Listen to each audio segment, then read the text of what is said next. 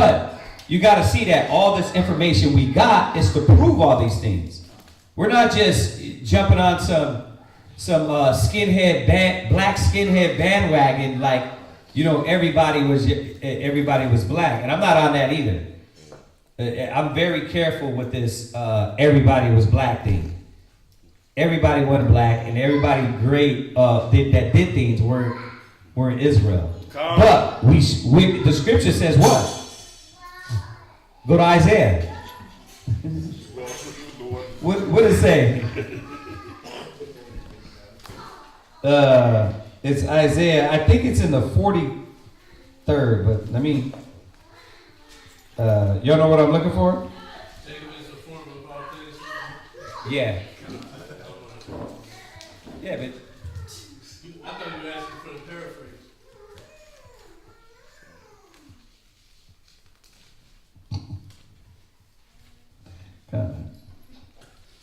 God, my bad. Oh, dang, I'm totally wrong. I thought it was in Isaiah. It's in Jeremiah, my bad, 10:16. God. Jeremiah chapter 10, verse 16. Yeah. The portion of Jacob is not like them. Well, we don't supposed to be like them. But the problem is that we want to be like them so bad. We think like them, walk like them, have sex like them, we eat like them. We think like them. I know I said that. But that's our problem. We don't supposed to be like them, right? Go ahead. For he is the former of all things. Yeah, we literally, everything comes from Jacob, right? So, and I know you're thinking, well, Noah wasn't an Israelite. Noah, remember, was of the righteous seed, right? These cats were black people, so-called black people, right? Okay, so the Most High used the black man to create everything. Yeah.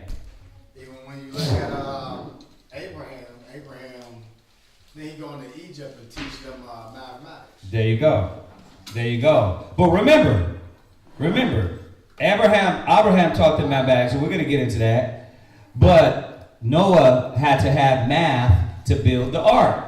Yeah, that's where he got it from. Yeah. You see that? Exactly. So we weren't a dumb people, and then the white man came to civilize us. They were still butt naked. They were still them having sex with animals, and y'all gotta see how twisted this is. You try to tell me you having sex with animals, but you're the civilized one? You having sex with horses, but you're the civilized one. Yeah. Well, they still do teach it if the kids are catching it.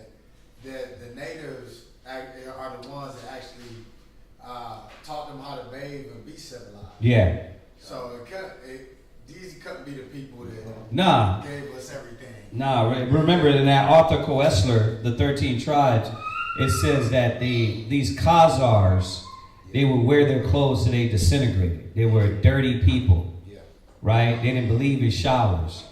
Esau's like that nowadays, right? Because what it does, all the good bacteria, right? When you take showers, it takes away all the bad bacteria. I mean, the good bacteria. You know what I mean? So they don't take showers. When's the last time you take it? You go through YouTube and go through that. Well, I haven't taken a shower for a week. Why? It keeps all your natural juices. Like, no, you disgusting slob. But that's the thing. That's the thing. I want y'all to pick up as we read through this Genesis. Is like, look, these people were wise. The Most High had them. It wasn't until the white man came. All right, y'all get that? Jacob is the former of all things. All right, go ahead. Jump back to Genesis. Genesis chapter 7, verse 12. Uh-huh.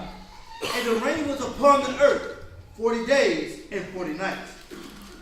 And the selfsame day entered Noah and Shem and Ham and Japheth. Another thing is that these were grown men. These were grown men. These weren't boys. right? Right, because Japheth was born 90 years before the flood. Right, I think it said 96. Is it 90 or is it? It's 96 years, right? God. So these cats was, remember Noah was 600 and some change. He was 600. And then you got his boys had grew up at during that time. Remember, it took him 100 years. Because during that time, you wouldn't be a real man to start having kids until you're in your hundreds. Why you say that? I mean, that's what when you look at from Adam all the way to Noah, that's when you see the genealogy of like when Seth started having children. I can see why you say that. Like at a certain age, yeah. Yeah, what's up? Yeah, I mean, we went over it last week. We going down the lineage. Yeah, it was about that age. Yeah, but do you wonder why men walk with wisdom? You spend 100 years learning before you got into some carnal thing. Right. Now we're like 16. Yeah. And we don't even know the basics. You of just life. 3 weeks old. Right. You're 3 weeks old. And you're trying to get in something. That's why we become bad fathers, bad husbands, right? Because we're not learning. The thing is this, that what I'm realizing after 45 years, you don't realize this while you're young. I'm telling you, not at all. It wasn't even the thought process. Is that you got to start teaching the kids when they're in the belly. You know how Esau reads to them classical music, and then when they come out, like I'm looking at even now, like when I look at Shemaiah, he's 5, right? It's like you got to be starting at 3, 2. You know what I mean? You got to make sure, because if not, that's why they get older and they get bad habits. You know what I mean? And when you say older, so he's 5 now, but I'm having to work on him with sharing. I'm having to work on him with he did stuff like seeing his brother get smacked with something and then laughs. I'm like, well, you wouldn't want nobody to laugh at you, right? It's like things like that is just showing him the logic behind what he's doing and how he can't do that or else he's gonna be this rude ass kid when he get older, right? Selfish. He's gonna be a selfish kid, but he's learning that at 5. You know what I mean? More and more. And I know he started talking at what? When did they start talking? 2. Like, but that's what Shawashina's having to do with Kasadaya is like, you're picking up all these bad habits now, you're having to get whooped at 2. Like, she's getting whooped now, like, you know, not no beating, but hey, don't do that. But imagine if you're not doing none of that. And you're just, oh, she's cute, let her go. And, you know, you're like, let her do what you want. And then next you know, by the time you get 5 or 6, they just losing it. And they're like, what? I'm not listening. Then you really gotta what? Beat the brakes off of them. So you gotta see how we had much time to mature to that age of 100 years around there, right? Give or take, you're having kids at that age, but you done lived. You know, I look at it now. When do you start really paying attention to certain things in life, like reality of things, and you think about being a better husband? Like that happened.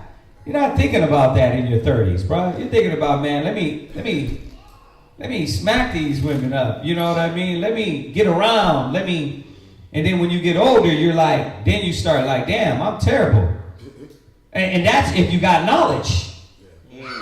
That's if you got knowledge. Because if you don't got no knowledge, you'll be an old ass what? Fool that think you know everything, and you won't look and say, damn, I was a wild, undisciplined, lazy, right? You got to think about it right now that there's 30-year-olds that still don't know how to what? Clean their room, take a shower, be consistent, deal with responsibility, right? 30. And yes, part of it is what? Women being raised by men, but still, Jesus. So you can see why it's very important us as men to train the child from the door and bring it to your ribs attention constantly. Like, look, you're supposed to be teaching them. You're letting that slide, and it breeds a spirit of rebelliousness. Remember, the scripture said we're born in iniquity. So if you don't start at least talking and showing them the whack logic, what happens? They get 16 and do what? They get into that mode of, nah, I'm good. You know what I mean? I'll be around mom that's undisciplined, that's not in the truth, right? That lets me do whatever I want, right? And it's funny, I'm looking at in that area because I know there's two brothers already, like, you're grown, you're older, and you're having to deal with what? Mom lets me do what I want, right? And dad, every time you come around, you talk about this, discipline, but check this out. If you're doing it when you're with her, when everything is good, and then she ends up leaving, you already established it. But imagine if you don't do it when at the young age. Then when they get older and they do leave, those things won't be instilled. You know what I mean? It's like it's a work, husbandry, right? It's a damn work. But we didn't think about that. We don't think about that when we're young. We're thinking about, let me blow her back out. She pops out kids. I walk around with them in the mall. I let her drag me around. You know what I mean? And then I let her control me. You know what I mean? Because I'm in love with her, right? And then when you get 35, 40, you realize, damn, this chick is garbage. All she does is run her mouth, disrespect me. She controls me, and I literally am at her service, right?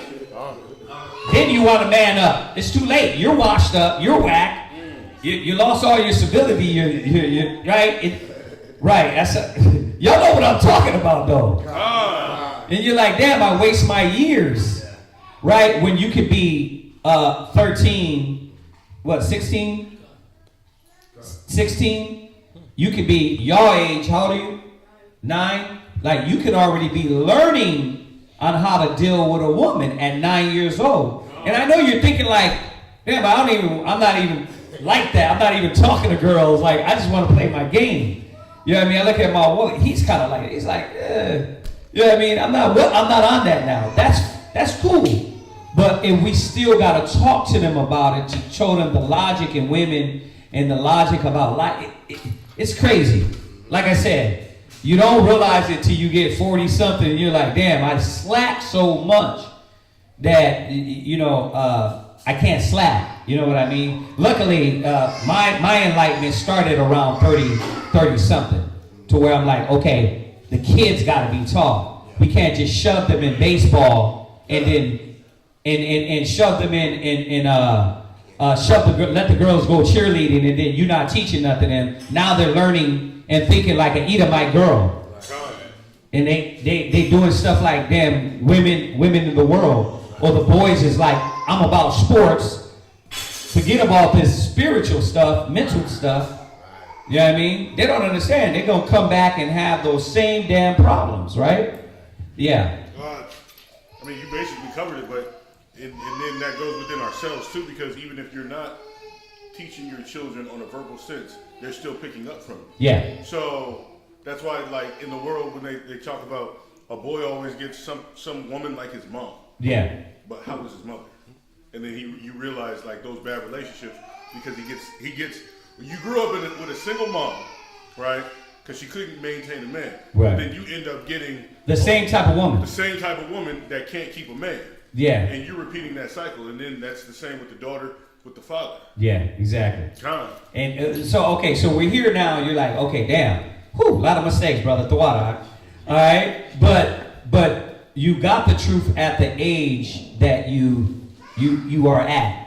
Well, now's the time to really get in motion. Not panic, but awareness. You know what I mean? Not panic, not be like, damn, because you just made me realize why she's out of order, kids was this. But just, this is when you what? You work at it. You acknowledge, I acknowledge my transgressions and my sins are ever before you. Right? So like, damn, let me get on it now, right? All right. So yeah, That being said, I can see why somewhere around 100 years, these cats was like, okay, now I'll bring forth kids. I'm ready. Yeah, I'm ready to handle that. You know, You broke past all the youthful behavior. all the youthful behavior, exactly.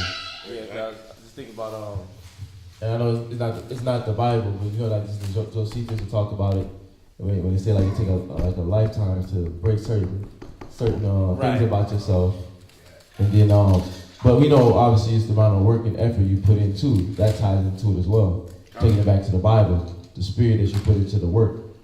But it's like when you think about them just doing that, and that being the consistency of like just the ages, like they're around their 50s, 60s, 70s when they start having kids, it's like it's because they're looking at themselves and they're literally doing the 2 Corinthians 13:5, examine yourself whether you be in the faith. They're like, okay, I'm not prepared in this area, I'm not prepared in that area, I'm not prepared in this area. I gotta get this right. All the things that we saying now, like damn, I'm like here.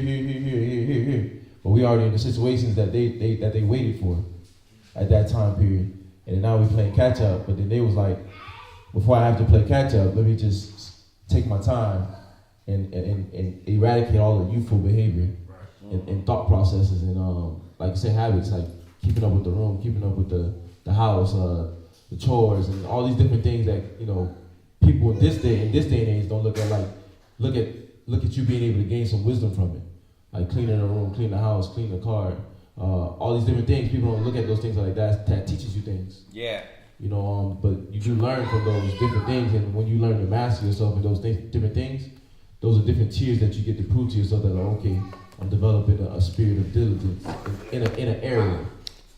You know, so that those are like little tiers, and that's what these men was doing with themselves. So yeah, I definitely can see what he was saying just on that. Another point that I didn't mention was 7 clean, 2 unclean, right? According to what? The what? The law. So Noah was moving in the law, right? Now, other scriptures will show you the law. How did he know what was clean? What is considered clean and dirty, right? What makes you know that? The law. So right with all those scriptures about Adam getting the law, teaching his generations, Noah knew the law. Y'all get that? Okay, all right, so go ahead, let's read on. Genesis chapter 7, verse 14. Uh-huh. They, and every beast after his kind, and all the cattle after their kind, and every creeping thing that creepeth upon the earth after his kind, and every fowl after his kind, every bird of every sort. Verse 15. And they went into Noah, and they went into Noah unto the ark, 2 and 2 of all the flesh, wherein is the breath of life.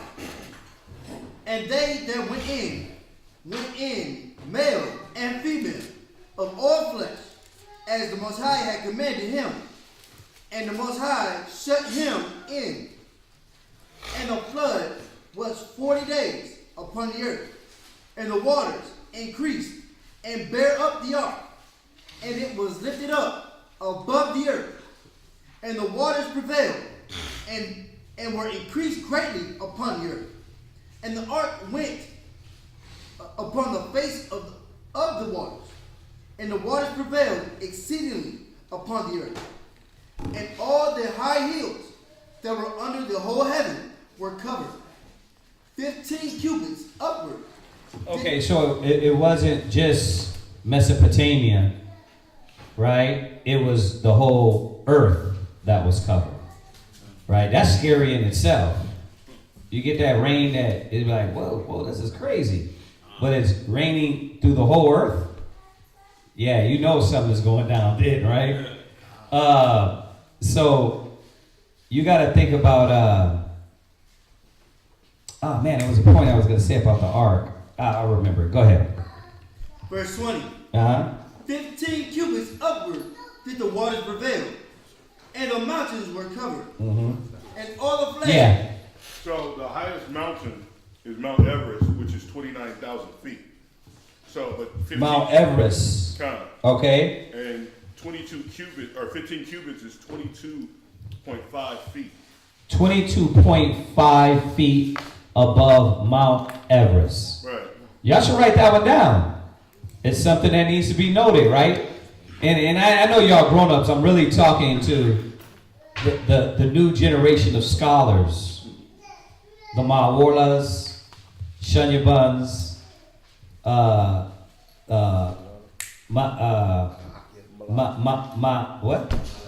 Malaakia. I'm gonna get that right. Malaakia. And then Danyala, right? The young kids and the girls too. And the girls too. But y'all should know that. Right? These are little things that's gonna get y'all on point. Yeah. Say it again. Oh, Mount Everest, 29,000 feet. What's that? Yeah, I was right. We got lost with verse wrong. Oh, So then the point being made in 20 is right. So it's verse 20 we're on? Con. Okay, so go ahead. Ariel, say it one more time. All right, so 15 cubits is 22.5 feet. Right. okay. So it's 15 cubits above the highest mountain. Right, so it'd be 20. 22 feet above the highest mountain, which would be Mount Everest, because that's the highest point in the world. 22 feet. God. 22 feet above Mount Everest. So Moses is like, look, I'm going to take everything out. Right, so if you're at the top of the I'm going to mountain, drown the earth. people die trying to get to Mount Everest because it's like the highest point in the earth where it's the coldest. But then you got water that exceeded even the highest point. So it's like he made sure. Yeah, you go up there anyway, you you can't breathe. By the time, I mean, truthfully, come on, man. By the time you try to get there, right, that's a bad movie. Yeah. Mount Everest, how tall is it? It's 29,000 feet. Yeah. So like the Most High, like even he made like that's how powerful he is. He put something above the highest point. So you can't. There's no logical way where you could survive. He was like, I'm done at everybody. You can't get on the tallest mountain and stand on your 10 toes. Yeah. Above the water. In that whack movie, Noah. That whack movie Noah. Then you got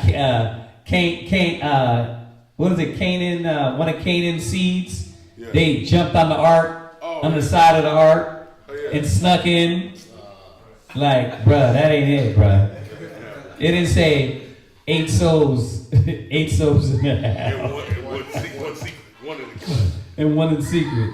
See, it's those things like that try to discredit the scriptures. And when you look at the movies, it was beautiful. When we look at those movies, we're like, that's wrong, that's off. Don't say that. You know what I mean? Nah, I don't say that. Where'd they get that from? Right. Yeah. It don't even make sense because Noah knew the whole purpose of the ark, right?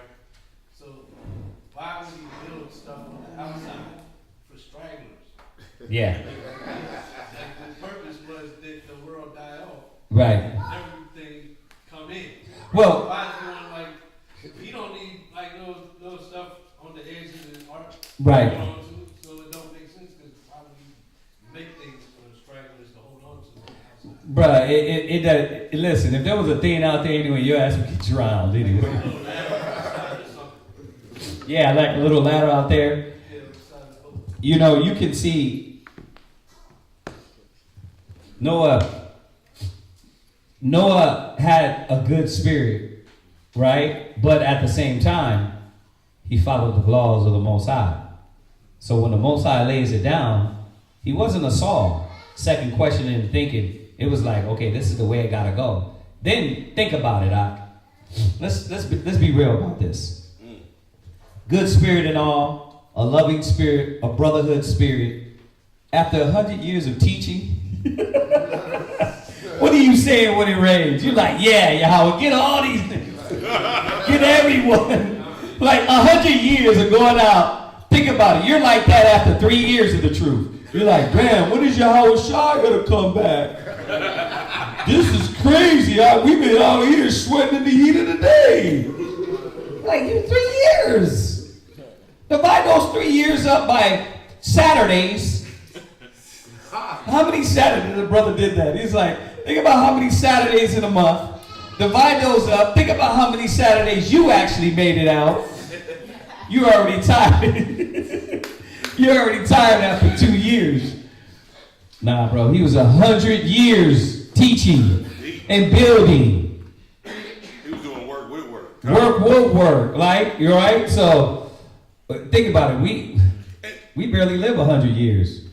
And he was still being a husband. He was still teaching his kids. He was still teaching. He had to do all that. He was still prophesying to the wind. They didn't hear him. Fell on deaf Nah. ears. It was partying, dancing, clubbing. We got to remember that. The same thing we're doing now. When you go out there and you're like, bruh, nobody's even trying to hear us. Like when cats pull up like, what are y'all doing out here? This don't make no sense. Right? It doesn't. But the Most High said you're going to do it. He said go prophesy to the wind. Right? He said go fish. You're going to do it. Because that's what the Most High ordained. Right? And he said what? He gave you a little incentive. When you convert a sinner, it covers a multitude of your sins. So we're like, hell yeah. Bro, if I could get one, half of one, just give somebody a flyer and get a good 40-minute talk, 30-minute, 10-minute talk. You're like, man, I did my job. Well, you should be. See, a lot of times, brothers come in and they get discouraged. You know, you're like, damn, we've been out here 3 years. And how many cats we get consistent in class? That could be discouraging for brothers. You know what I mean? But it's like this. It's like Zion. Okay, he took it over. And it was what? Maybe 4 brothers out there? Now you got about 9 people. 9 brothers coming to class plus extra sisters. The Most High does that. He shows their faith. Builds their faith. Right? But Zion got to realize that everybody might not stay. That you'll be out there and be like, man, the Most High is blessed. But everybody won't stay, so your faith got to be on the Most High. Because cats will be diligent for a second, and then what? I don't want to do this. Yeah, and they'll disappear. Well, you know the deal with that. But so the thing is that we got to understand, how do we stay brushes? Mantra, y'all. How do we stay diligent? That 100-year span. How do we stay diligent? How long you been in? Like, and think about it. Are you already tired and you haven't even taught?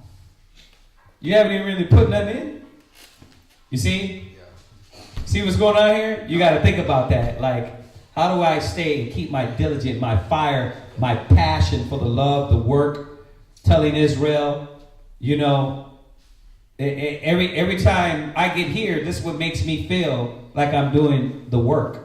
Every time we're speaking, every time we're teaching, every time we're counseling, now I'm like, man, now I'm doing it. You know what I mean? When you give that prophet a cup of water, you do something for somebody, you're doing the work.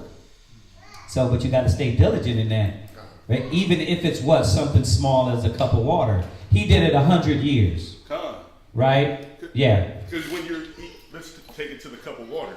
If you're constantly, you're just giving a cup of water for 100 years, you can still think of a new way to make a new cup or make the water colder or more room temperature. You're perfecting that art of just being that water bearer. You know what I mean? That cup bearer.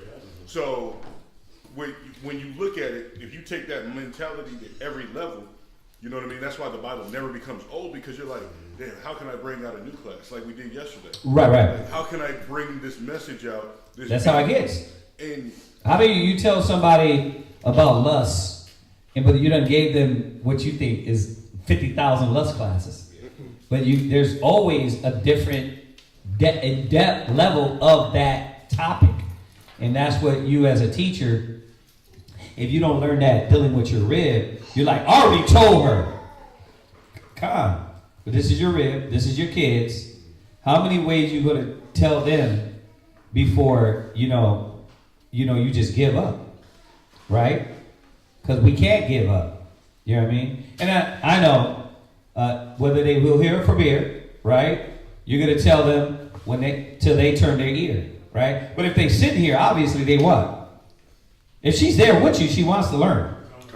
There's something fighting in her to say, you know what? I still need to be there. I still need to be here. I got these wicked doubts, faithlessness, but this is where I need to be. Because when a person don't want to be there, guess what? They gone. So you got to say, okay, you know what? She's there. They're there. I got to keep fighting for them. You know what I mean? All right. All right, come on. Let's read on. Genesis chapter 7, verse 21. And all flesh died that moved upon the earth, both of fowl, and of cattle, and of beasts, and of every creeping thing that creepeth upon the earth, and every man, all in whose nostrils was the breath of life. Right, so everybody died. That's what the Most High said. That's what the Spirit wrote. Then that's what it is. Everybody died. Go ahead. Of all that was in the dry land died. Mm-hmm. And every living substance was destroyed, which was upon the face of the ground. Mm-hmm. Both men and cattle, and the creeping thing, and the fowl of the heaven. And they were destroyed from the earth. And Noah only remained alive, and they that were with him in the ark. And the water prevailed upon the earth 150 days. Genesis chapter 8, verse 1. And the Most High remembered Noah and every living thing, and all the cattle that was with him in the ark. And the Most High made a wind to pass over the earth, and the waters assuaged. Mm-hmm. The fountains also of the deep, and the windows of heaven were stopped, and the rain of the heaven was restrained, and the waters returned from off the earth continually. And after he ended of the 150 days, Mm-hmm. the waters were abated. Right. What verse are you at? Yeah. Yeah. Yes, sir. So waters came down from heaven. Yeah. So I mean, waters went right back up again, right? Like, you're talking about evaporated back into the heaven? I mean, yeah, but I'm trying to understand what you I'm not really saying evaporated. What are you saying? Like, I mean, because it said. They didn't just rewind. There's a process still. What's the paper? What the scriptures? It's right there. Yellow pad. Oh, I'm sorry. Yeah. Because it said in verse 3, Uh-huh. the waters returned from off the earth continually. Yeah. That's a process. We know what the process the Most High does. It didn't just do this. All right. It didn't just rewind. Okay. Go ahead. It says, and after the end of the 150 days, the waters abated. So it took time. It abated. Abated means a process. Process of time. Right? It didn't just rewind. I mean, those same waters come up. I mean, we know the process. The Most High does things. Right? So, why he did that? He did that for what reason also? You ever suffocate somebody? I'm just messing with you. You don't just put the pillow on their face and let go. You hold the pillow. I'm just joking. No, but the Most High was doing what? He was making sure everything was what? Dead. So they couldn't just come up back into the heavens. It had to be like, look, I'm gonna make sure everything is dead, and that happens through what? That happens through a process. I'm gonna make right the waters. Even in that, he was making sure everything was gone. Yeah. Definition for abated. Yeah. Cause to become smaller or less intense. So There you go. That's it. Process of time. I see it. What verse? Yeah, well, it's correlated the time. So it started at about the second month. It 17th day, right? And then when the waters returned, it ended about 10th month. There you go. There you go. Perfect. Go ahead. Verse 4. In the ark You're 8 in verse 4? Kind Okay, go ahead. Verse 4. And the ark rested in the 7th month, on the 17th day of the month, Mm-hmm. upon the mountains of Ararat. Right. Arawak is in Turkey. Right? And scientists, they know that the ark was there. Right? So this isn't, remember, this isn't a story of, like the X-Men book. You know what I mean? The edition, episode, or whatever the hell. Like, this is real, right? Bring in the artifacts, bring in the little whack scientists. The evidence is there. All right? I gotta say that. You gotta say that. Because what is the job of these people to do with the Bible? Discredit, to make it seem like it's a comic book, right? I'm saying that to say, okay, so you get into this conversation with the atheists, or you get into this conversation with the brother that don't believe in the Bible, that the Bible is man-made, right? Well, how do you get these conversations your way? Well, sometimes you got to bring them through the science, through the history, and then bring them around and say, wait a minute, Ray, don't you believe in science? Oh yeah, I believe in science. Okay, what about archaeology? Yeah. Okay, well, what about the archaeology of what was found on Mount Ararat? Right? They found the ark. So that evidence is not evidence that the Bible is real. See, sometimes you got to go backdoor on these people, right? Like we do with slavery. Was slavery in history? Was that a written fact? Okay, that happened, right? Well, now let's show you where the Most High said it would happen. You see that? So you're going the back door. A lot of these times, you get those people. We get them all the time at the street speaking, right? When they, you know what I mean? I don't believe in that. Man wrote that. How man wrote the hell what exactly happened, right? What was going to happen before it happened? Right. Yeah, what's up? Go ahead, Ak. This is on the National Geographic about the Noah Ark. Mm-hmm. It says Noah Ark was found in Turkey. It says seen from Armenia in the photo in Turkey, explorers claim to have found the Ark. Mm-hmm. A team of evangelical Christians explored claim they have found the remains of Noah's Ark beneath the snow and the volcanic debris on Turkey's mountain, Ararat. There you go. There it is. So, once again, facts. We're dealing with facts, all right? That was 4, right? That was it? Next, brother.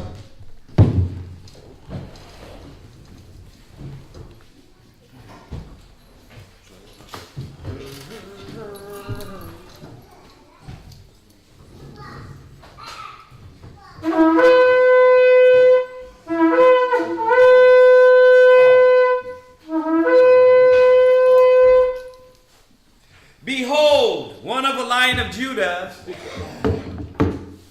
a man that does not need to be spoken of. His Highness, Yeah. we call it. Yeah, you got it. Go ahead. Ariama 1, Shabbat Tashal, Yahawah, Bud Yasharala. Ariama 1, Shabbat Shah Yahawah, Bun Yashala, Imagine, Barak. Yahawah Bahasham, Yahawah Shai Barakathum. That makes you feel good, huh? Nice Sabbath morning announcement, brother. I'm sorry, I didn't get the light-skinned assassin. Want me to do it, His green eyes, behold, he was beautiful from his shoulders on. All right. We are at Genesis 8:5. You're going to read down to 9 and 10. Yes, sir. Right? Yes, sir. Oh, right. I didn't even. I'm still loaded. Mm-hmm.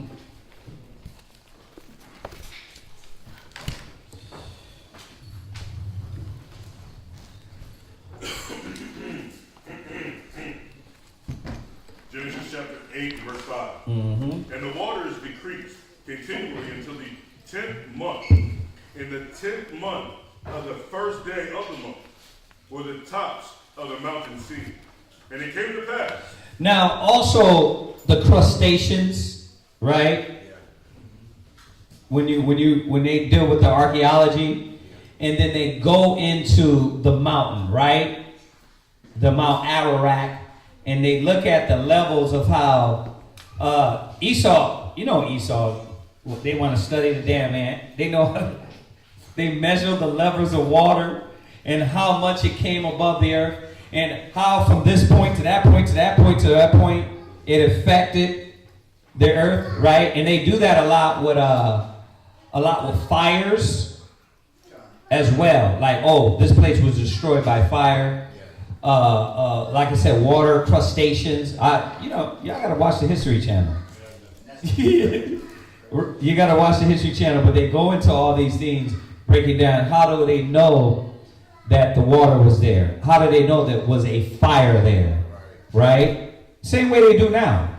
How do they know the damn building blew up by an arson as opposed? I'm like, how'd you know an arson did this as opposed to a damn gas leak? But Esau what? Esau loves studying things, right? So they know. Remember, it says the earth helped the woman. History, archaeology, right? All these things help us out to come back and show, okay, this Bible isn't a comic book. I don't got to play with you with all that. This is proven facts, evidence that's been proven, right? And it's been proven by the Most High. This is the beautiful thing. All right? Go ahead. It shows you that I'm from Colorado. I'm from Denver. And when you go up into the mountains, you can still see, like, when you take a bath and you leave there's called a ring around the tub. Right. You've seen that. When you go to Colorado in certain places that have mountains, right, and you look during the day, you can see the ring around where like certain mountain tops are. Is that my car? You can see the ring. You can see the ring like it's like a water ring on certain mountaintops. Has anybody else seen that? God. But that's just showing you the Most High's power. Like it's evident. If you didn't know, if you tried to doubt it, like you're like, as soon as you drive by a mountain, you're like, well, what's this? What's that line in the mountain? How'd that get there? And you can tell it wasn't man place. Car in the front. Good. You said it's a car in the front? Yeah. Okay. Time. Yeah. Go ahead. I'm reading it now because I remember hearing it a few years back. Even as a kid, there was seashell found in like the tops of the Grand Canyon. Right? And but now, like as Esau do, he wants to debunk that because what that would do would put the story of Noah, the flood, that's happening here all over the earth, like the Bible says. But now they're saying that the reason why these seashells are found there is because of the cattle that ate the seashells, and like, come on, they always want to try to debunk, to discredit the Bible. So, yeah. Yes, sir. All right, come on. Verse 6.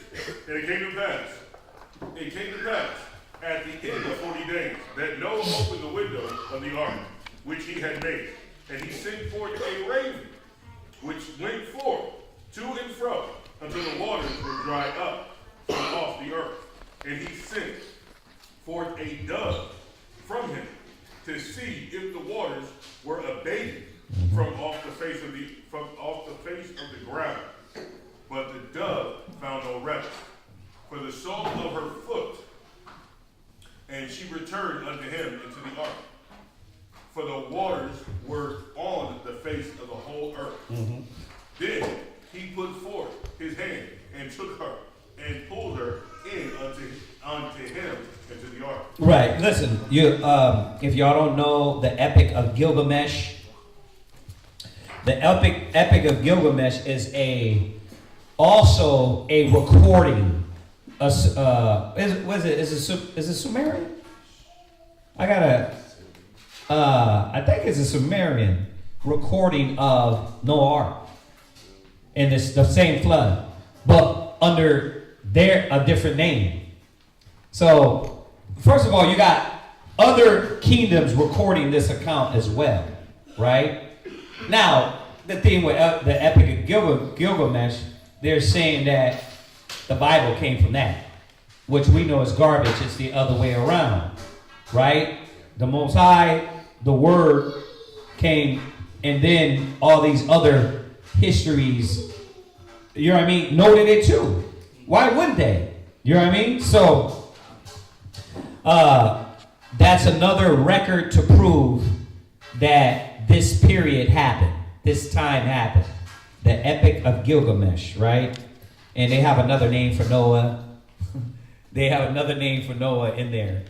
So, you can check that out when you get a chance. All right, go ahead. Verse 9. Uh-huh. But the dove found no rest for the sole of her foot, and she returned unto him into the ark. For the waters were on the face of the whole earth. Then he put forth his hand and took her, and pulled her in unto him into the ark. And he stayed yet another 7 days. And again he sent forth the dove out of the ark. And the dove came in unto him in the evening. And lo, in her mouth was an olive leaf plucked off.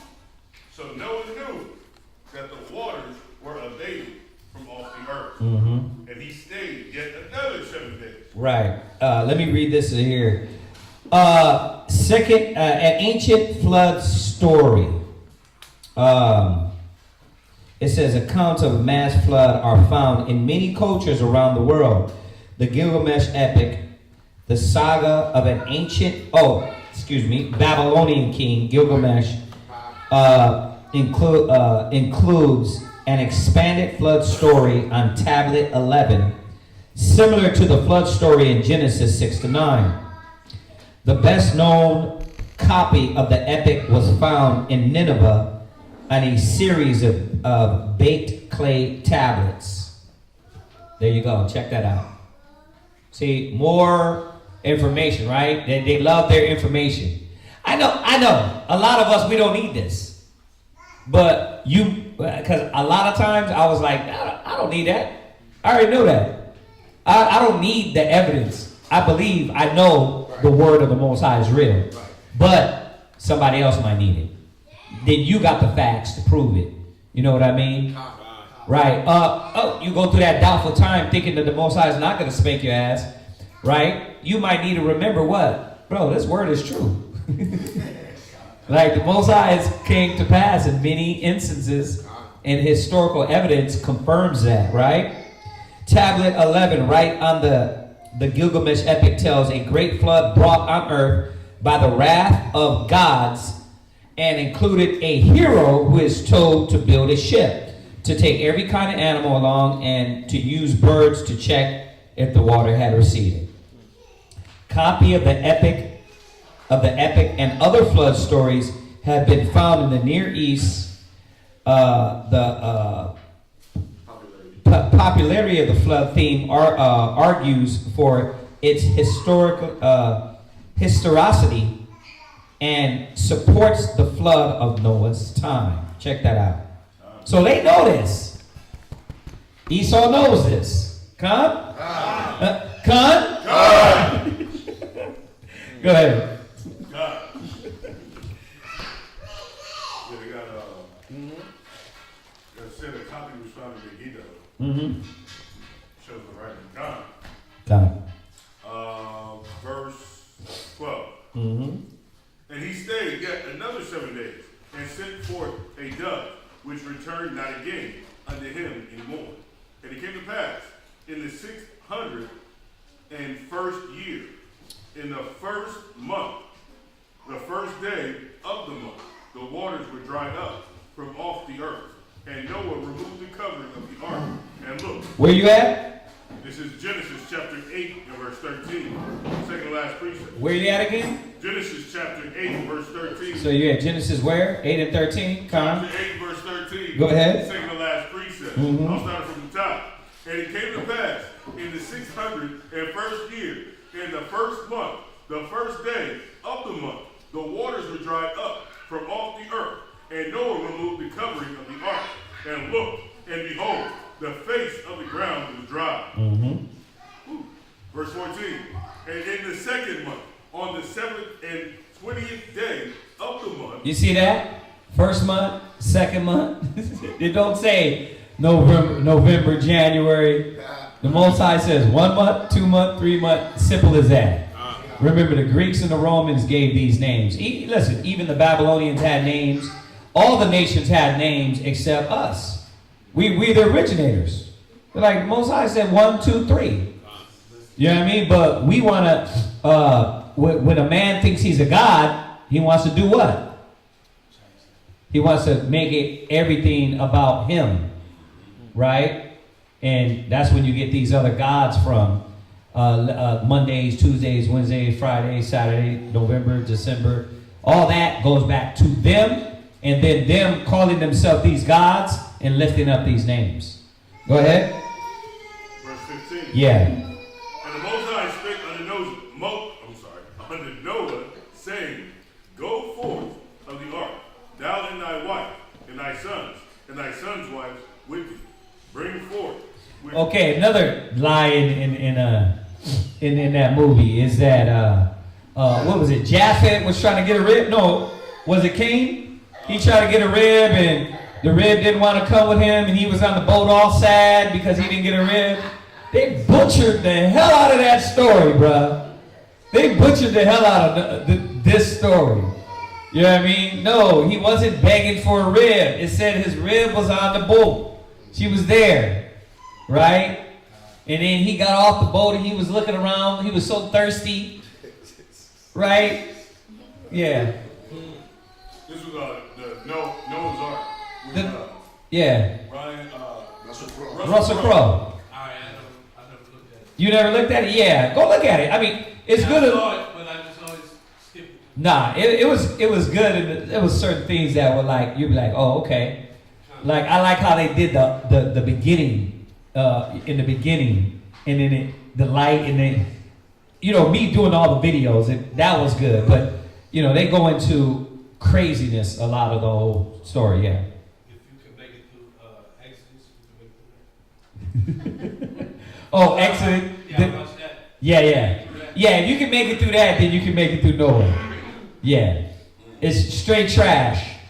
You know what I mean? But, it's we're doing it for what? Historical evidence. It's like dry comedy.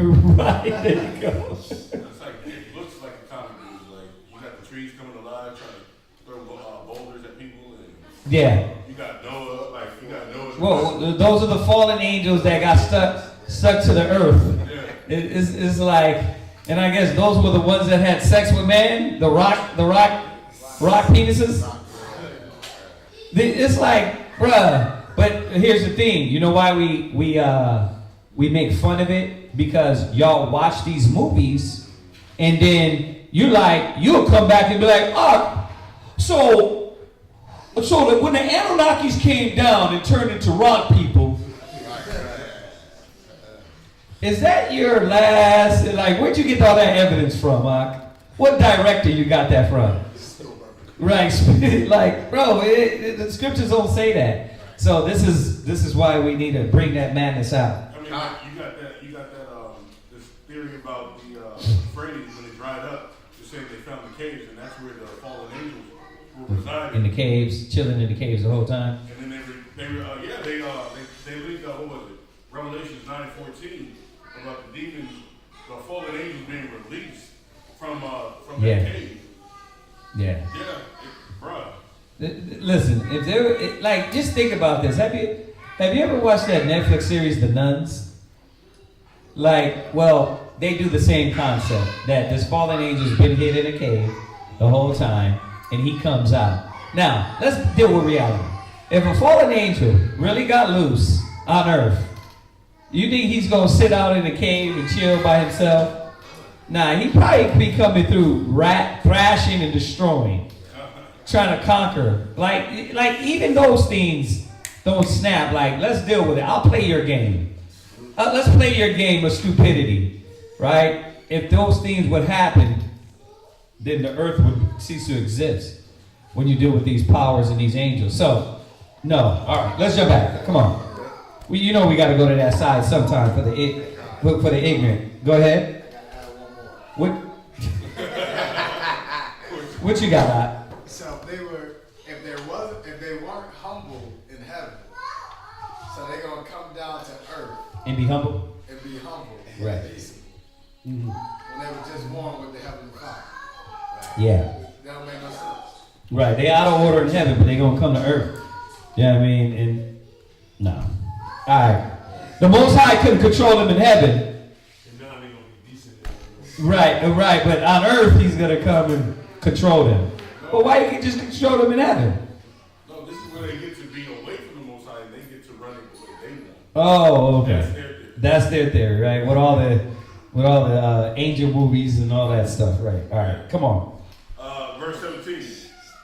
Genesis chapter 8, verse 17. Bring forth with thee every living thing that is with thee, of all flesh, both of fowl and of cattle, and every creeping thing that creepeth upon the earth. Right. And that they may breed abundantly in the earth, and be fruitful and multiply upon the earth. And Noah went forth, and his sons, and his wives. This is what homosexuality doesn't do.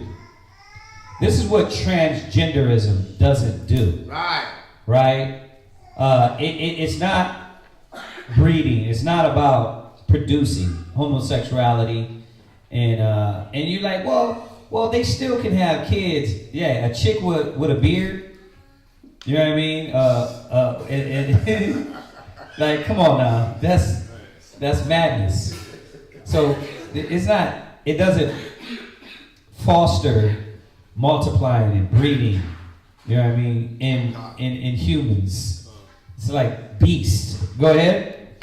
And Noah went forth, and his son, and his wife, and his son's wives with him. Every beast, every creeping thing, and every fowl, whatsoever creepeth upon the earth, and their kind, went forth out of the ark. Verse 20.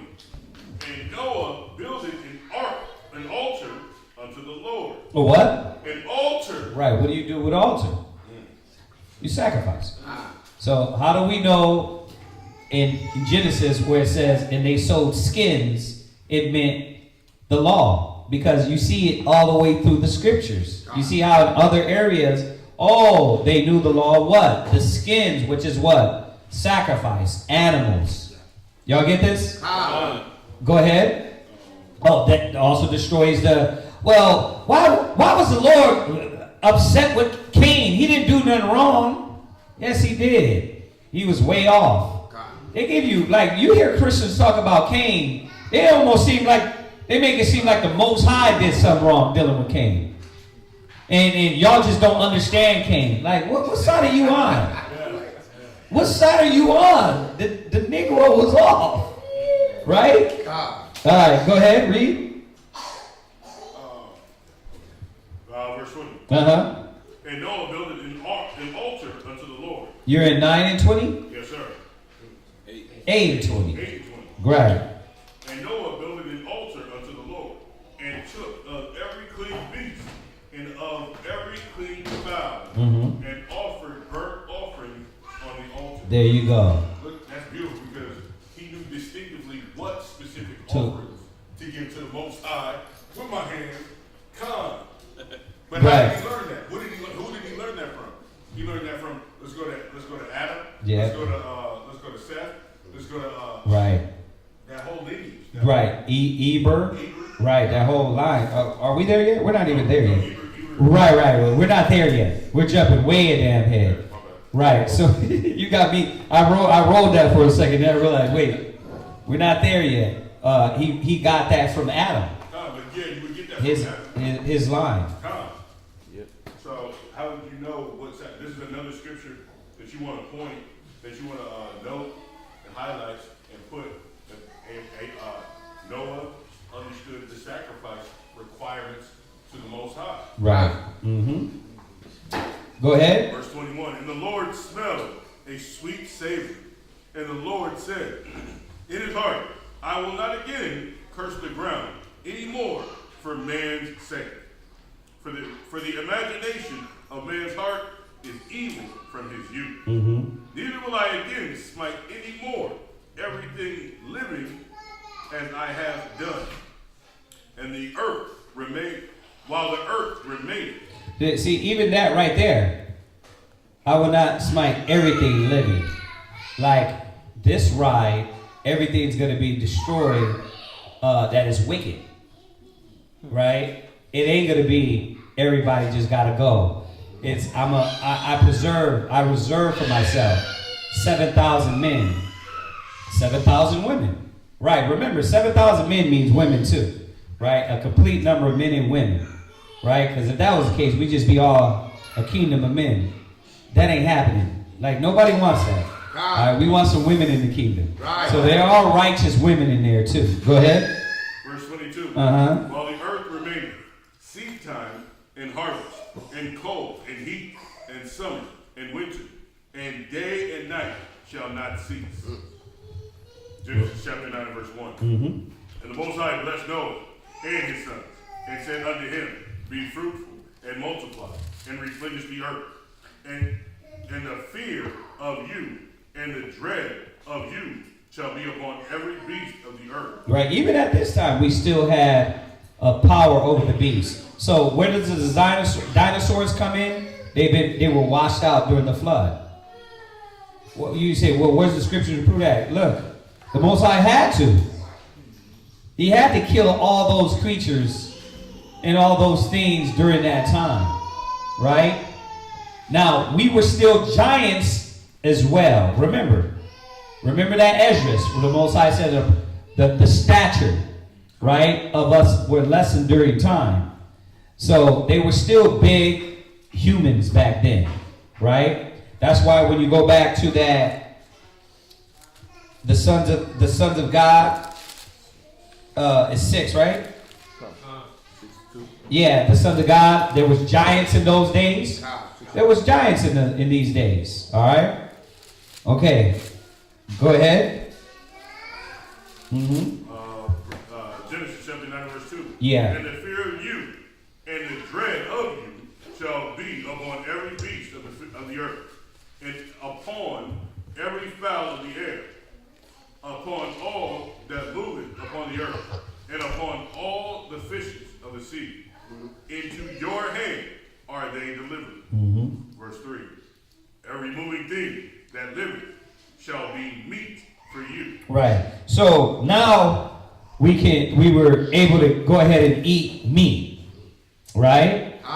So it's like, okay, now so for all you can't eat meat. By the way, ISB HPK doesn't teach that. I gotta say that. Just because we tell you fast and like the scriptures and abstain from meat, that a lot of excessive meats it can bring choler, right? Like the scripture says, doesn't mean we teach that refrain from meats. No, definitely. Meat is okay, right? But we know as time goes on, the more disease and animals and all that stuff they pump into meats, it'd be wise for you to do what? Moderation. Eat whatever you're eating in moderation. You know what I mean? But we know, and if you don't know, for the record, everything is defiled. Even that fake lettuce that the Chinese makes in a lab, and you ever seen that lettuce that just falls apart, some weird craziness, right? All of it has been defiled, right? So we're trying to do the best of what we can, right? What's crazy is, and let me just ride that for a second, is when you realize that the ground literally isn't yielding in the food the nutrients and all the things that's supposed to be in it, you realize, damn, I could go on a veggie diet and really, I'm still not getting the nutrients that I need from the earth, from these earthly foods. You're not reading. Now then you got the animals with all the chemicals and all that. That's totally overboard with it. But even from the oranges, the apples, the cucumbers, all these veggies, right? The lettuce. Like, there's a lettuce that's not even what is it? Iceberg lettuce. What's that for? Nothing. It's like you eat it. It doesn't bring any form of nutrients. Right? So you realize that, okay, the earth is defiled of the inhabitants thereof. Right? So, but the Most High said you can't eat meats, but lawful meats. The lawful meats we knew to eat according to the scriptures, right? Okay. On the record, right? Go ahead. Every moving thing that liveth shall be meat. Even as the green herb have I given you all things. Right. That didn't mean to smoke. Right. As the green herb, like that. Before I gave you the green herb to eat, now I'm giving you the meat to eat, right? The flesh. You know what, though, man? They're eating the good meat out in the Eastern Hemisphere. We're eating the garbage, right? Even how they deal with their meats, their foods, they don't do what America does. Remember, you the bottom of the barrel ninjas, right? So they're not giving us good meats. Deer, ox, goat, right? We're getting all the genetically modified stuff. They're still over there, they're still over there eating all the good stuff. Why? Because they still deal with the cattle the proper way and things of that nature, man. You go to the Middle East side, that meat probably tastes like damn fresh game meat. You know what I mean to you, right? Yeah. Talk louder, because his son got a powerful Judite voice.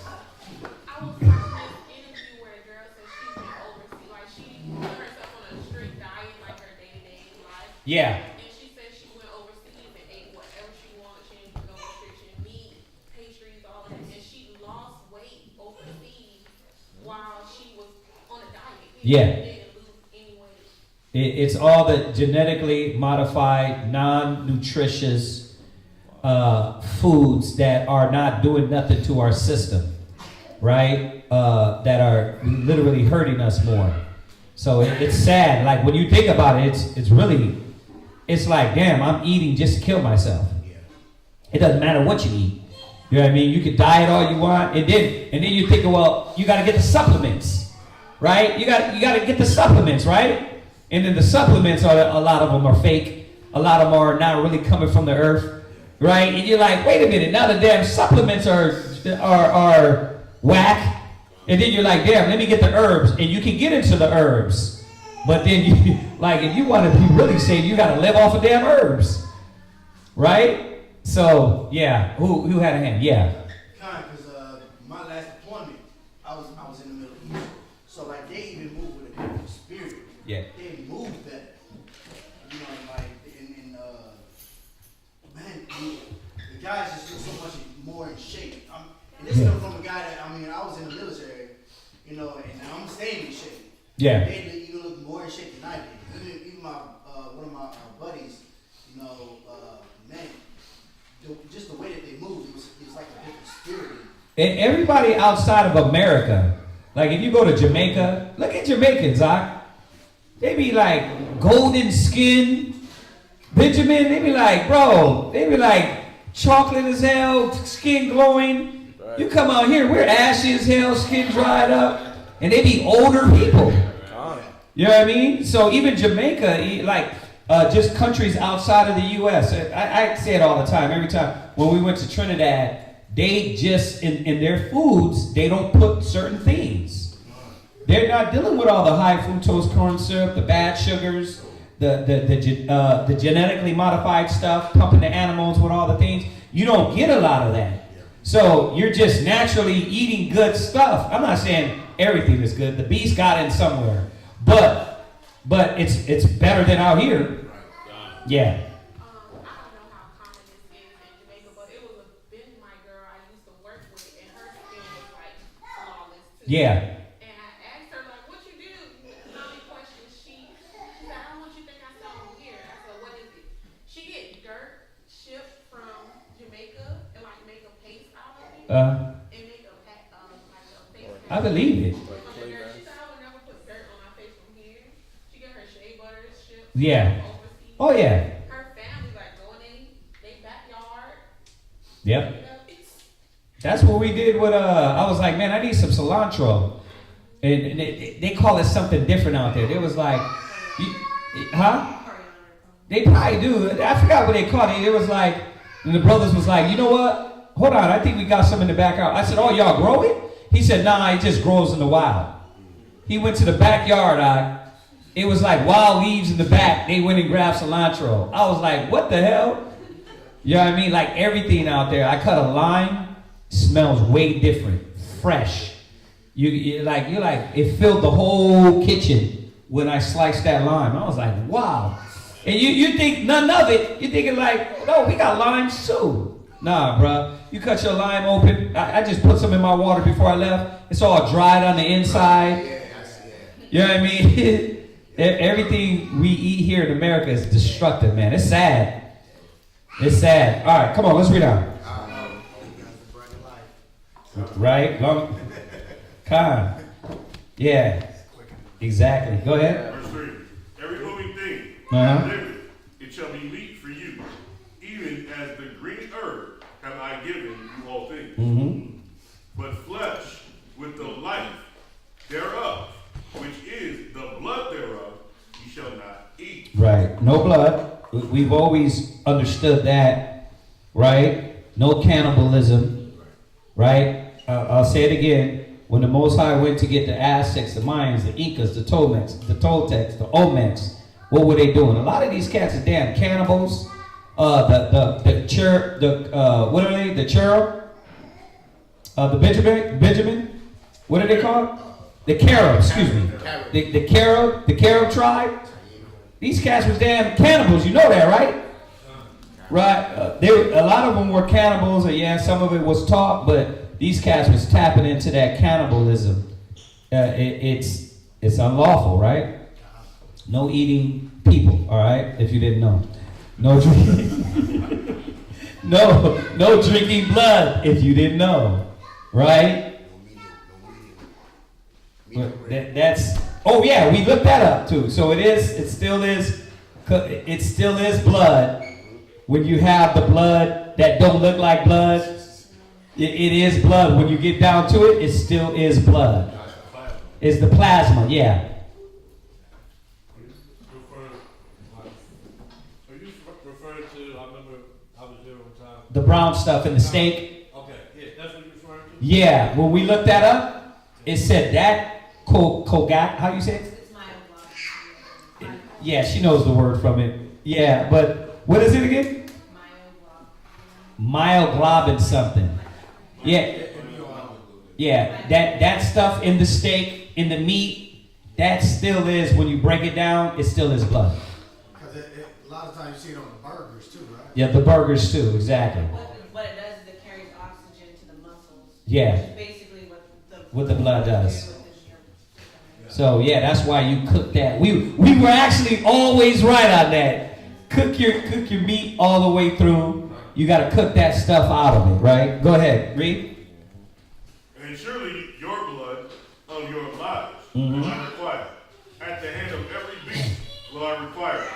And at the hand of man, at the hand of every man's brother will I require the life of man. Whoso sheddeth man's blood, by man shall his blood be shed. And when you go into the law, obviously we're going to get there. We know. At this point, y'all should be scholars in the law. Damn, how many times we done been over the laws, right? So it's saying what? That by man shall his blood be shed. Now check this out, because you are scholars. When is the time that your blood wouldn't be shed if you killed somebody? When is that time that it's saying that if you killed somebody, you were required to be killed, right? Death penalty, right? Okay, but there was a time that you wouldn't just get death penalty. What was it? Ma, what was it? When you did it like not on purpose, you There you go. When it was a mistake, right? It said your axe head fell off, right? It wasn't murder. It was killing, right? The Most High said you would have the cities you will run to because they got to what? Judge it. They're going to investigate it and then bring you up on charges to see if it was murder premeditated. But is the Bible the death penalty? Well, technically, yeah. It is. If you did it, and it's proven that you murdered, you were supposed to be put to death. Now, if it was a mistake, right, and it wasn't premeditated, you would be exonerated, right? Oh, you know what I mean? You still have to probably pay some things, and right, but the death penalty was definitely in full effect when dealing with the law. Like, think about it. The most I wasn't going to have was just running around killing cats, and then you weren't going to be punished, right? What's to prevent you to keep doing a Dahmer, right? What's to prevent these cats out here to keep running up just shooting cats like nothing? Put their ass in the electric chair, stone them in front of everybody, right? Like they do in the Middle East, and you would never what? You're like, man, I ain't, nah. Like, yeah, you might shoot somebody. That's an easy way to go out. Pop, pop, pop. You dead. Your blood leak out. Done. But imagine getting stoned. Chips of your head meat coming off. You know what I mean? And like, you know, Israel, they aiming at the dome. Benjamin was good with the slings.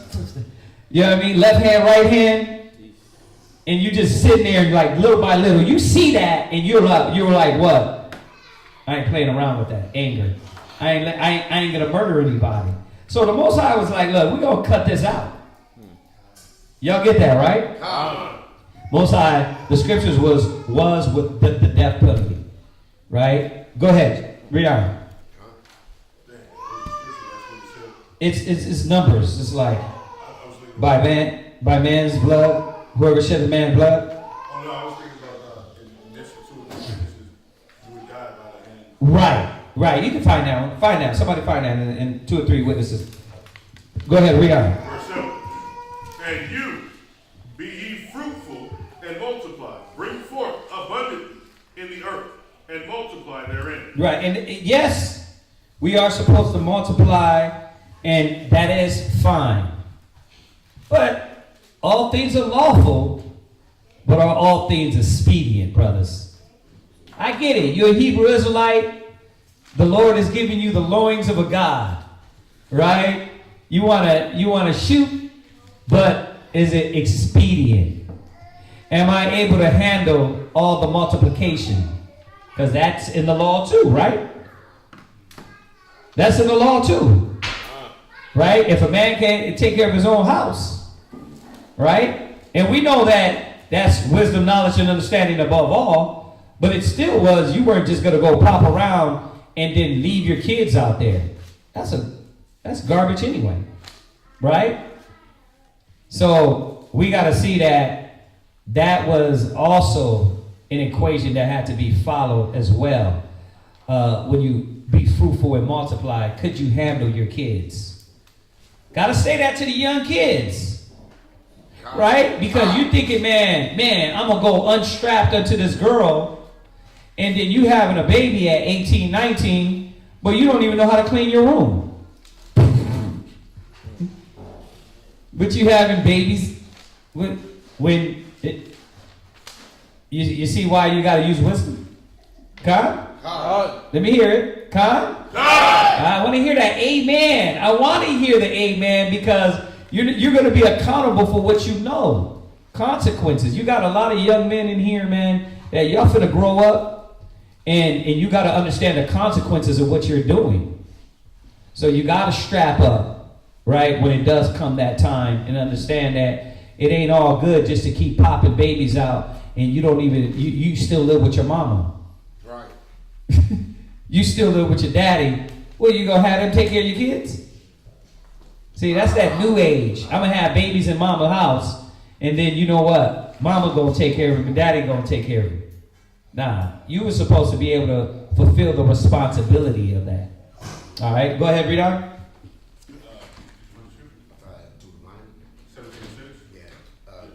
Okay, read it out. Deuteronomy chapter 17, verse 6. And this is what Genesis what? Genesis 9 and 6. Genesis 9 and 6. Go ahead. At the mouth of 2 witnesses or 3 witnesses shall he that is worthy of death be put to death. Right. I mean, the fact is this. Obviously, nobody was just putting anybody to death by the word of another person. And that's, I think, these are the little nuances in the law that we forget. Like, people, especially nowadays, love to slander. They love to lie on you. They love to plot. They love to defame. Where was that again? Deuteronomy what? Deuteronomy chapter 17 and verse 6. Yeah, so you weren't going to just bring somebody up on charges, man, that can destroy them. You got to have a witness, right? This is a serious thing. So there you go, 2 or 3 witnesses. All right, go ahead, jump back. Sure. Genesis chapter 9, verse 7. And you, be ye fruitful and multiply. Right. Bring forth abundantly in the earth, and multiply therein. And the Most High spake unto Noah and his sons with him, saying, And I, behold, I establish my covenant with you, and with your seed after you, and with every living creature that is with you, of the fowl of the cattle. What was the covenant? Go ahead. Of the fowl, of the cattle, and of every beast of the earth with you. Right. From all that goeth out of the ark, to every beast of the earth. Next, brother.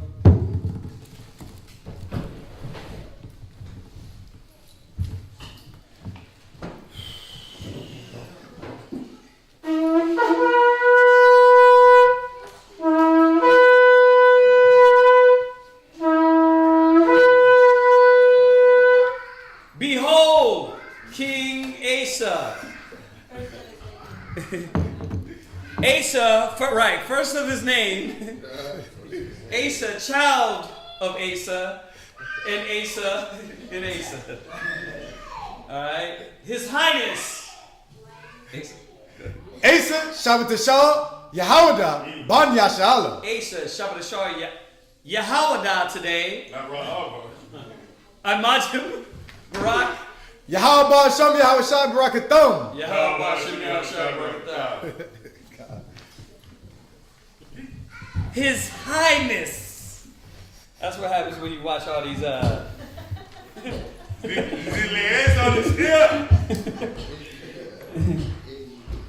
I always thought it was like highness. It's highness. High. Highness. Your Highness. I started watching, I was like, wait a minute, I was been saying that the whole time. His Highness. Your Highness. All right. Amen. You are reading from 9/11. It's murder. to 10. You gotta keep the Shabbat lively, y'all. All right, 10 and 9. Genesis chapter 9 and verse 11. And I will establish my covenant with you. Neither shall all flesh be cut off anymore. That's the covenant. All right, this covenant ended with the rainbow. It ended with the no flesh should be cut off anymore. All right. When I mean ended, meaning that was the specific contract within this covenant, this contract. Y'all get that, right? Okay, because you start with all this. What about the 10 covenants? So, stop. Bro, I don't know. Go ahead. Neither shall all flesh be cut off anymore by the waters of a flood, Right? Neither shall there any more be a flood to destroy the earth. That's this contract. Go ahead. And the Most High said, this is the token of the covenant which I make between me and you and every living creature that is with you. For peculiar. Wait, I'm sorry. For perpetual generations. I do set my bow in the cloud, and it shall be for a token of a covenant between me and the earth. And it shall come to pass, when I bring a cloud over the earth, that the bow shall be seen in the cloud. And I will remember my covenant, which is between me and you, every living creature of all flesh. And the waters shall no more become a flood to destroy all flesh. And the bow shall be in the cloud, and I will look upon it, that I may remember the everlasting covenant between the Most High and every living creature of all flesh that is upon the earth. And the Most High said unto Noah, this is the token of the covenant which I have established between me and all flesh that is upon the earth. And the sons of Noah that went forth of the ark were Shem and Ham and Japheth. And Ham is the father of Canaan. These are the three sons of Noah, and of them whose the whole earth is overspread. And Noah began to be an husbandman, and he planted a vineyard. That's when Noah can now sit back and be a husbandman. You know what I mean? He could be a husbandman when? Like, listen, I had to do this. Sorry. I'm sorry, but I had to do it. I had to even hit up Yeshaya. I said, Yeshaya, am I going crazy? He said, what's that? I said, I got to throw it out there. I said, don't look at me like I'm stupid. But when the scripture says a man was supposed to go to war, that he would take a year off, was that saying now that when a man marries a woman, he takes a year off? He said, you already know the scripture said war. Oh, wait, ain't none of us going to war. So no, brothers are not taking a year off. Brothers are not taking a year off because you're not going to war.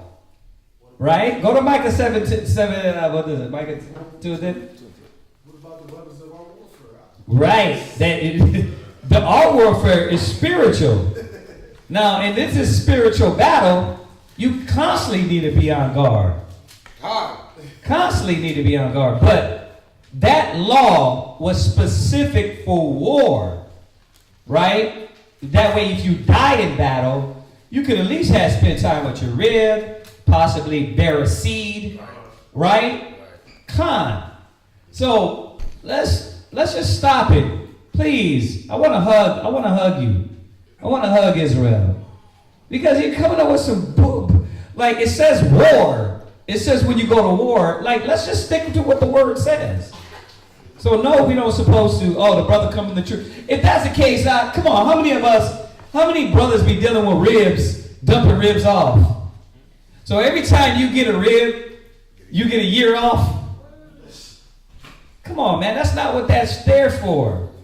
It's totally not there for. That being said, yes, you're supposed to take care of your rib. Yes, you're supposed to take care of your kids. Yes, you're supposed to be balanced and dealing with your family above all. No doubt. Is that not what we teach?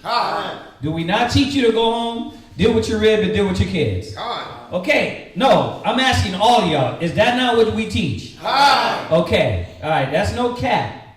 But the scriptures show us where the balance is always supposed to lean. It always supposed to lean that those that have wives be as though they had none. It always supposed to lean, if we're doing 90-10, well, 90 to Yahweh, 10 the other way. If you want to go to 60-50, 60, whatever, it's supposed to lean to the Most High. But we teach that if you can't deal with your own house, you can't deal with the house of the Lord. That's what the scriptures say. That's what it says. That's what we teach. So this year off thing, just stop that. You stop that right now. All right, just stop it. You're going to have brothers going out. It's like, watch, read this. All right? What time are we in? Go ahead. Micah chapter 2, verse 10. Go ahead. Arise ye and depart. No, chill out. And depart. Relax. And depart. Bro, we're in a battle to depart. So while you're thinking like, oh, let me get comfy and let me be booed the hell up, I'm not thinking that. I still got my kids, I still got my rib, I still got my family, and we teach y'all to take care of them. Do we not? Do we not? Every Hebrew Academy, go over 2 Timothy's about if a man can't take care of his own house, how can he take care of the house of the Lord? It starts in your house. Do we not teach that? But at the same time, once again, you got a job to do for the Most High. That's right. Okay, so you can't just take off a year every time you want to date a woman, and then next you know, she's out of the spirit, because that's what Israel would do. Now she out of the spirit, I had to dump her off and get another woman. Oh, that's another year off. You know what I mean? My new rib, and then the new, it's like, that's madness. What is the scripture saying? Arise ye, depart. Arise ye and depart. And we know that doesn't mean we got to get on a boat and go back to Atzlan. We got to go back to the Mesopotamia, right? It's saying that, come out of her, my people, that you be not partakers of her sins, right? Go ahead. For this is not your rest. Go ahead. Because it is polluted. It is what? It is polluted. You don't get a year to sit down and Netflix and chill with your rib when we dealing in a polluted time. Right. The world is ending, right? And the scriptures tell you, just think about it. Why did Christ tell them, stop what you're doing, come and follow me? We got to balance the scriptures out. It got to be the balance of the doctrine. If not, yes, you're going to lean too much to, okay, my family doesn't matter, when that's not what it says. Right. Or the truth, you know what, I need this time out. You're going to get caught out there doing your own thing, your own pleasure, as opposed to doing the pleasure of the Most High. Yeah. So it got to be correctly balanced, right? And if it does lean, it leads to who more? That's what the scriptures say. Well, I got to go bury my mother. I got to go do this. I got to go do that. Bro, let the dead bury the dead. It's supposed to lean towards Yahweh Shai more. Right. So I don't know where you get this year from. Nah, that is not book. Go ahead. It shall destroy you. It shall what? It shall destroy you. The problem is most of y'all, a lot of brothers been on damn vacation a long damn time. Yeah. And you still you're going to be destroyed giving yourself over to that mind that now I gotta chill with my rib, and I gotta be locked into my rib for a year, or else we're not following the law. That's dangerous. That's dangerous. We gotta come out of this place more and more daily and teach our ribs, our kids, to what? Come out of these places. Right? Yeah. I pose a question, like, what are we taking a year off for? Exactly. What are we taking the year off for? You're taking the year off to invest in your rib and your wife. Well, how does the scripture ring true if it says, know them that labor among you? Right. You're taking the year off. Right. See, then that's the point, that because we're not inserting the other scriptures in that. First of all, we're not breaking the scripture down correctly. It says when you go to war. Right. None of us is going to actual physical war. Right. First and foremost. But if you wanted to say, well, we nobody's going to war, but look at the concept of it. True. But it still doesn't mean that we're supposed to take off all this time and not understand that in the back of our mind that a true agenda, right? The true agenda is to get the word out, get the work done. To me, to learn, to get this gospel. We teach that. Con? Okay. So, that being said, nobody has a brother like, go home, forget your rib. No, we're literally opposite of that. And we teach you what? You got a problem, you got to start getting your house in order. All right? I got to say that because you got brothers and sisters that miss all those classes, and then they hear what we're saying, and they don't put it together. It's like, no, we're not teaching that. But we're teaching the proper thing, too, which is the law don't say take a year off when you get a new rib. It don't say that. It said when you went to war, you would have to do that. Like they do now. They do that now. They don't give these they put them in battle, and they don't give them time to spend home with their ribs. Next you know, these cats come back dead. You know what I mean? In a casket, right? And the rib didn't have no time, right? That's why a lot of time when they do leave that early, what the wife end up doing? Sleeping with somebody else. Yeah. So that's why we did it in the law. When we went to war. All right? Yeah. What? It was also, because it's in Deuteronomy 20, that the thing that your mind is thinking about, okay, you got this wife that you didn't get to enjoy or possibly bring 4 kids, that's in your mind, right? But that would jump on other brothers, on another brother that's going to war. So it's all about keeping that fear. It says that faint heart. Right. Don't let that faint heart affect the man that's with you, that's warm. Yeah, y'all see it in these movies. They be like, they looking at the girlfriend picture, and they got their mind on their wife when they're out in battle. That wasn't supposed to happen. You were supposed to be clear-minded, knowing, okay, listen, I invested in my family, I invested in my wife, I taught her, trained her, taught my kids, and that's okay. Now I can go to war with a clear mind. Right. No doubts, no fear, right? And go do these things. Yeah. I like it because when you look at today, our modern time, like I'm looking at like Shaquat. He's young. He came up into the priesthood. Go ahead. He came into the priesthood, but then let's say he took some time to in his developing, becoming an officer, he got an ayasha. He got an ayasha, and then all of a sudden, in his time to grow and fulfill his officership, he's going to take a whole year of absence. That's going to set it backwards. Yeah. That's going to set you backwards. Yeah. You know what I mean?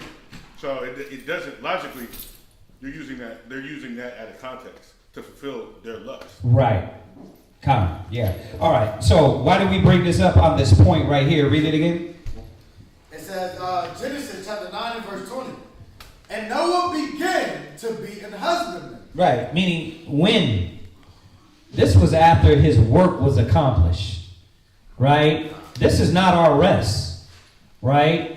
And with everything I said in context, add everything to it, right? Go ahead. And he planted a vineyard. And he drank of the wine. Yeah, that's where you can just plant a nice garden, sit around, check your herbs, right? Eat of your nice vegetables, get you a nice winery going. Right? That's when you can do that. Go ahead. And was drunken.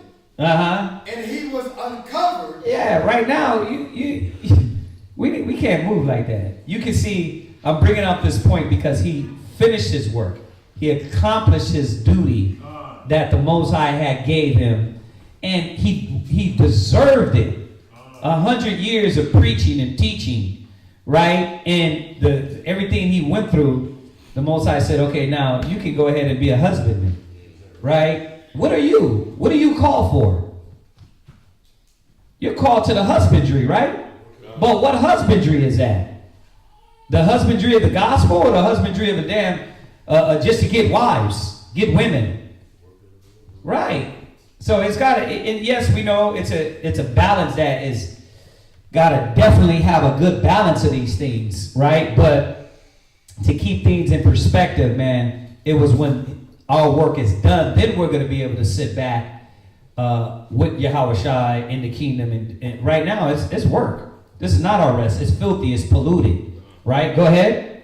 And he was uncovered within his tent. And Ham, the father of Canaan, saw the nakedness of his father. Right. And told his two brethren without. Right. So Ham's being dirty. Right. He's seeing the father. Right. The nakedness of his father is what? His wife. So he looks into the tent. They're laying in the tent. Right. And what is he seeing? He's seeing them naked. That's what's going on here. You see? So this is why, and we'll go on and go through that, but this is why the Canaanite land was always ours. It was always ours. When you look at how they set up, and it was the land of Canaan, it was never meant to be theirs.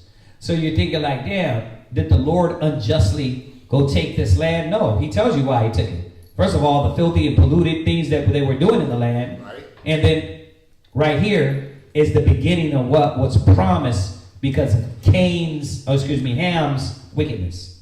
All right? So you got to note that. Oh, he's the God of look how this God is torturous. He's evil. He kills children. Right? No, he's just. Right. He's a just power. You don't know what the hell they did. You don't know how filthy they were. Right. And that's why when you go to the Apocrypha, all they were doing in the land, polluting, killing kids, right? This is where it started. It started from their papa. Their papa was what? Weird. You laughing at mom and dad butt naked. Something's wrong in your spirit, right? A glitch. Go ahead. It says, verse 23. And Shem and Japheth took a garment and laid it upon both their shoulders. And went backward and covered the nakedness of their father. Right. And their faces were backward. Right. So yeah, they were just, right? They had morals, right? They're I'm going to go back and cover this shame up as opposed to making fun of it. Go ahead. And they saw not their father's nakedness. And Noah awoke from his wine and knew what his younger son had done unto him. And he said, Cursed be Canaan, a servant of servants. Yeah, Noah wasn't a drunk. He wasn't so upset at life that nobody was around. Like when you look at that movie Noah, at the end it made it seem like he lost his sensibilities, he lost his morality, everybody's dead, so I'm just going to drink my woes away. No, he was actually in a good spirit here. You know what I mean? He drank, he passed out, right? And that happened. So it's all those, once again, the little nuances they try to show you in movies that discredit the character of the scriptures, the righteous man of the scriptures, right? You got to think about it. Yes, we know we have flaws, but the flaws that they're trying to represent literally discredits the whole reason why the Most High called Noah. See, it's little things like that. You're like, what happened to Noah? He seems kind of weird. Right? No, Noah was in the right mind. Go ahead. It says, a servant of servants shall he be unto his brethren. And he said, Blessed be the Lord God of Shem, and Canaan shall be his servant. See, blessed be the Lord God of who? Of Shem. Of Shem, right? You see that? God. And his servant was going to be who? And Canaan shall be his servant. Now, put it together. Why did the Most High? It was a promise. That's why this land of Canaan was already set up for us.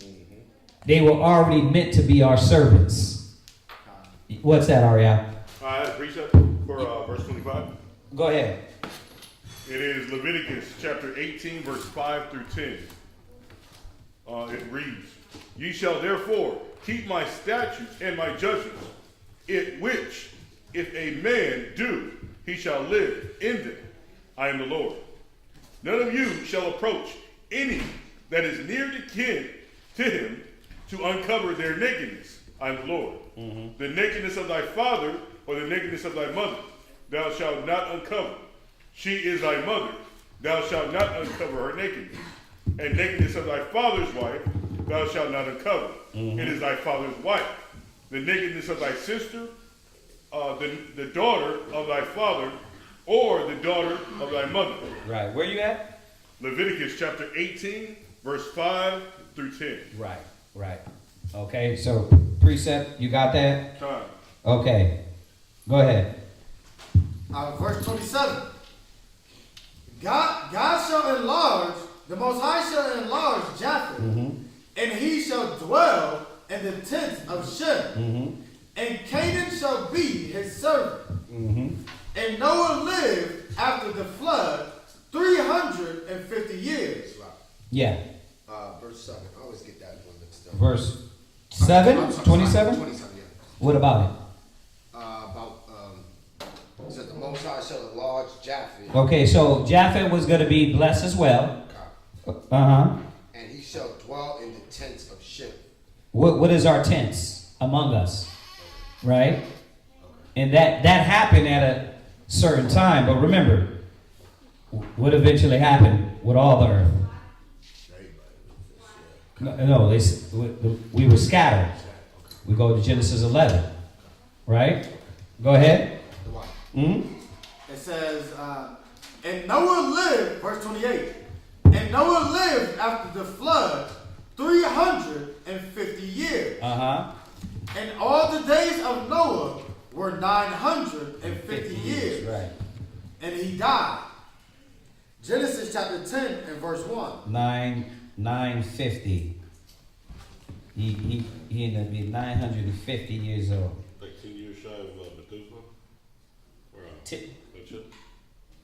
Methuselah. Yeah. Right. Go ahead. Now these are the generations of the sons of Noah, Shem, Ham, and Japheth. And unto them were sons born after the flood. The sons of Japheth, Gomer, Magog, and Madiah,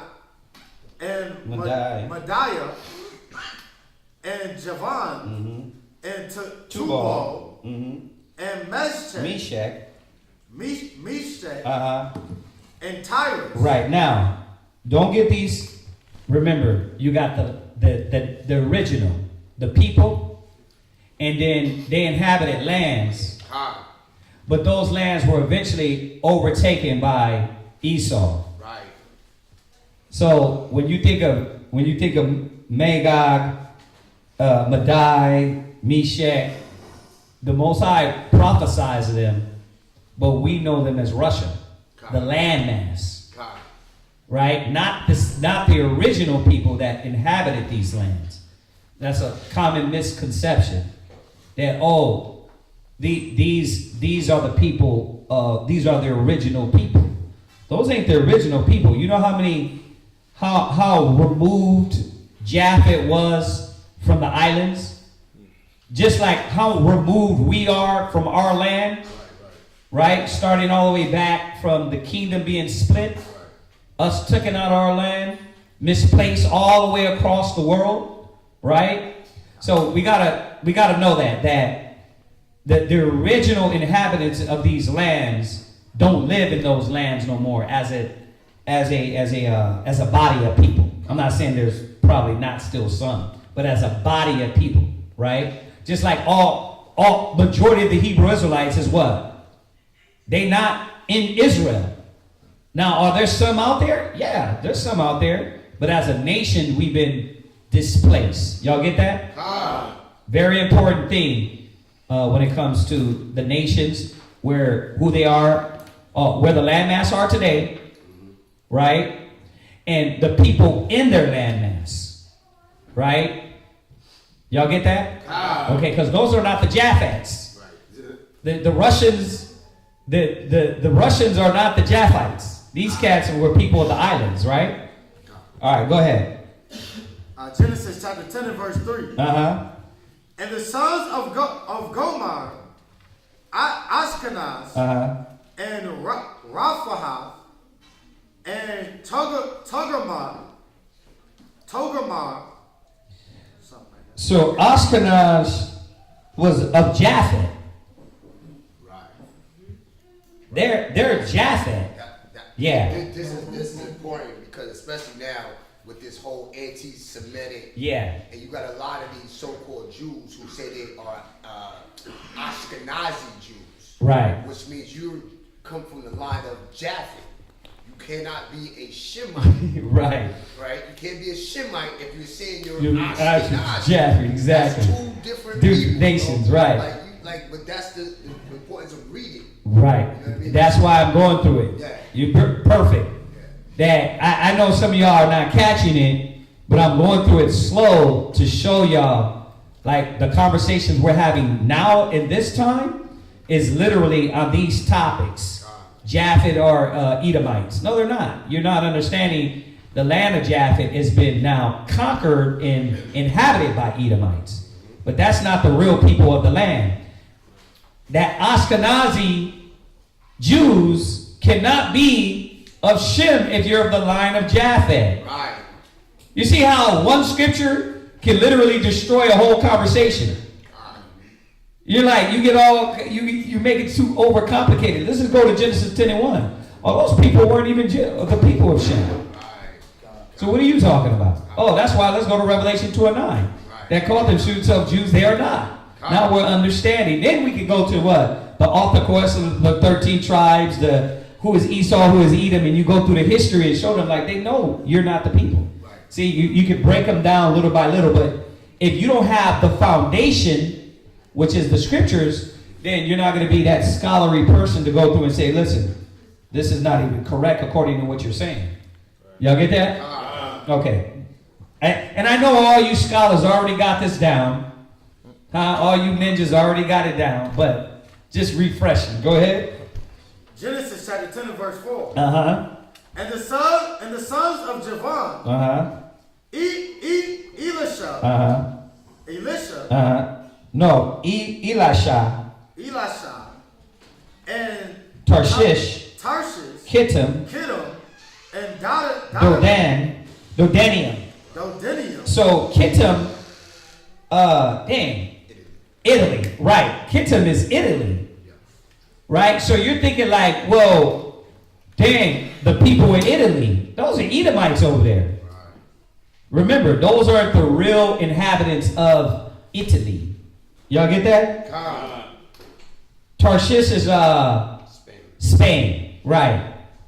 So all those islands over there, they're inhabited by Edomites, not the original people. All right? Now, what comes into question? Well, who are the Japhites?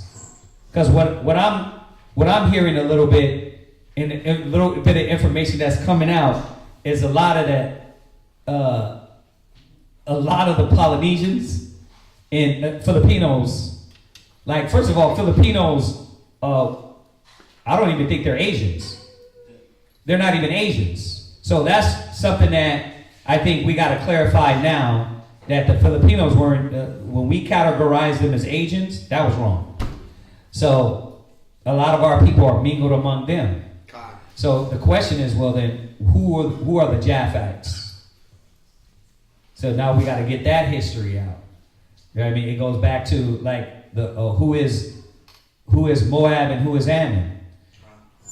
Remember, we rely on full information, right? Archaeology, the little anthropology that we have through books and history, right? We can prove a lot of things. Well, there's certain things that we got to make sure we can prove before we speak on them. Right. And say, oh, they're these people. Well, show me that. Give me the history, right? And I think we got to go into Japhet and go into that as well, too. The original people, all right? I'm not saying brothers don't have it. I'm saying it hasn't been presented based on, with evidence, all right? You can't just say, oh, they Israelites because they said Aloha. That ain't it. You got to have what? When it was presented to me, I'm like, I hear what you're saying, but I gotta see some books and some information. I gotta see some correlation, right? Like what we got about the North American Indians, they were saying Hebrew, they were speaking Yahweh, they was saying the Most High, they was following feast days. Like, it's evident, right? I even got the one book, China and the Jews. You go into that, and you see that we had I'm gonna mess up the China name, but anyway, Kaifeng, China. We had Jewish temples out in China. So I'm like, damn. Now this is what I'm coming into with information. I don't got it all on that subject, but it's like, okay, at least you're finding evidence that links that we were there among the Chinese, right? You see that? So it's things like that we got to be able to plainly say, okay, we don't got the full information, instead of making ourselves seem like we do and we don't. Right? All right, yeah. Now I always go about what you like.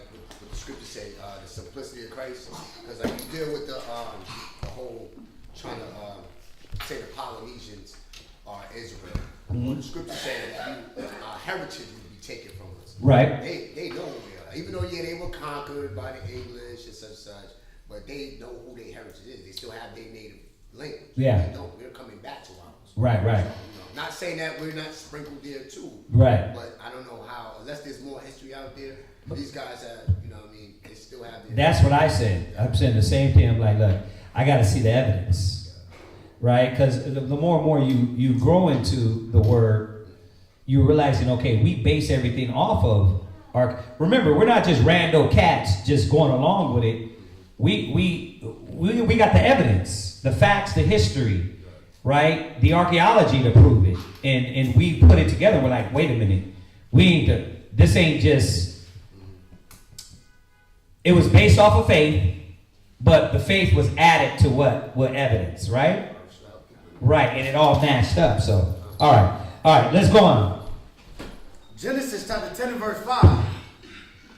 By these were the Isos of the Gentiles divided in their lands. Mm-hmm. So what was that saying? The Japhites, they were what? Gentiles. A Gentile is what? Anybody outside of Israel. How do you say Gentile in Hebrew? What was it?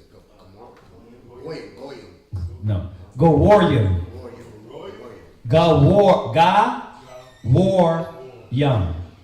Gowaryim. Right? Which is Gentile. Right? Nation, translated into nations. Right? Anybody outside the children of Israel. Right? I want to make sure I pronounce that correctly. I'm going to go to the Hebrew. I did? It says Gawar, right. Gawaryim. Yeah. So nations. All right. Go ahead. Every one after his tongue, after their families and their nation. Go ahead. Verse 6. And the sons of Ham. I know y'all not going to get this. Or I know y'all sometimes going to look past it. There's a lot of information. But that's very important now about the Japhets. They were what? They were Gentiles. They were Gentiles. These are Israelites outside. These people are outside of the nation of Israel. Go ahead. And the sons of Ham. Right. Cush. Mizraim, which is what in Hebrew? Montazarium, which is what? Egypt. Which Montazarium means what? Go ahead. Because I'm pulling the... That's fine. It says, the DB says double strengths. When it goes, just the name. Okay. Transliteration. What you got? Egyptians equals double strengths. One, a country of this section. The inhabitants or natives of Egypt. Strong's definition Yeah. Mizraim, that is, yeah, that's all it's giving. Oh, okay. In the Zondervan, it tells you shutting, restraint, right? Bondage. That word Mizraim, Egypt, was known as bondage. Yeah. Yeah. To me, that's what I pick up with double straights, because meaning in double straights is not something one being. Right. Right? Yeah, true. Yeah. Yeah. So bondage. So Mizraim. You should note it. Right. Matazarium in Hebrew, that's the Egyptians. Now, the Egyptians just came about. Look, remember what I told y'all about the nuances? Egypt just now had been established. Noah just been established, right? He had his kids. Was Noah smart before the Egyptians? Did Noah know mathematics before the Egyptians? Okay, were we a people that had a language before Egyptians? It's little things like that you're like, you can kill somebody with just with the basics. Like, hold on a second. Do you know what you know where Egypt started? Okay, what did Noah do before that? Right? No, the only thing the Egyptians brought was damn what? Homosexuality, 50,000 other gods. Right, and eye makeup. There you go. Go ahead. Because they like to say, I heard this recently in the morning. They like to say because Egypt is older, that we got all our laws from them. But we just read that Noah knew to sacrifice. There you go. Which is in the law. You know what I mean? So you can go to Genesis and kill all of that with what? I don't even have to go through all these books. Let me show you how you know you're wrong. Like, first of all, this was Noah. We had sacrifice before Egypt. Actually, he taught his kids the proper way. The problem is that these kids went off. Egypt, Ham and Japheth, they didn't stick to it. That's why it says he's the God of who? Shem. Right? See? He's the God of Shem. Very important. It's like right there, easy. Chop them down. Y'all got this? Like, that's what I'm saying. After this part, after the repetition of constantly coming in Sabbath class, y'all should be able to kill them with just basics. Right? All right, come on. And put. And Canaan. Right? Verse 7. And the sons of Cush, Zebah, and Havilah. Remember the land Havilah was named after, or the man Havilah was named after the land Havilah. Go ahead. And Sabta. And Ramah. And Sabteca. And the sons of Ramah, Sheba, and Dedan. And Cush begot Nimrod. And began to. So Nimrod was a Ethiopian, Cushite. So, okay, so you got, yes. Now, remember, after Noah gave forth his sons, right? Brought forth his sons. You got the Hamites establishing their name in the earth. Okay? So that's just where they come in. Oh, Egypt was established before these many dynasties was established before. Well, let's go back before Egypt. Right? So that is correct. That these Egyptians started establishing their kingdom first on earth. In that context. But that don't mean Shem was just back there following Cush. Follow the Egyptians. Us as Shemites, we were moving in what? Building as well. We all of a sudden just went dumb? No. So the Africans, the Egyptians, just because they started to establish their civilization once again, if you want to say someone is wise, was it the idolatry that made them wise?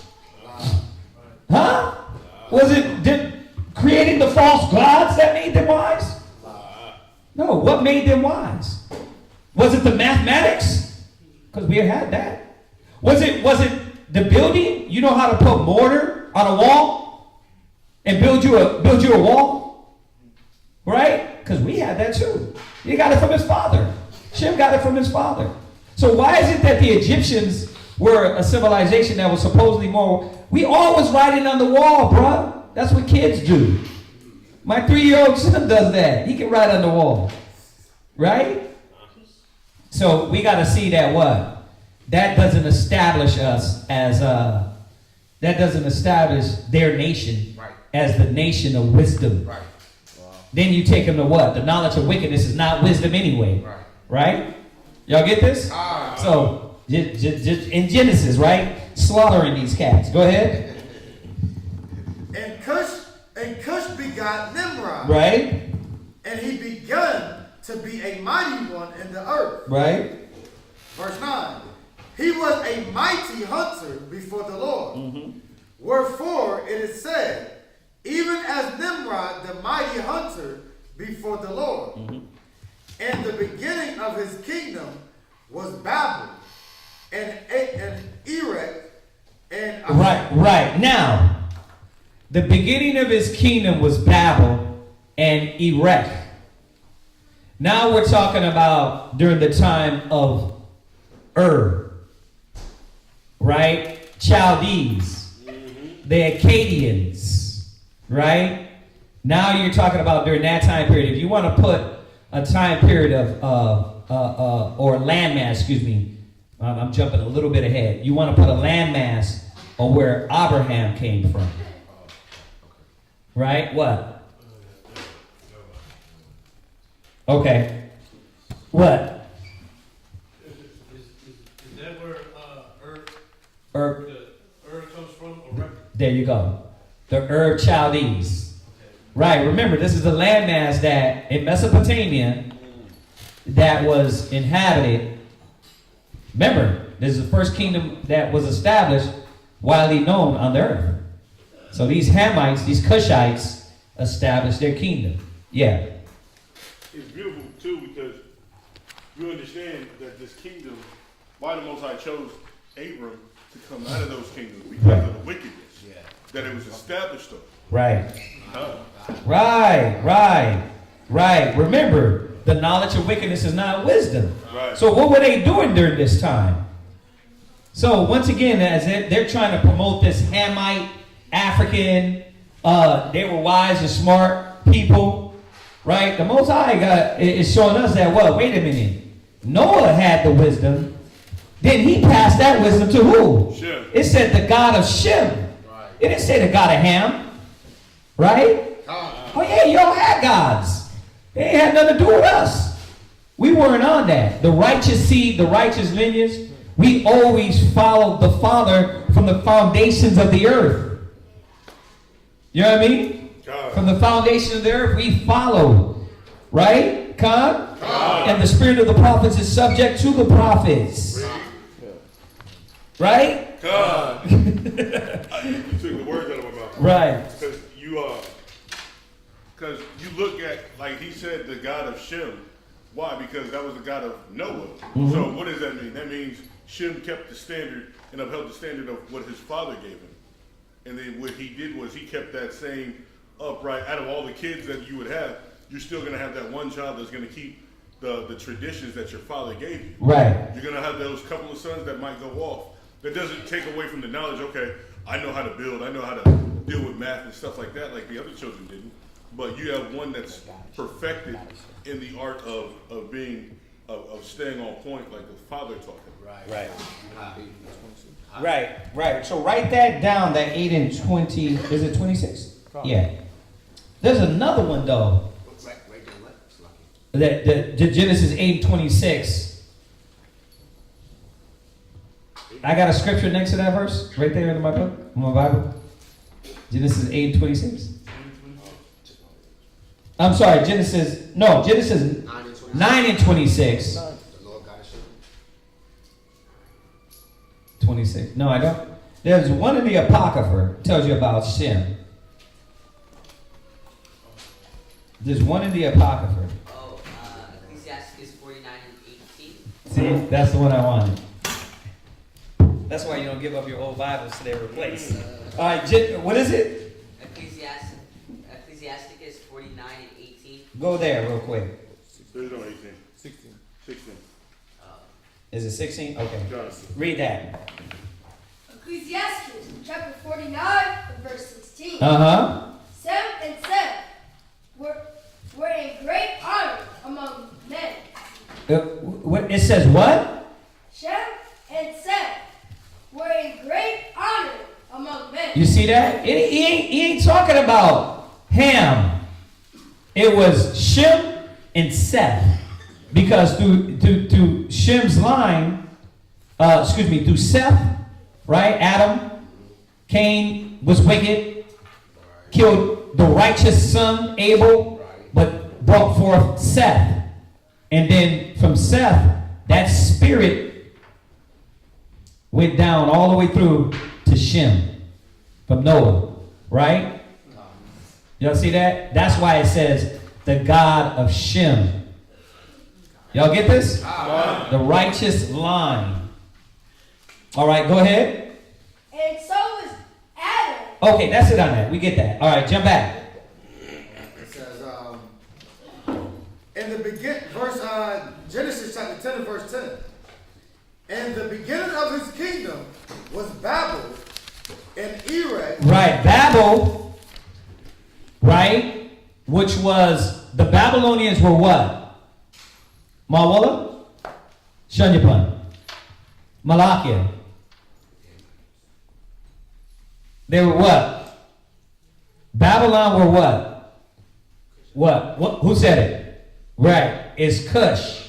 These were Cushites. So obviously, yes, they're Hamites, but if you want to look at it, they're the tribe of what? Cush, right? But they come from Ham, right? But they were Cushites. Today, which would be what?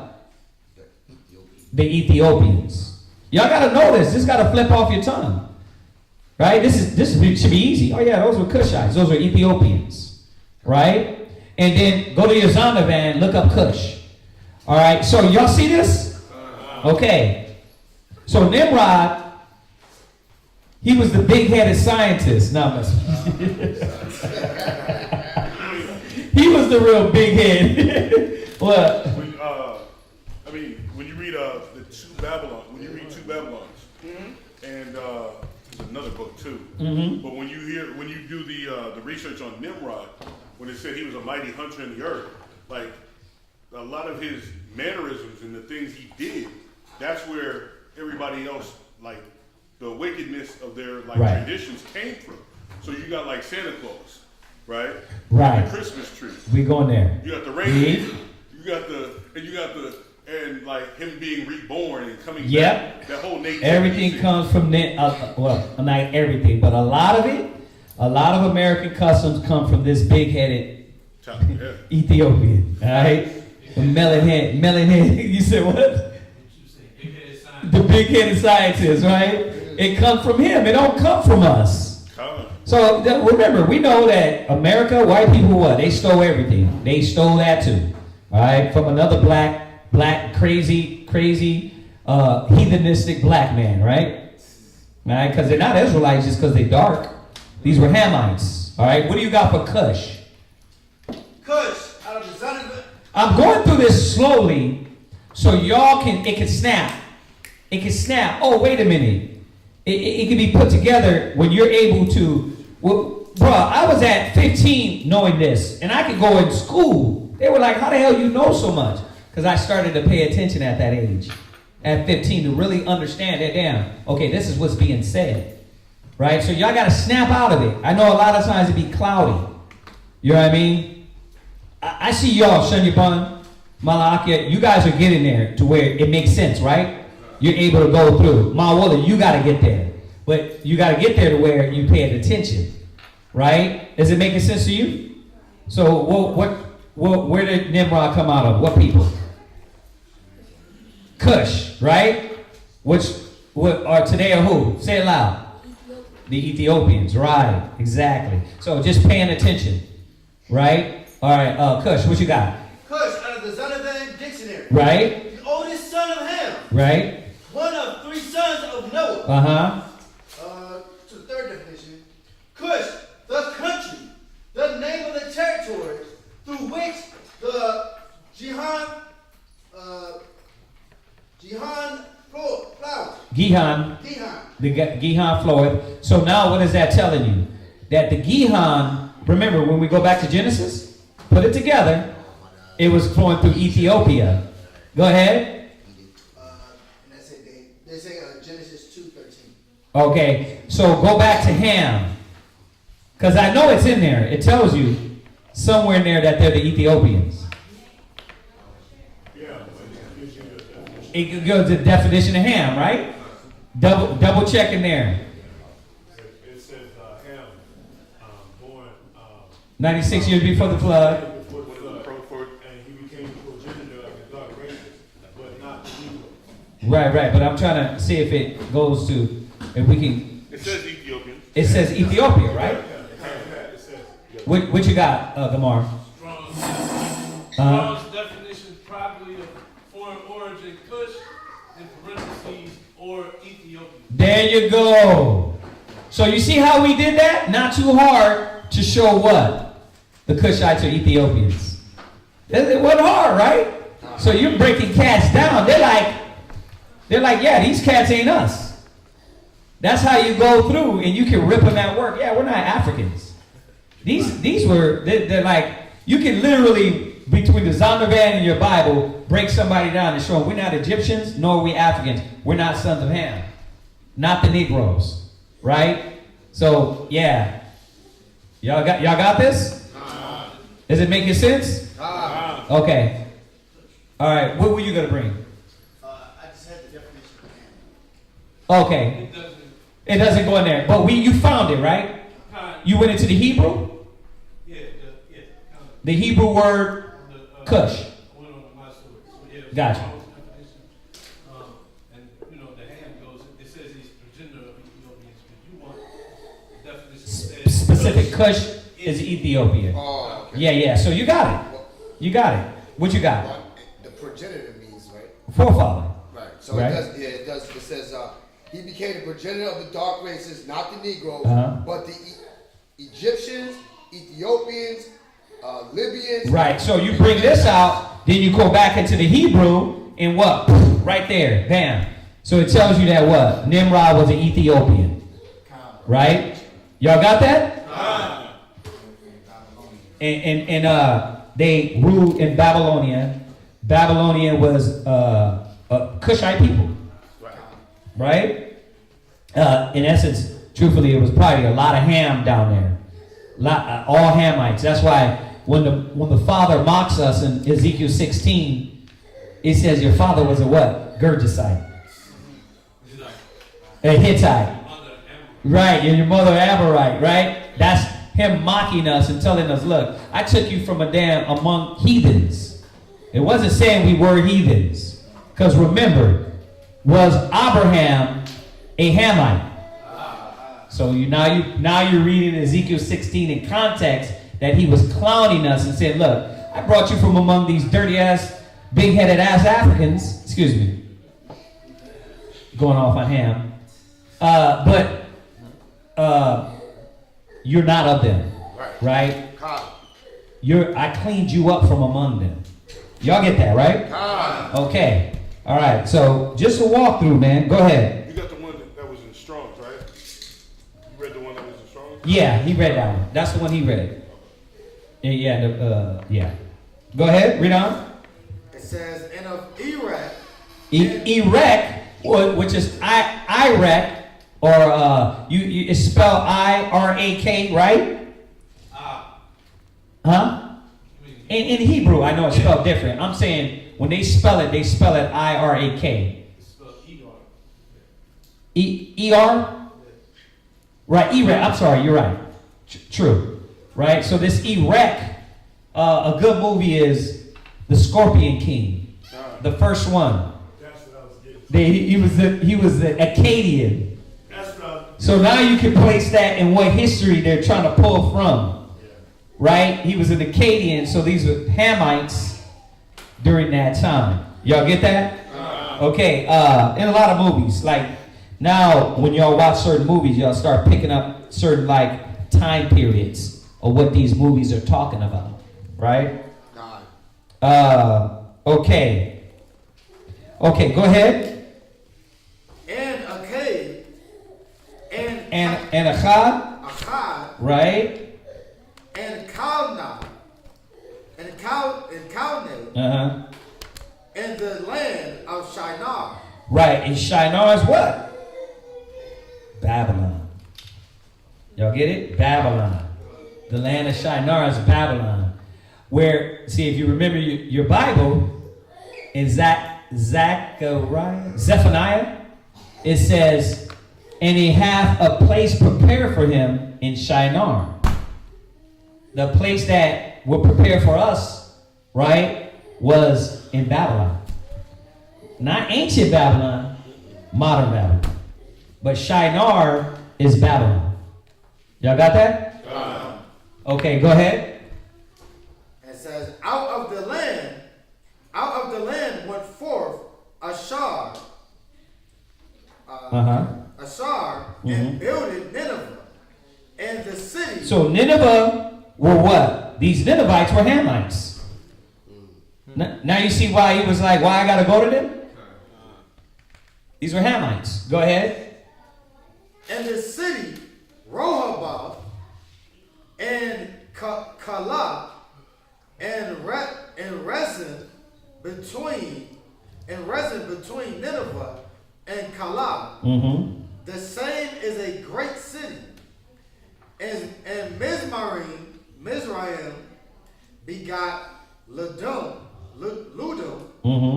and Anamim, and Lahadam, and Naphtahim,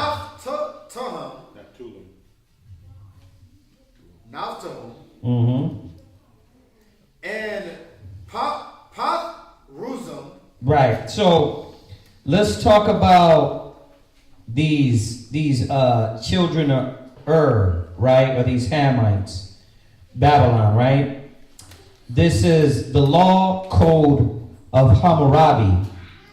The black Disrit stela, a carved upright stone slab, was commissioned around 1750 BC by Hammurabi, king of Babylon.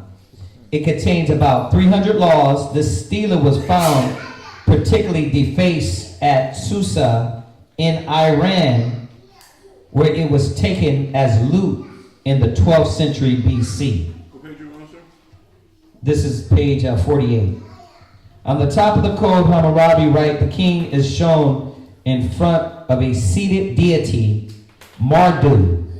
Right? So that's where that comes from. Marduk, Enkidu, the the big-headed scientists, we made a joke of it, but this comes from these Babylonians. Ain't got nothing to do with us, right? So the king's laws are written in the remainder of the stela of public display. The stela is more than 7 feet tall. Some of the laws, right, remember, why is this important? They did have laws and rules. But that ain't got nothing to do with us. As we're putting it together, we're seeing, oh yeah, the Hamites had laws and rules. The laws of Hammurabi, right? But that ain't got nothing to do with us, right? We had our own laws. Their laws, were against the laws of the Most High. That's why the Most High overthrew the Babylonians, right? Because they were going against the laws of the Father. Some of the laws and the way they are written, listen, this is why I'm going here, are remarkably similar to those found in Exodus. So remember, when we're using this history from the standpoint of the biblical standpoint, which is what? We already knew this. The laws were given to Noah, right, from Adam, that we were how to follow the Most High. But what they're saying is what? Oh, your laws came from the laws of Hammurabi. That's where your laws come from. because they're older than the pieces we found in archaeology and anthropology. So we haven't found nothing. What are you talking about? We found it right here. Right. We found it when you found what? What scrolls? The Dead Sea Scrolls. When you found the Bible, right? Those are the artifacts that show our laws outdate the laws of Hammurabi. Right? All these other nations. Y'all get that? So little points for y'all to understand that, like, look. So when we get in these conversations, you can just kill them. All right? Some laws and the way they are written are remarkably similar to those found in Exodus, Leviticus, and Deuteronomy, indicating that a common law existed in the ancient Near East, right? Yeah, because they took our laws and did what? Disobeyed them. They went to worship other gods and switched the laws up, like America does now. When America was established, it was what? In God we trust. And as they went on, it was like, hold on, whoa. We got to separate church from state. Why? Because this is getting in the way of what we want to do. Right? So the law says this, because they still got laws intertwined, biblical laws intertwined into their penis codes or their constitution, right? It says, for example, lex Tilion, an eye for an eye, is found in both the law code of Hammurabi and in Exodus 21:4. Unlike Hammurabi law, the biblical law is between the Father and his people. Right, come on.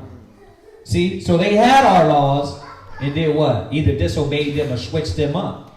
They didn't come up with them themselves. They didn't come up with them themselves. I don't know if the kids is getting this, but these are the things that we go out and our brothers and sisters. Well, it's not about the whole debate and knowledge. It's about our brothers and sisters that's lost in this. Like, you got a bunch of our people who are in love with that Kemetic Egyptian, Ethiopian.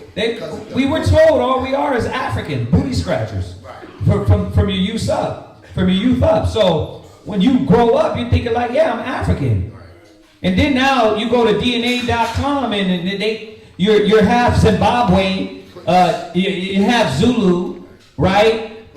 With a little bit of Cherokee. You gotta have Indian in everybody, right? You're a little bit of Cherokee, and you're Spanish. Like, bruh, no, I'm none of that, right? So, all right, like you just said, I'm trying to give y'all more evidence, facts, to be able to say, hold on, I got the Bible facts, I got the archaeology, a little bit of archaeology to talk around with them, right? Historically bringing it back right around to the Bible, right? Okay, go ahead.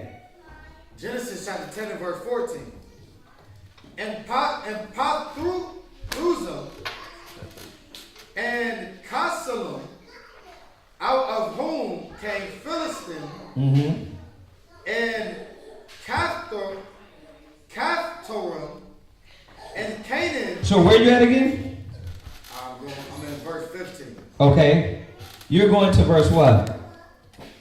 You're going to 10 and who are you, the third person? Oh, you was only supposed to go to 9. 10 and 9. Next person.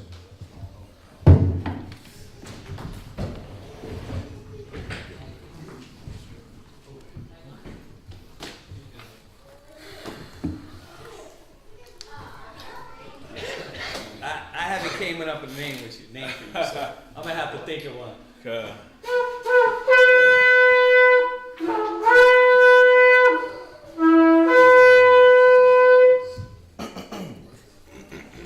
Isaiah, Shabbat Shor, Shemaiah, and Bon Yasharallah. Isaiah, Shabbat Shor, Shemaiah, Bon Yasharallah. I imagine. Barak. Yahweh Hashem Yahushai Barakatum. Yahweh Hashem Yahushai Barakatum. Yeah, I gotta think of something. The real Seminite, you know what I mean? Chocolate version, something. I don't know.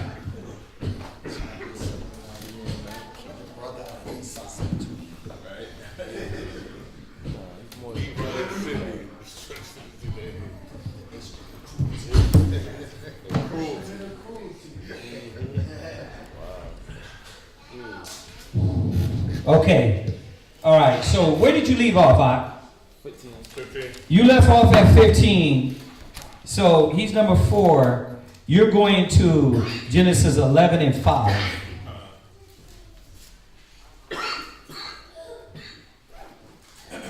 Genesis chapter 10 verse 15. Mm-hmm. And Canaan begat Sidon, his firstborn, in Heth, and the Jebusite, and the Amorite, and the Gergesite, and the Havite, or Hivite, Mm-hmm. and the Archite. And the Canaanites were who? The South Africans, right? Okay. So these are, once again, Hamites. Hamites. Go ahead. And the Hivite, and the Archite, and the Sinite, and the Arvadite, and the Zemarite, and the Hamathites. Right. The Hermaphrodites. What the hell? Okay, so all right, so the Canaanites, and just a little remember why we use this book, because it goes into a lot of bit of archaeology in here, and it brings out certain archaeological facts. All right, and this right here, it's really good. And I'm on page 49, but it says Canaanite gods and goddesses. Between 1929 and 1939, excavators found hundreds of stories about Canaanite gods and goddesses written on clay tablets among the ruins of the ancient city of Urgit in modern Syria. The Old Testament repeatedly refers to the gods and goddesses like Baal and Ashtoreth. Right. Remember, these are Canaanite gods. Right? Asherah or Astarte. Right? So what were we talking about earlier? These Hamite gods, which were what? Easter, Astarte. That's where Easter comes from. Right? Christmas comes from. All these different gods come from Hamites. That's why the scripture says that America is the what of Babylon? Daughter. She's the daughter of Babylon. Because like her little slutty mom is like the daughter. Right? The beastly mom that's caught up into stargazing, worshiping the sun, the moon, the stars, worshiping astrology, creating these different gods, just like her daughter, which is America, right? So that's why it says Edom is the daughter of Babylon. Y'all got that? It says, which worshiped by the Canaanites living among the Israelites in the promised land.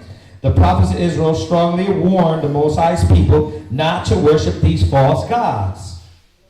These finds reveal many detail about the Canaanite religion and let us better understand how prevalent idol worship was in Israelite cities and the challenges to the children of Israel to worship the one true God. Why? Because when we go in Deuteronomy, we found out what? Kill them all, but they didn't. So now you got this all among you. You got them still worshiping on the low these different gods. And through time, it still exists, right? All right.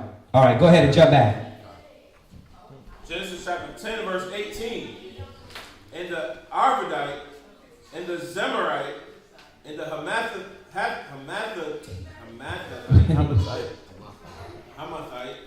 and afterward were the families of the Canaanites spread abroad. And the border of the Canaanites was from Sidon, as thou comest to Gerar. Gaza. Oh, I'm sorry. We're coming to Gerar. Go ahead. Unto Gaza. Right. As thou goest unto Sodom. Right. So, why do you have the who are they called today? Dang it. The ones fighting in Israel? Palestine? Right. Why do you got the Palestinians fighting those fake Israelites? Because the border right here how Gaza is. It's constantly pushed back. Right? So they're taking more of the Palestinian lands, which were Palestinians were what? The Philistines, which are Hamites. You see that? So why are they going to war? Because they're constantly, if you look at the borders, and you can go online and look at this. If you look at the map, the biblical times, as opposed to now, they're literally pushing their borders into a damn small little portion. And it's taking their lands, and they're like, you keep creating boundaries. They turn it to a strip. Right, turn it to a strip. But now, check this out. Okay, remember, we always been at war with these Africans. So these Philistines, Palestinians. Right? And it's always about what? Sidon, it's always about the borders. It's always about the borders. So they inhabited these lands. Remember, this is why this is important. Like, if you want to technically break down that war going, and it shouldn't even be a war, is that when the Most High, when he said wipe them out of there, that was not their land. So really, the Palestinians don't got no claim to that land. If you want to deal biblical, they don't got no claim to that. Now, nor do the white people over there that took our land got claim to it either, right? But that's why it says in Isaiah 1, go to Isaiah 1. Check this out. Go to Isaiah 1. What is it? I think it's 13 or something. Go to Isaiah. No, it's 1 and 7. Excuse me. Isaiah chapter 1 verse 7. Go ahead. Your country is desolate. Right. Your cities are burned with fire. Go ahead. Your land, strangers devour it, and your precious. Right. You see that? Your land, strangers devoured in your presence. Go ahead. It is desolate. As overthrown by strangers. As overthrown by strangers. So all these heathens in there, the damn Palestinians, y'all was supposed to have been out of there. So when you watch the news and you start to see Palestine and Israel, constant war, you're starting to understand more what is going on there. Right? You're like, wait a minute, y'all fighting for land that's not even yours. And then America's on the side of the fake Israelis, right? The fake Jews, right? To establish their legitimacy. You see? And they know they're not the Jews. But why is America backing them? Because they got to keep the lie going, which is what? You chocolate cats ain't the true Jews. The true Jews are there because, once again, y'all should know this, Israelite 101. If you're the Jew, then our Savior, the Mashiach, is what? Jesus Christ is what? Black. We can't let them think that. So that's why everybody is, they put the damn bazookas on Kanye, right? They shut him down all the way. They're going to pound him into the ground, right? Us crazy Negroes online that yell on the corner and make yourself look bad, they could just say, look, you going to trust these maniacs? And try to discredit us, right? But let a rich guy, now that they're going at his everything with him. Like, we should have knew this way back. I seen an article, it was like, we should have knew this about him way back, this anti-Semitism. They're trying to kill this all the way around, yeah. Yeah, well, never mind. Okay, all right, so y'all can see how all of this is coming into play, and this happened, what, thousands of years ago. It's thousands of years of them setting up in our land, setting up on our plot of land when it wasn't even theirs. You messed up, Ham. You messed up, right? All right, let's jump back. Genesis chapter 10 and verse 19. And the border of the Canaanites was from Sidon, as thou comest to Gerar, unto Gaza, as thou goest. Remember, they still fighting over the Gaza Strip, right? Yeah. Same thing, same land. Go ahead. As thou goest unto Sodom and Gomorrah, and Admah, and Zeboim, even unto Because Sodom and Gomorrah were what? Hamites. Remember, think about all the filth that's going on here. Right? Go there real quick. Where's that in the Apocrypha? Where it says they were sacrificing the kids, and it's find that one for me real quick. Read down while we're looking. Verse 20. Uh-huh. These are the sons of Ham. Right? After their families. Right? After their tongues, in their countries, and in their nations. Unto Shem also, the father of all the children of Eber. Right, which we know in Hebrew is what? Ibar, which is what? The past. Pass, right? To pass, yeah. You got it? What is it? Wisdom of Solomon 12. Wisdom of Solomon 12, and you want it from 3? That's fine. Which one you got? Let me see. Hold on. Wisdom of Solomon. No. That's not the one I want. What you got? Where it says, yeah, that's it right there. 14. Go to Wisdom of Solomon 14, verse 23. Verse 22. 14 and 22. Wisdom of Solomon, chapter 14, verse 22. Moreover, this was not enough for them, that they erred in the knowledge of the Most High. Yeah, they erred in the knowledge of the Most High, man. They didn't keep to our laws. It just said Hammurabi, right? Their laws simulated our laws. So why they didn't keep them? Right? But they erred. Right? Because the sons of Shem did what? Noah did what? He taught his kids the right way. But Ham erred. The Canaanites erred. Right? Japheth erred. But Shem, he did right. Go ahead. But whereas they lived in the great war of ignorance. They lived, what was the war of ignorance? By rejecting the laws and commandments of the Father. By not following the knowledge. So, don't want to hear that Hamite talk, bro. We don't want to hear that Ham talk. Go ahead. Those so great plagues called a peace. Right? For whilst they slew their children. What did these Hamites do? Slew their children. Yeah, come on now. What are you talking about? They were wise. Wise to do what? Wise to do evil. Move the back so the kids can get through. Yeah, they're wise to do evil. Got the warrior in the front. There you go. Light skin in the back. Okay. You the back of the line, light skin. I'm just messing with you. Go ahead.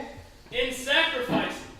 And what did they do? Slew their children in sacrifices. That's what they were doing. Go ahead. Or use secret ceremony. Where does all this secret ceremony, Messianic, child molestation, pissing on everybody, let's circle jerk on you, where does that come from? Ham. Disgusting. Ham.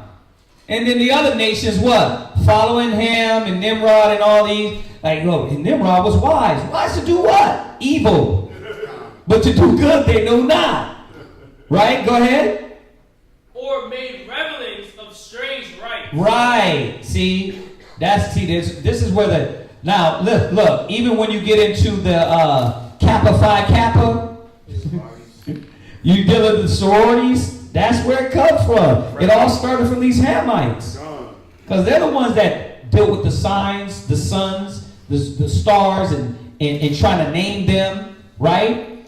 All these things started from them, yeah. Verse 15 and 16 as well. Yeah. Come on. We'll read it down. Go ahead. They kept neither lives nor marriages. Oh, you want me to jump up? Yes, sir. Right? We'll jump up. But go ahead and read down first.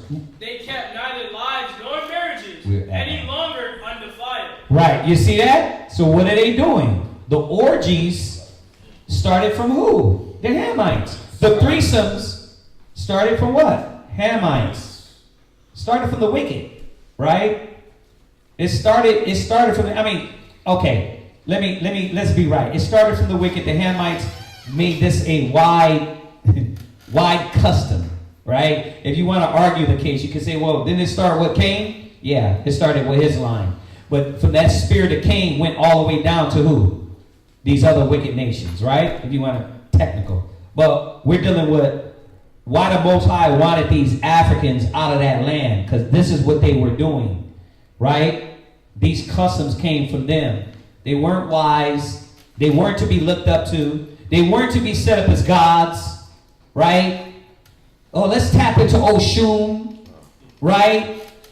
All you're doing is just worshiping other gods, right? Go ahead. But either slew one another traitorously, Uh-huh. or grieved him by adultery. You see that? Read. So that there reigned in all men, without exception, blood. See? So you see what's going on there? This is why the Most High wanted them out of the land. Was that it on that?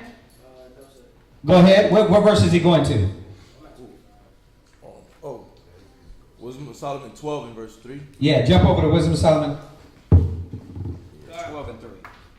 Wisdom of Solomon, chapter 12 and verse 3. Uh-huh. For it was thy will to destroy by the hands of our fathers both those old inhabitants of thy holy land. There you go. Go ahead. Whom thou hatest for doing most odious works of witchcraft. What? A what? Most odious works of witchcraft. Now, when you deal with the stargazing, when you deal with the astrology, this is what you're dealing with. You're dealing with the inception from the Babylonians. Yeah, man.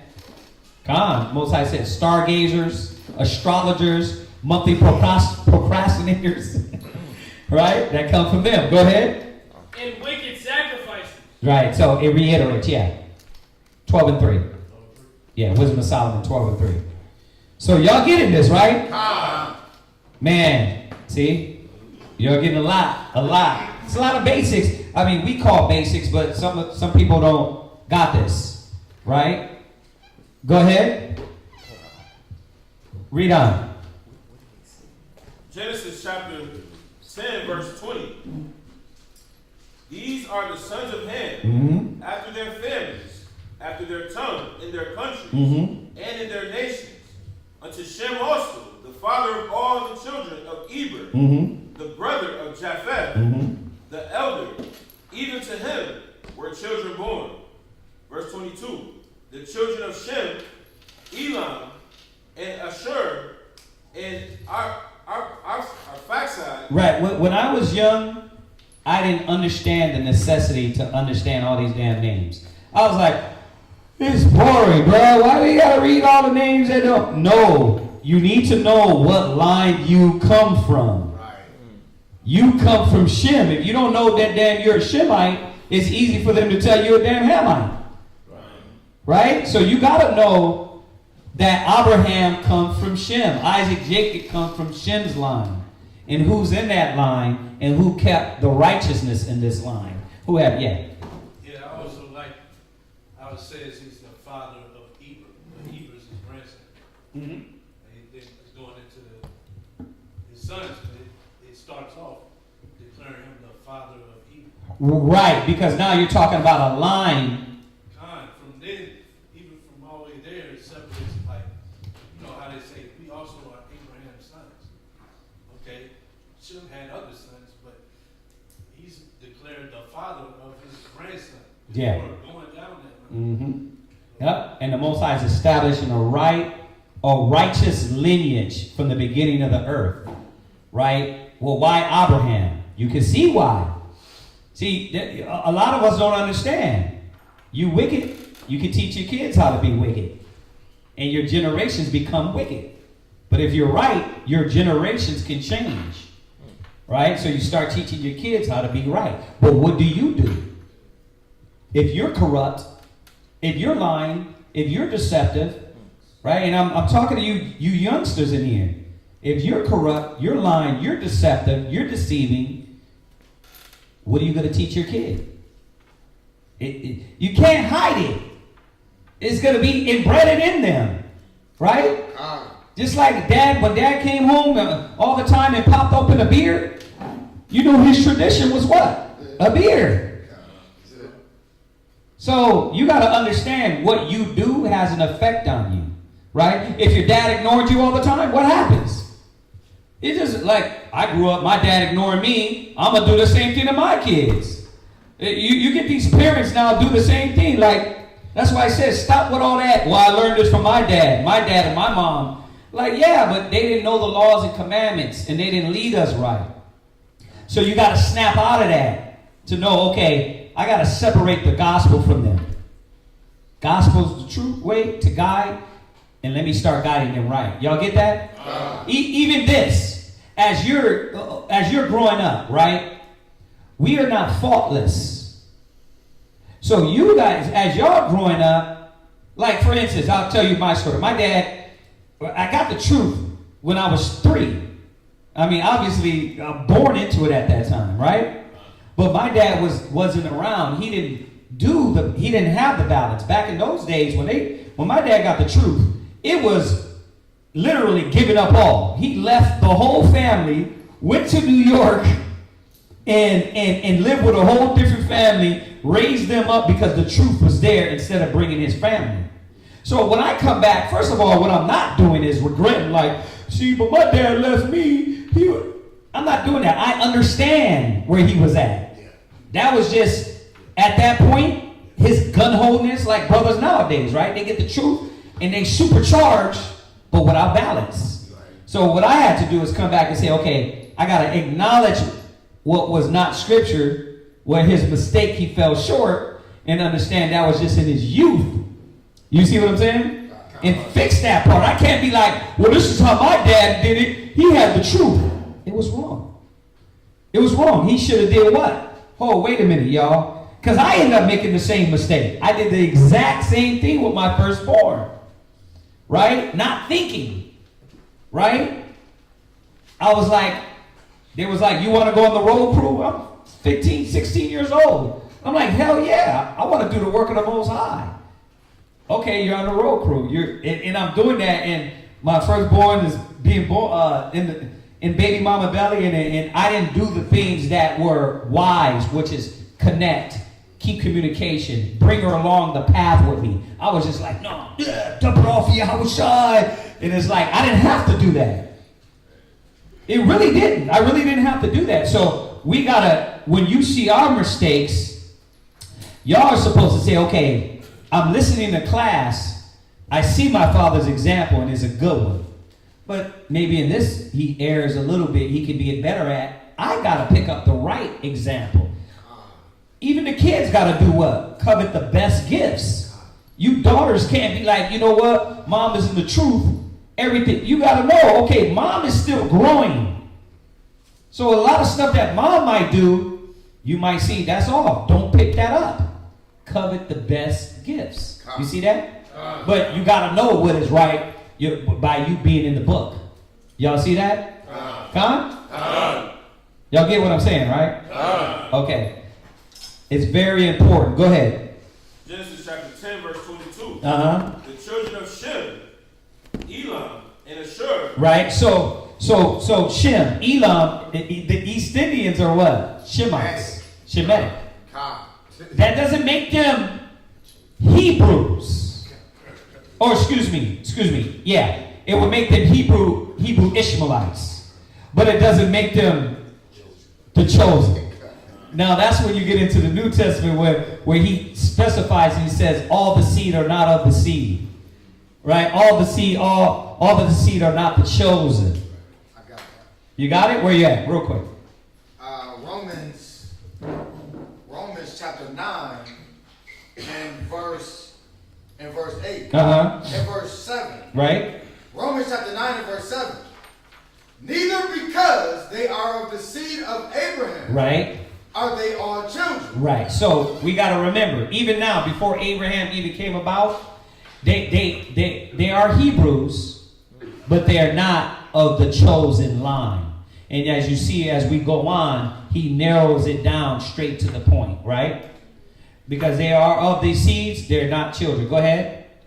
But in Isaac shall thy seed be called. Right, and we got to go on. Go ahead, read on. Read back in Genesis.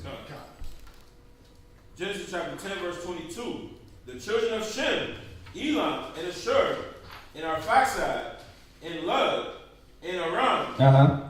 The children of Aram, Uz, and Hod, and Gether, and Mash, So the where is that at?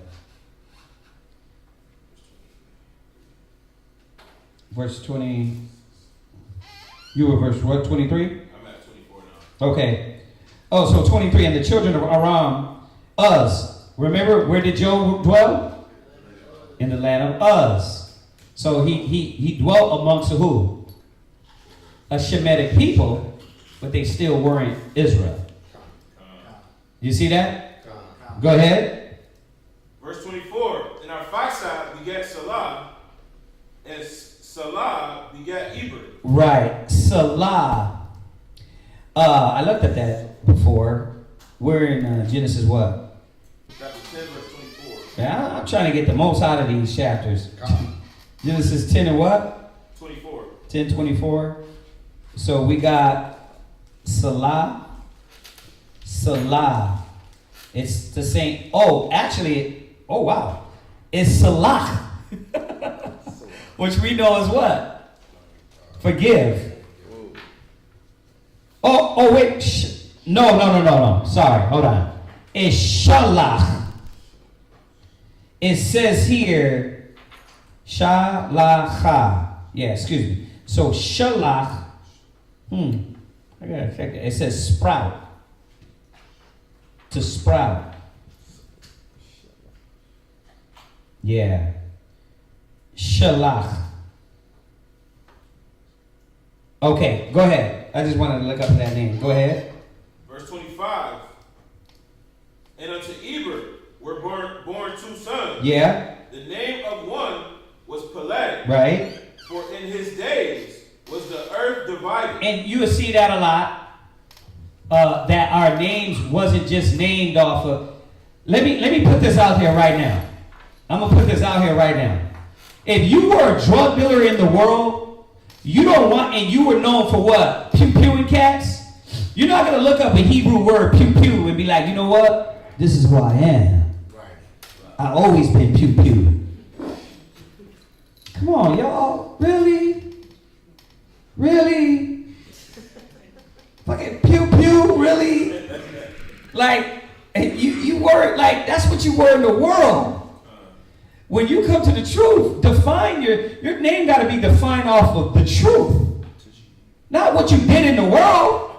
What are you trying to exemplify? The dope dealer, kingpin killer, beat down guy? Right? Or the new man and the new woman? That our names were named off of really instances, moments, important moments in time and periods. And as you see, we go on. Every name was named like that. Like, yeah, I know you even Isaac, laughter. It was a moment. You laughed. No, I didn't. Yeah, you did. You did. That's going to be his name, laughter. Right? You see that? Jacob, supplanter. But you're no longer the guy that just supplants. Now you're going to be the prince that has power. Right? You're transitioning. That's right. Right? All these different names had meaning to them. So Malaakia means what? Messenger. That's a powerful name. What is the message though? Shanyabah means what? Second son. Okay. Are you going to be that son? Are you going to stand up and live up to the standard? Ma'ula means what? How are you going to teach if you don't want to be taught? How are you going to teach if you don't learn? Huh? You guys got powerful names. Right? But what you going to do with them? Right? You see that? So remember, our names actually had meaning, and it was a moment that defined it, characteristics that defined it. Laban means what? Laban?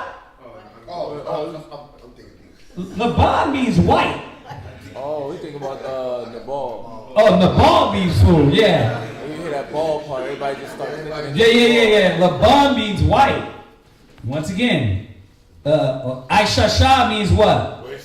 Wasted his way. It's like, oh, this is a shock. Wasted away, see, right? Right? He shall no longer be called Esau. We're going to name him what? Edom. Because the moment of him eating that red meat, what? He said he's red. showed his character. See, we had names behind, we had meanings behind our name. It wasn't just, I'm going to use my worldly name and then, no, really, what are you now? What are you trying to become? Define yourself in the spirit of the Father, right? Okay, very important. If you were pew-pew in the world, you don't have to be pew-pew in the truth, all right? Well, I'm the sniper in the truth, huh? Okay. Okay, you're a sniper for the most. Pew-pew of Yah. All right, go ahead. Go ahead. Genesis chapter 10, verse 25. Uh-huh. And unto Eber were born 2 sons. Yeah. The name of one was Peleg, for in his days was the earth divided. And that's why I went into that, reminding that Peleg meant divide. It was a specific, important moment in history and time to define what? The division of what was going on in the language. Right? Go ahead. And his brother's name. The language, the people, everything divided, right? Go ahead. And his brother's name was Joktan. Joktan. Uh-huh. And Joktan. What verse was that? Joktan. That's verse 25. Yeah, it's just certain names I just want to look up. Joktan. That's a good one, not? Yaktan. Yaktan. Smallness. Yak. Well, how it's, the transliteration is Yak. Yaktan. So, yeah, Yaktan, which is, he made, or he was made, he will be made little. Wow. See? He will be made little. Yaktan. All right, go ahead, read. Verse 26. Yeah. Question with Peleg. I remember using that to say that this is where you could say Pangea, and that's where the division was. Well. Remember the earth was divided with people in the languages, not literal earth. If you wanted to attribute the Pangea separation, I would say that would have been more through the flood, right? During that time. But once again, that's what? There's speculation on that, right? There's nothing that scripturally goes into that to be able to say, okay, this is where Pangea in the map, the time, right? Right. Now, if you want to get real ignorant with it, you can go to Esau, and then Esau gives you a time period and then kind of guesstimate around what biblical time. But, I mean, is really that important, right? But to be specific, the separation, it tells us as we go on. Language to people, the tongues, right? Go ahead. Verse 26. And Joktan begat Alamodad. Mm-hmm. And Shaleth. Mm-hmm. And Hazar Maveth. And Gerar. Shalath, a drawing force, a drawing forth, extract. Go ahead. I mean, for all the Hebrew scholars that, go ahead, want to know these names. Go ahead. Verse 27. And Hadoram and Uzzah and... That's a dope one too. Hadaram.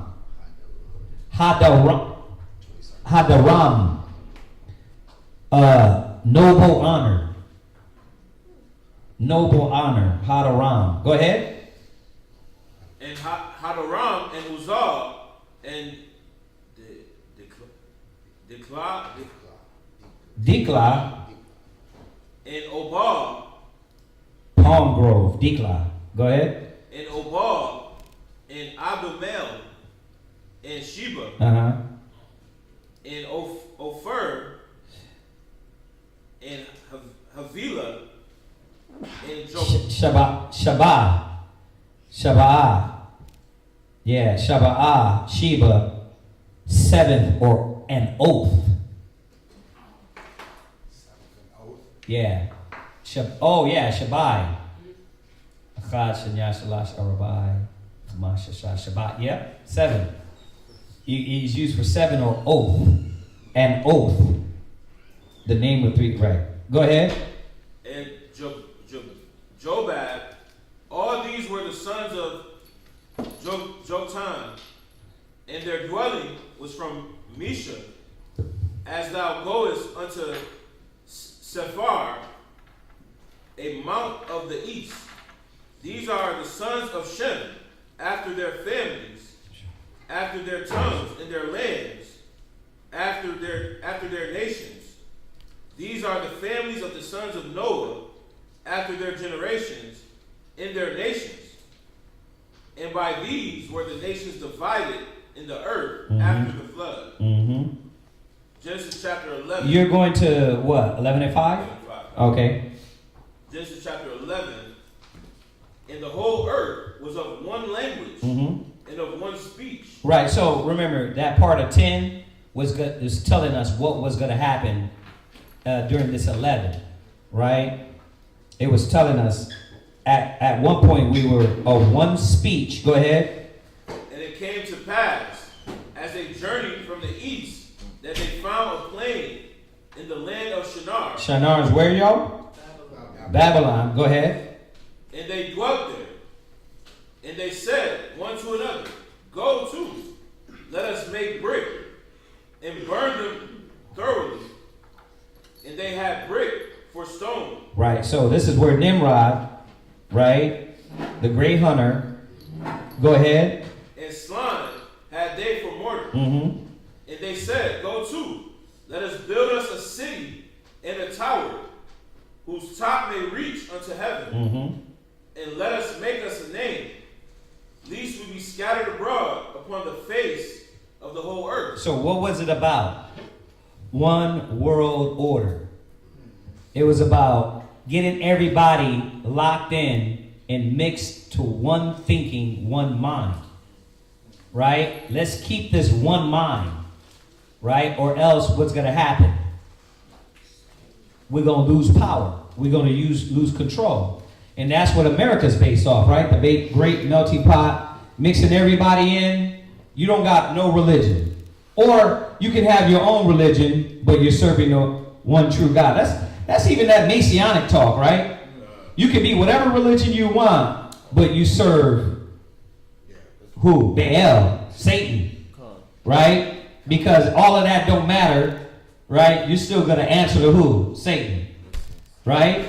So this is where all this comes from. Remember, we just read it. They started the rituals, right? The sacrifices, right? This is what they were doing. That one world order mentality. Go ahead. Verse 5. And the Lord came down to see the city and the tower which the children of men builded. That's it. Right. Let me see. It's going to be. Go ahead and send them. Yeah. What you got, huh? Oh, come on. Fall up. Behold! Aharon, son of Levi. Chosen. All right. Aaron, this is his first time reading, man. Come on. Let's get it. Step it up.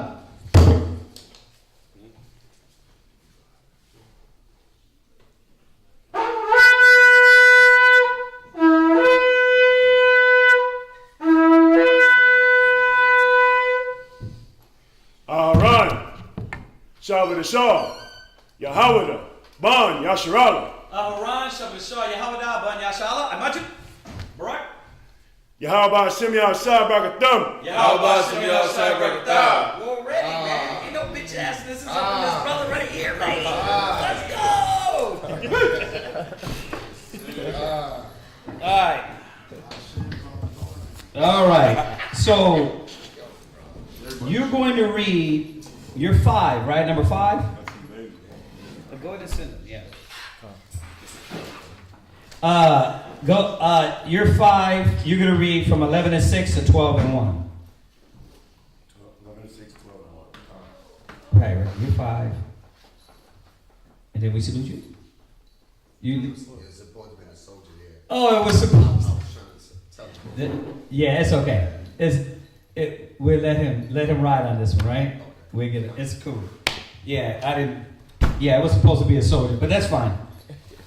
Yeah, it's like I messed up. Nah, let's go. 11:6 to 12:1. And the Lord said, Behold, the people is one, and they have all one language. And this they began to do, and now nothing will be restrained from them, which they have imagined to do. Right, and their imagination wasn't the imagination of righteousness. It was the what? Wickedness, right? Go ahead. Go to. Let us go down. Right. And there confound their language, that they may not understand one another's speech. So the Lord scattered them abroad from hence upon the face of all the earth, and left off to build the city. Therefore is the name of it called Babel, because the Lord did there confound the language of all the earth. And from hence did the Lord scatter them abroad upon the face of all the earth. These are the generations of Shem. Shem was 100 years old and begat Arphaxad 2 years after the flood. And Shem lived after he begat Arphaxad 500 years and begat sons and daughters. And Arphaxad lived 35 years and begat Salah. And Arphaxad lived after he begat Salah 400 years and 3 years and begat sons and daughters. And Salah lived 30 years and begat Eber. And Salah lived after he begat Eber 403 years and begat sons and daughters. And Eber lived 34 years and begat Peleg. And Eber lived after he begot Peleg 430 years and begot sons and daughters. And Peleg lived 30 years and begat Ruah. Yeah. And Peleg lived after he begot Ruah 209 years and begot sons and daughters. And Ruah lived 32 years and begot Saru. Ruah. Ra'ai. Friend. Yeah, the translation, every time when it translates to English, it's like, what is that? That's Ra'ai, which is friend. Go ahead. Should I say Ruah or Ra'ai? Oh, you can say Ra'ai. I mean, if you know how to say it. Remember, this is just translation to English, so that's why it's weird. But if you read it with a Hebrew mind, you would say it the proper way. Like there ain't no in English. It's palag. So when it's not say it correct. I just know everybody ain't gonna know the proper way to say it. Go ahead. Verse 21. And Ruah lived after he begat Saruh 207 years and begot sons and daughters. Branch, Saruh. And Saruh lived 30 years and begot Noah. Man, you can see how certain of these names, man, are dope and how they lead towards all the way how they're leading towards Abraham. Go ahead. And Saruh lived after he begat Noah 200 years and begat sons and daughters. And Noah lived 29 years and begat Terah. And Noah lived after he begot Terah 119 years and begot sons and daughters. And Terah lived 70 years and begot Abram and Noah and Aran. Now these are the generations of Terah. Terah begat Abram, Noah, and Aran. And Aran begot Lot. And Aran died before his father Terah in the land of his nativity, and In Ur. In Ur of Chaldees. Mm-hmm. And Aaron and Noah took them wives, and name of Abram's wives was Sarah. So that's Ar, which is flame, right? Ar, which is flame. Huh. Nice. Go ahead. And the name of Noah's wife, Milcah, and the daughter of Haran, and the father of Milcah, and the father of Akel, Iskar. But Sarah was barren. Oh, Malakah. Milcah is Malakah, which is queen. That's right. It says that. It's a ha at the end.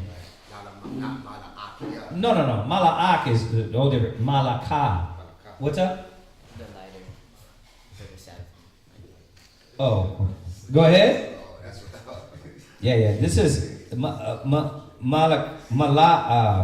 Milcah is Malakah, which is queen. Okay, go ahead. Verse 30. But Sarah was barren and had no child. And Terah. We know that one, right? Sarah? Princess? Sarah? Go ahead. We got 50 million Sarahs, right? Go ahead. And Terah took Abram his son, and Lot his son of Haran, his son's son, and Sarah his daughter-in-law, his son Abram's wife. And they went forth with them from Ur of Chaldees to go into the land of Canaan. Right. So, was Abraham an African? No. Abraham wasn't an African. He was a Shemite, right? Okay. What line did Abraham come from? A righteous line. Okay? So, was he the sons of God, the sons of men, or was he of the sons of the wicked? Okay. So, was he a heathen?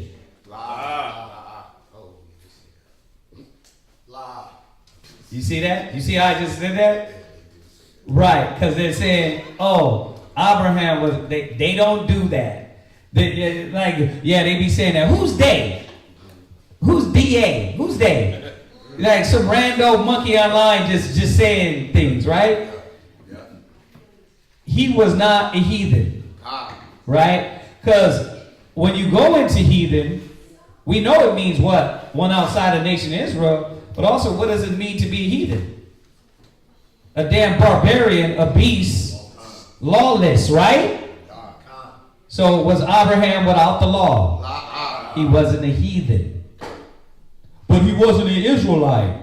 It doesn't matter. He was the sons of God. You trying to tell me Shem, Peleg, Eber? How about Enoch? You trying to tell me because he wasn't a Hebrew Israelite, he was a heathen? No, he was the sons of God. So if you want to talk about, well, he was heathenistic. Nah, heathenistic meant you was without the laws as well. You see that? The characteristics of he would be without the laws. So Abraham was not a heathen. You're right though. I'm being facetious, but yeah, they're coming with that. Oh, Abraham was a heathen. Right? I already know who started that damn stupidity, but it's one cat trying to what? Engraft. Right? And then he throws it out there, and it's like a spitfire on the internet with everybody. Right? It is. And he said it about 5 years ago. You know what I mean? And it's what? And now it's catching steam. Oh, Abraham was a heathen. Nah, bro, Abraham wasn't a heathen based on even the context of the word heathen. So that doesn't make sense. Was Abraham chosen or not? Okay, then he was the son of God, right? Okay, so why would you call him something outside the sons of the Most High? Okay, all right, let's go. To go into the land of Canaan. And they came unto Haran and dwelt there. And the days of Haran were 205 years. And Terah died in Haran. Right. Now the Lord said unto Abram.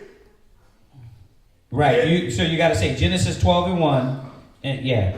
Genesis chapter 12 verse 1. Now the Lord said unto Abram, get thee out of thy country, and from thy kindred, and from thy father's house, unto the land that I will shew thee. Okay, so that's it on him.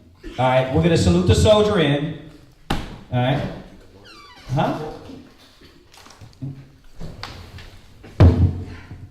Oh, Gamar? Come on, Gamar. Come on. His throat. Yeah. You'd be on the podium coughing up a lung.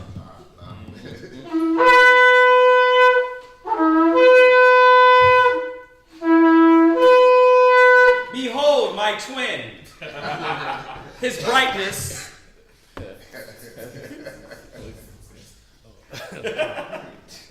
Gemaria Sabdasha Yahawada Ban Yashala. Gemaria Sabdasha Yahawada Ban Yashala. I imagine. All right.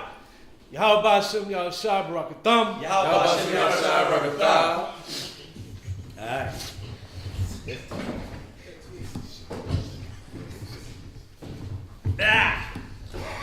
All right. All right. All right. It's you and then me. Yes, sir. And then that'll be concluded. I took a lot of time with it too. It's still early. We went over a few things. So he's going to read. Then I'm going to come back and read that Ecclesiasticus 6. But you know how that goes. I'm sure there's a lot in there that we're going to go over. All right. And it got 37 verses. So, all right. So we'll do it like that. Ecclesiasticus, he's reading. Yeah. You're reading 12:1 to 20? Go ahead. No. He's got. You're just literally a fill-in because he read your part. All right. Go ahead. Genesis chapter 12 and verse 2. And I will make of thee a great nation, and I will bless thee, and make thy name great, and thou shalt be a blessing. And I will bless them that bless thee, and curse him that curseth thee. And in thee shall all families of the earth be blessed. So Abram departed, as the Lord had spoken unto him, and Lot went with him. And Abram was 70 and 5 years old. All right, I know this is going to be a weird one. What does Abraham mean? If you don't know this, you get 50 lashes in the back. Beat like a damn slave. What does Abraham? Father. What? Go ahead. Father of a multitude. Father of a multitude. Okay, hold on a second. So, Abarum,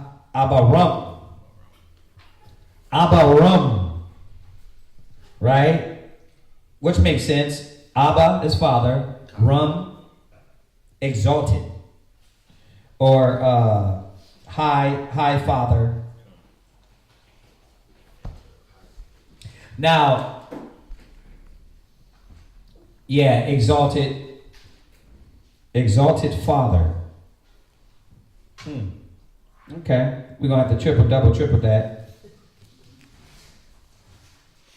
Right. Abarum. Right. Abba. Oh, it's Abba Yerum. Abba Yerum. Abraham. Okay, go ahead. And Lot went with him. And Abram was 70 and 5 years old when he departed out of Haran. Verse 5. And Abram took Sarai his wife, and Lot his brother's son, and all the substance that they had gathered, and the soul that they had gotten in Haran. Right. Remember, man, the Most High was always separating the clean from the unclean. That's what you got here. You got the Most High separating this right spirit on this man, right? And not going to let him raise kids, you know what I mean, in this heathenistic environment. Let me get you out of there. Right? Go ahead. And they went forth to go into the land of Canaan. And into the land of Canaan they came.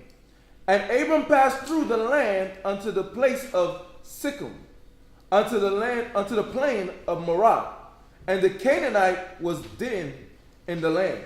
And the Lord appeared unto Abram and said, unto thy seed will I give this land. Okay, real quick. Hometown of Abraham. Is mentioned 4 times in the Bible as the hometown of Abraham. It was occupied from the 4th millennium BC. Excavations of in Iraq today have continued off and on since the 1800s. The famous royal tombs at 2500 BC revealed gold and silver objects of great beauty. Left and right part of standard of from those tombs made before Abraham show Sumerian people. So this is where, remember, he would Iraq. This is page 48, and I'm a number 3 right there. So this is remember Iraq, which was what? Of Chaldees, right? This is where the Sumerians. Why is this the most important thing you can really understand during this time? Is because when you deal with the Zechariah extension, you deal with the Sumerians. This is what you're dealing with, right? When they start talking about the Anunnakis came down and all that stuff and gave the people wisdom, it was in the land of Sumeria. This is one of the oldest civilizations that ever existed. Well, guess who was there? Black people. Exactly. But they're not telling you that part. They're going to do all the imagery on History Channel as Caucasians, right? This is dark-skinned people during this time. So Abraham lived in that land, was taken out, right? Finds show that Abraham's ancestral home had been a powerful city-state before it fell. Check that out. Power, state. So what do we got there? Government, rulership. Before the white man. You didn't come up with your little democracy and rulings and power and all these things, laws and rules and regulations. You didn't do it. You didn't make us civil, right? There was nations way before you, right? It says, if Ur's decline and fall came during Abraham's time, perhaps archaeology has provided another clue as to why Abraham's father relocated his family to Haran. Okay? So, y'all got that? Right. And Haran, home of the patriarchs, a village of Haran existed in Turkey today and has been found to stand astute the ancient one from the Old Testament period. Also found near Haran are villages that should bear the names of Abraham, greatest grandfather and grandfather, Serug and Nahor, as mentioned in Genesis. What is this showing y'all? That they know these men were real. This ain't made up. This ain't the X-Men and, you know what I mean, X-Men series. This is real, legitimate history, archaeology that they found. Now you got the evidence showing about Abraham, right? And you got it showing about his forefathers, the patriots, right? Okay, the cities of Ur and Haran both had the moon god as their main deity. Right, and then it goes on and says this, right? Terah, father of Abraham, worshiped other gods. And it says, and moved his family from Ur in southern Mesopotamia, Iraq today, to Haran to the north. Okay. All right, come on. Which we just read, right? 11:27. Go ahead. Genesis chapter 12 and verse 7. And the Lord appeared unto Abram and said, Unto thy seed will I give this land. And there builded he an altar unto the Lord, who appeared unto him. And he removed from thence unto a mountain on the east of Bethel, and pitched his tent, having Bethel on the west, and Hai on the east. And there he builded an altar unto the Lord, and called upon the name of the Lord. And Abram journeyed, going on still toward the south. And there was a famine in the land, and Abram went down into Egypt to sojourn there. For the famine was grievous in the land. And it came to pass, when he was come near to enter into Egypt, that he said unto Sarai his wife, Behold now, I know that thou art a fair woman to look upon. Therefore, it shall come to pass, when the Egyptians shall see thee, that they shall say, This is his wife. And they will kill me, but they will save thee alive. Say, I pray thee, thou art my sister, that it may be well with me for thy sake. And my soul shall live because of thee. And it came to pass, that when Abram was come into Egypt, the Egyptians beheld the woman that she was very fair. The princess also of Pharaoh saw her, and committed her before Pharaoh. Right, so now this is why it says, go back to Peter's 3. See, go back to 1 Peter's 3. No amazement. Peter's 3:6. Go to 1 Peter's 3. Let's start from verse 1. This should be embedded in some of you wives, sisters' minds. But let's understand what's going on here, since we got time. Go ahead. 1 Peter chapter 3, verse 1. Likewise, ye wives, be in subjection to your own husband. Now we're understanding what that subjection was, right? You think about, you're in this instant to where you tell your wife to follow, right? He gave explanation. He gave wisdom behind it, right? And she fell what? In subjection. She fell in order, right? She submitted to his wisdom. Go ahead. That if any obey not the word, right, they also may without the word. Well, what was the word? What was the word? Wives, be obedient, be in subject, be subject to your husbands. Why does it hurt the women to be subject to their husbands? Why? And we know why. America influence, pride influence. I grew up the way I want to. I got an ego. I think I know, right? My man is nice to me, right? He's loving to me, but what? I take that for granted. I respect the dude that used to backslap me more. Now this Hebrew Israelite comes in, well, let's get the Bible. You know, he ain't gonna do nothing to me. He ain't the backslap guy, right? So what do? I take all that for granted. You see? And you let all those things come into play and saying, wait a minute, this man is respecting me. He's giving me the wisdom. Let me put aside my ego. And that's what we're reading about Sarah. She put aside her ego and understood what she had to be subject to. Right? Let me do it. Right? Let me just follow. Let me just be faithful. Go ahead. They also may without the word. See, and what happens is Sarah, right, moved in the spirit of the Most High. She wasn't slacking when it came to the word. So a lot of times, listen, the key is right here. The key is literally we're reading about her actions that define the quality of woman she was.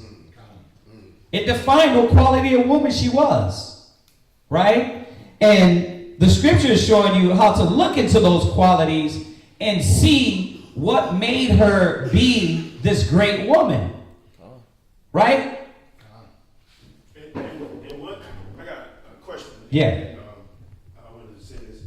It also helps if the women could look at the fact that Abraham said, "You will save my soul." Right. Right. So, are you being obedient to save my soul? Are you being obedient to the Most High? Right.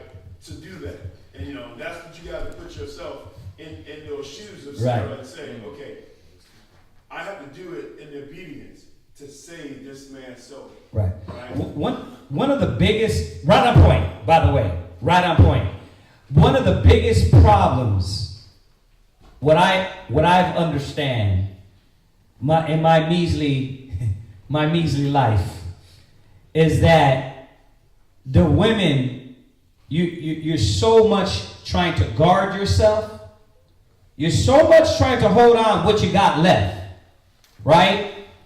Because I already had Sharik take my virginity.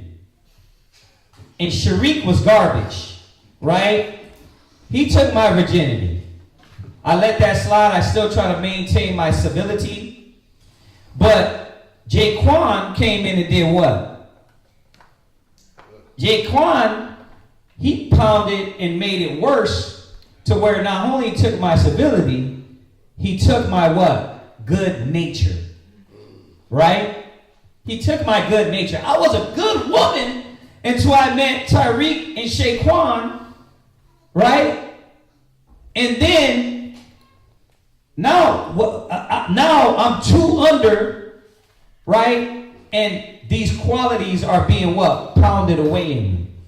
So by the time you get to your Israelite husband, right?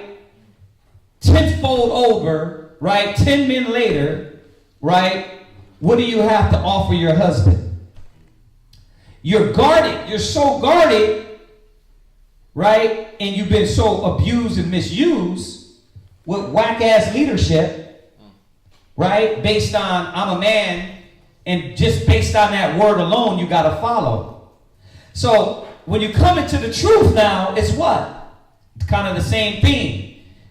Obey your husband. You're like, I already freaking did that. You did that to Shaquan and Terrell. But when you came into the truth, right? Or Julio and Gustavo, right? You was humble to Gustavo, but Gustavo was storing damn Coke and drinking Coronas, right? And damn fucking shipping Coke, and you're like, what the hell? I was cool. But Gustavo wore all that out. So you come in and his name is changed to the Puerto Rican hammer, and you know what I mean, the Judite, you know what I mean, the Judite sword. And you're like, damn, but I'm still seeing those flaws that was in Tariq and Shaquan and Gustavo, and you're like, God damn, it's hard. It's hard. But that's why you got to be mature enough to understand all these things that is going on around you in the truth. Right. That you're not only being cleansed and purged and changed, right, but your husband is as well. But how is it that you're going to balance this out? How do I be this humble wife to my husband and not hold the grudges and be guarded to change? You know what I mean? You're like, damn, I'm going to be guarded so much that I'm not giving in to what they're saying. The knowledge, the word, the scriptures. So it's like, how do you please the Most High? And be this righteous woman if you're so guarded, right? Because of what Tariq did. How do you do it? Oh, you got an answer? Hold on, sis, go ahead. What's the answer? Well, you have to kind of change your values. Like, change your values. Change your values as far as you're switching what's important to you in a worldly aspect to spiritual side. Like, Sis, you're gaining wisdom. You're switching your values to what is important from what you had in your mind to be a value as importance to now the truth. Go ahead. I'm just repeating for my line. Go ahead. Because when you're in the world, salvation and like pleasing your husband and even being a good woman in general, if you're not married, is not that important. You're not taught that. It's being independent along with your feelings might have gotten hurt or whatever. Past the point of your feelings being hurt, okay, you're not dealing with the same type of. So your values are creating. Now you're creating a whole different. Being that your values are changed, you now have a different outlook on what it is to be a woman, a righteous woman, and your goals start to change.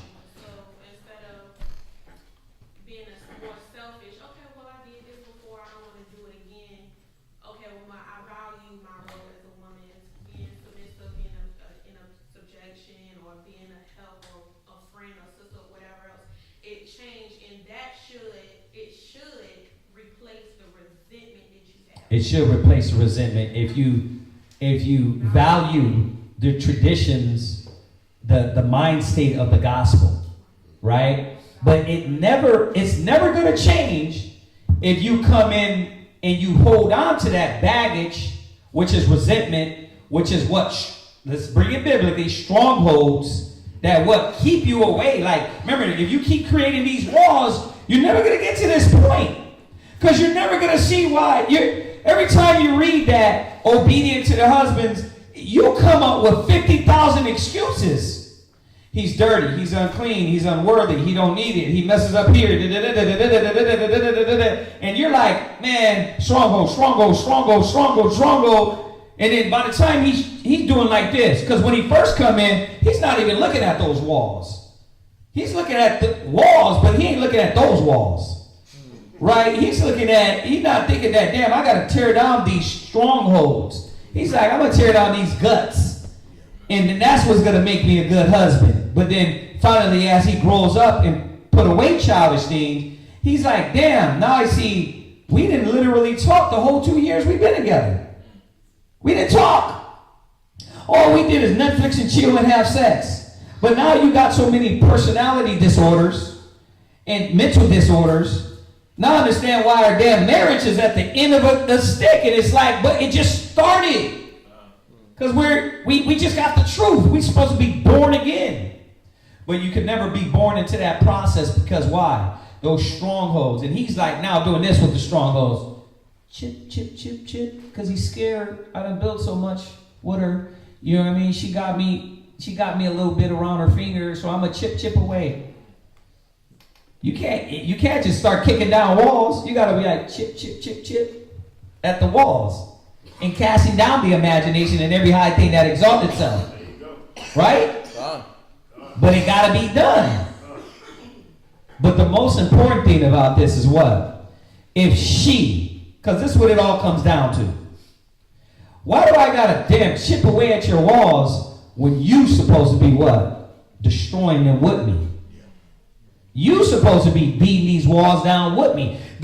I can't just come in. Nobody can come in. I can't come in and just start kicking down your walls. You got so much mentality and the way you think and the way you feel. And then when we get in class, that's why you look at us weird. I say something that you do. You like, this nigga trying to take shots at me? You're like, you trying to shoot at me, bro? And I'm like, pew, pew, pew. And you're like, no, pew, pew, pew, pew. So what has to happen? What has to happen? You got to come in and say, the word is right. I got to be casting down these imaginations as well to get to this point of being this woman. You have more to add? Go ahead, because you're standing up still. Go ahead. In Genesis chapter 12, verse 16. Right? And it said, and he entreated Abraham well for her sake, and he had sheep and oxen and asses and You're jumping ahead, but go ahead. No, go ahead. Have we even read that yet? Yeah, did we? No, we haven't even got there yet. We're gonna get there though. I'm at this point of reminding the sisters, like, what made this woman Sarah quality? What made her a quality woman? She had to cast down these imaginations with her husband. It had to be teamwork. Right? Because you can't change nobody. That person should be wanting to change based on what the Father said. That's why a lot of times, can two walk together, at least they be agreed. If she's not agreed that the quality, standard, the bitterness that she holds in, the resentment that she holds in is not of the Father, then when you go in, you're like, yeah, but that's not of the Father, and she's not thinking that way, then what's going to happen? It's going to be a war. It's going to be a war. That's what's going to happen. She's going to be going to war with you. Right? What's up? I wanted to ask, when I've heard a lot of women, and that when that word comes up, being submissive, being obedient to thy husband, they forget that they have done it so incorrectly in the world. So when they hear that, they don't hear value. I'm adding value. I'm increasing in value. What they hear is, get in order. Forget that I've done it so wrong so many years that this took my value. And they're not looking at it on the other side. Right? To say, this adds to your value. This shows that you do have value. Right. They're not looking at that. And that's what the gospel is supposed to be bringing back. Right? The woman has to reveal that, wait a minute, this is what I'm supposed to be achieving to. And you're like, dang, how'd you get that all out of Abraham and his communication with her? Because Peter came back and what? Further edified on the things that define what her logic and thinking should have been like. And that's what's going on here. Sarah's logic is defined in Peter's. So this conversation in Genesis, this had to be her mind. She had to be obedient. She had to let go of those things that are holding her back from where the change is supposed to come about, right? It says that they mean without the word, first and foremost, Yahweh, without the word, the Most High, be won by the conversation of the wise.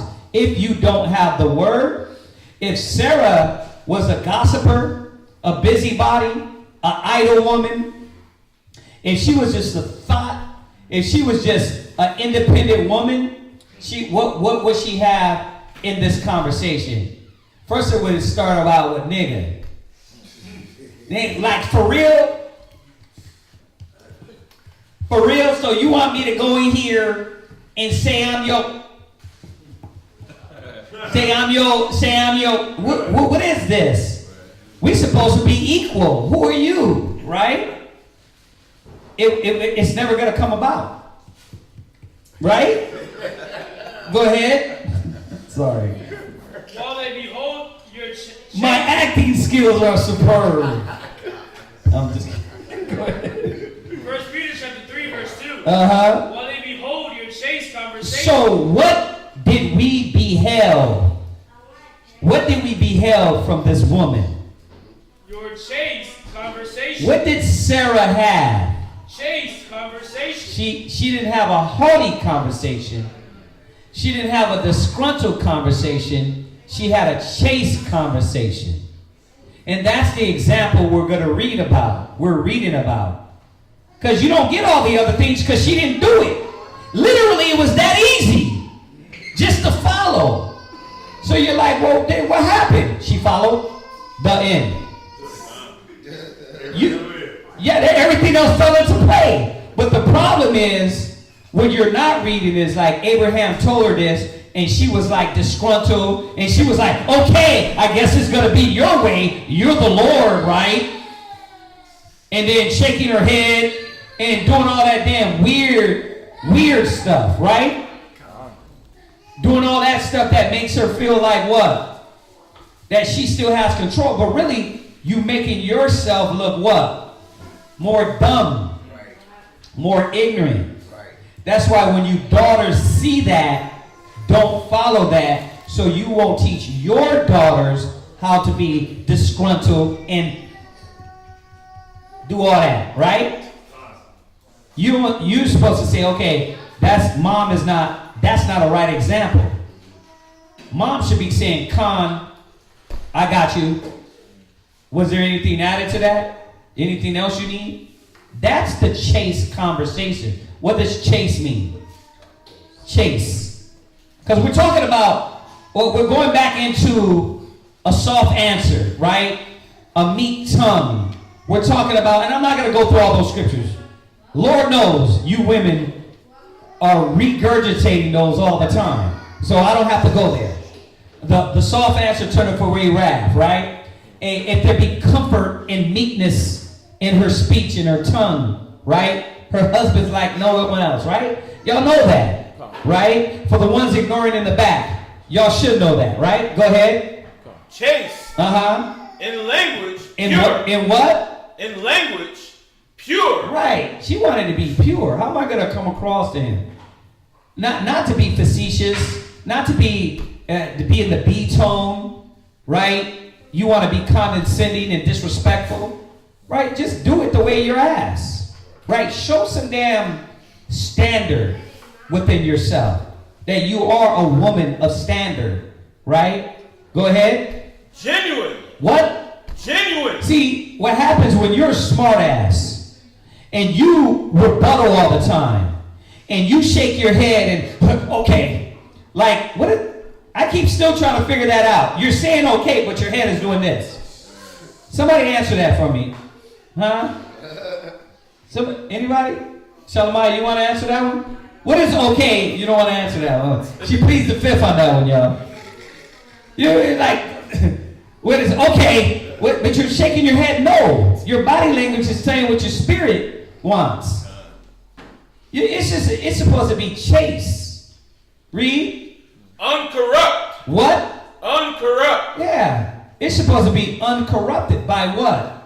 What your mama is saying. Daddy is saying. The world is saying. What does the Father say?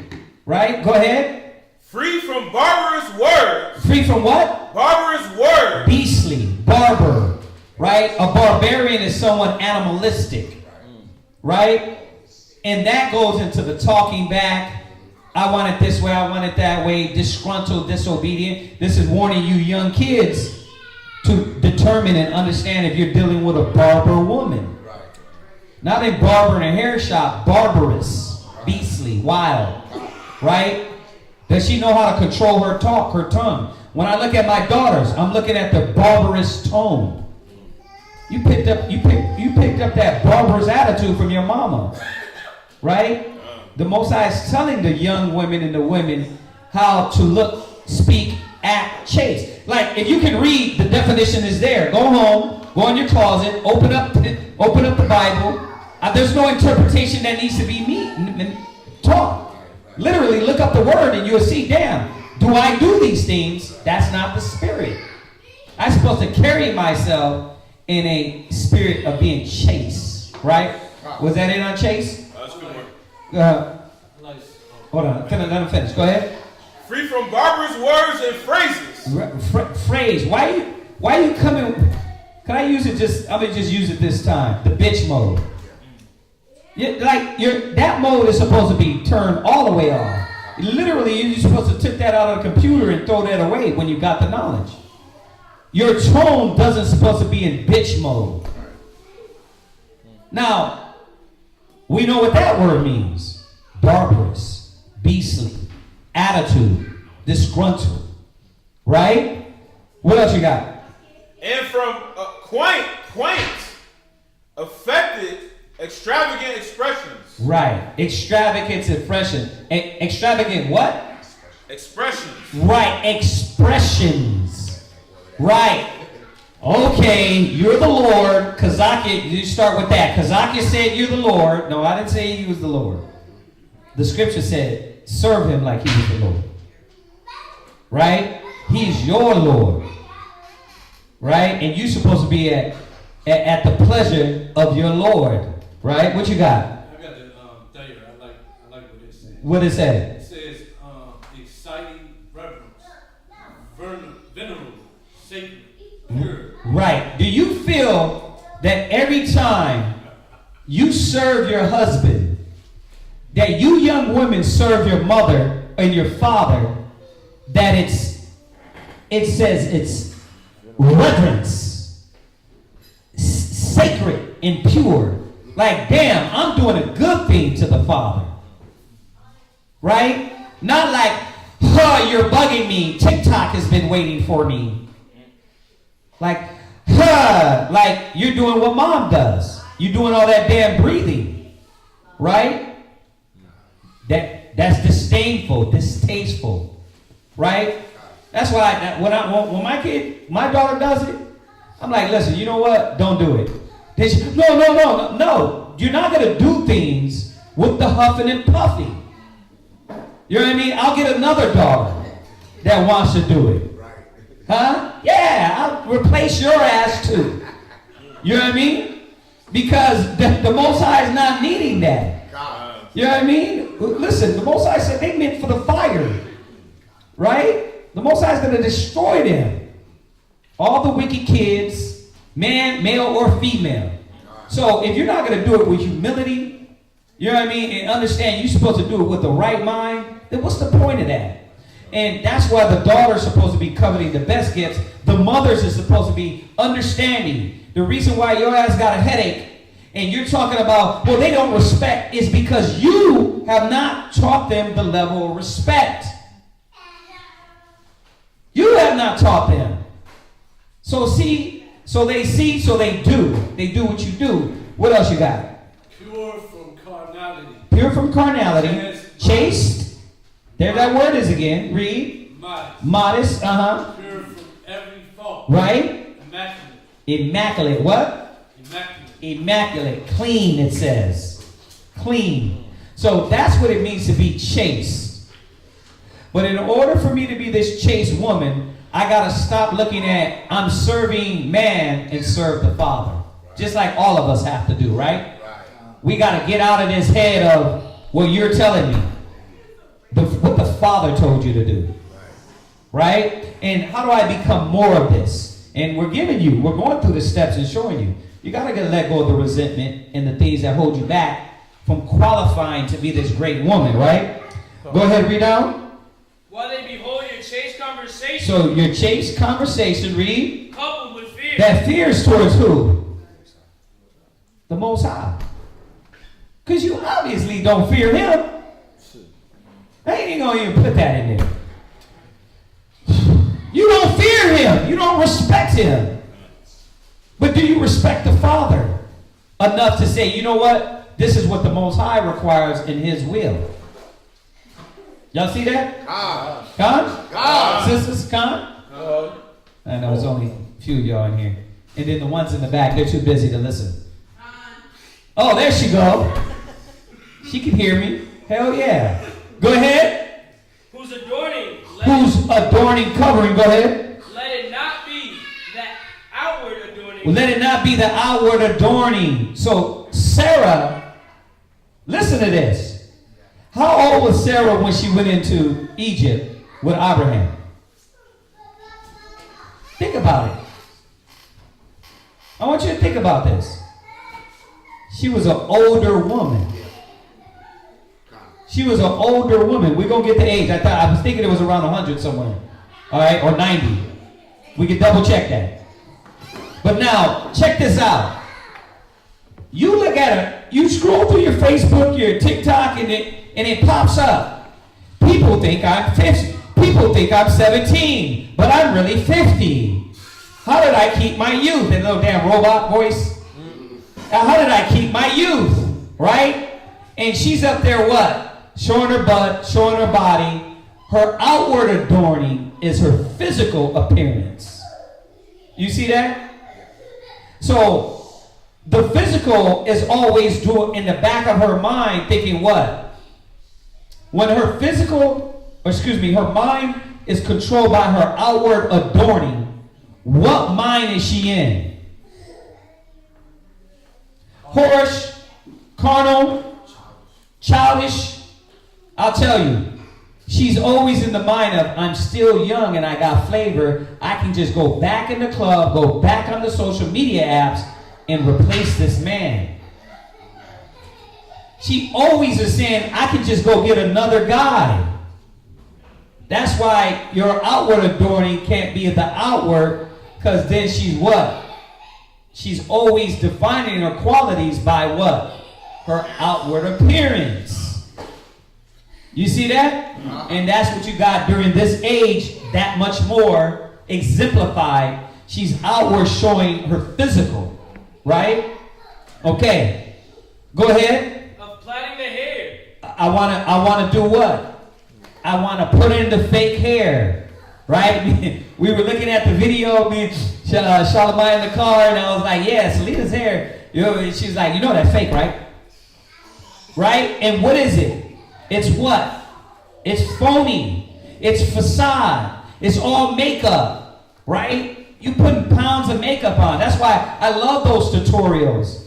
That when she looks like she got beat up, shot in the face, and then she makes herself, she start putting the eyelids on and the makeup, you're like, yeah, that's reality. That's the reality of it, right? The one I sent to y'all, right? She looks like a dude, and then what? She puts on the makeup and she looks like a drag queen, right? But you're like, damn, she look good, huh? No, she just looks like drag, bro. Let's be real. Outward adorning is what she's exemplified of. And that's why she always has in her holster what? I can always replace this ninja. I don't need you. You'll hear code words like, I don't need you. Code word. Right? I can always get another guy. Right? I don't need you is code word. I have something still in my chamber. Right? Yeah, you do. Cellulite. You do. 50 kids. You do got something in your chamber. You don't got modesty. You don't got spirituality.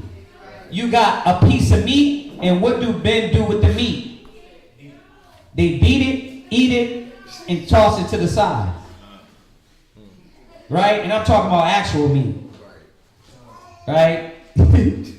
You just eat it up, and what? It's nothing. Carnality. And with the women, what do? Have sex with them, and what? To the side. Y'all got to understand this, what happens when it's the outward adorning is defined more than the inward adorning. Go ahead. Of wearing of gold. Right. So this wasn't in Sarah's mind, because she would have spoke it. She would have showed it. Like, are you serious right now? Are you serious right now? Right? Like, you really want me to go in here? You really want me to go in here and just not say you my wife? We've been together how long? You a grown-ass man. So you want me to go in here and just say, oh, I'm your girlfriend now. Okay. Okay, well then you know what? I'm going to be your girlfriend then. Right? That's which mode she would have went in. Read on. Or of putting on of apparel. Right. It wasn't defined by the outward appearance. And she being a baddie at the age that she is, she wasn't like, what, suck all that up with a girdle and then be like, look, she's a baddie at 60 years old. That is disgusting, man. I'm sick and tired of it. Right. I'm sick and tired of it. Right. Like everything a woman is defined. I'm glad, you know what though? I like it, but I don't. Because now you can really, it's wearing everybody out with that. Now they're like, okay, you're no different from 1,000 other women. Right? Now it's going to come back to what? Wait a minute, what do you have to bring to the table? What's your real value? You see the goods, See, the world, they don't even know what they're doing. It's always going to come back to the Most High. You're going to have to come back and look at the inward man, the inward woman, right? Go ahead. But let it be the hidden man. Right. Of the heart. Right. She had to muster up the hidden man of the heart, the spiritual woman, and what? Come from that way. And that's what we're seeing with Sarah. Just from a few words. Yes, Lord. Khan. Will do. Nothing has to be said. Done. Right? You got a hand raised? What you got?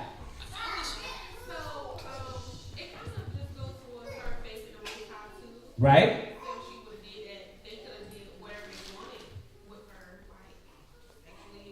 Right. It all had to do with faith in the Most High. We're going to get back there too. I'm just getting past this. He's telling her this point. We haven't even got to the depthness of it. He's telling her this. And what is her response? Her response is not based off of her physical appearance, her outward appearance. Even though it was an outward appearance theme, her response isn't off of that. Her response, yes, all had to be rooted in faith in the Father. Go ahead.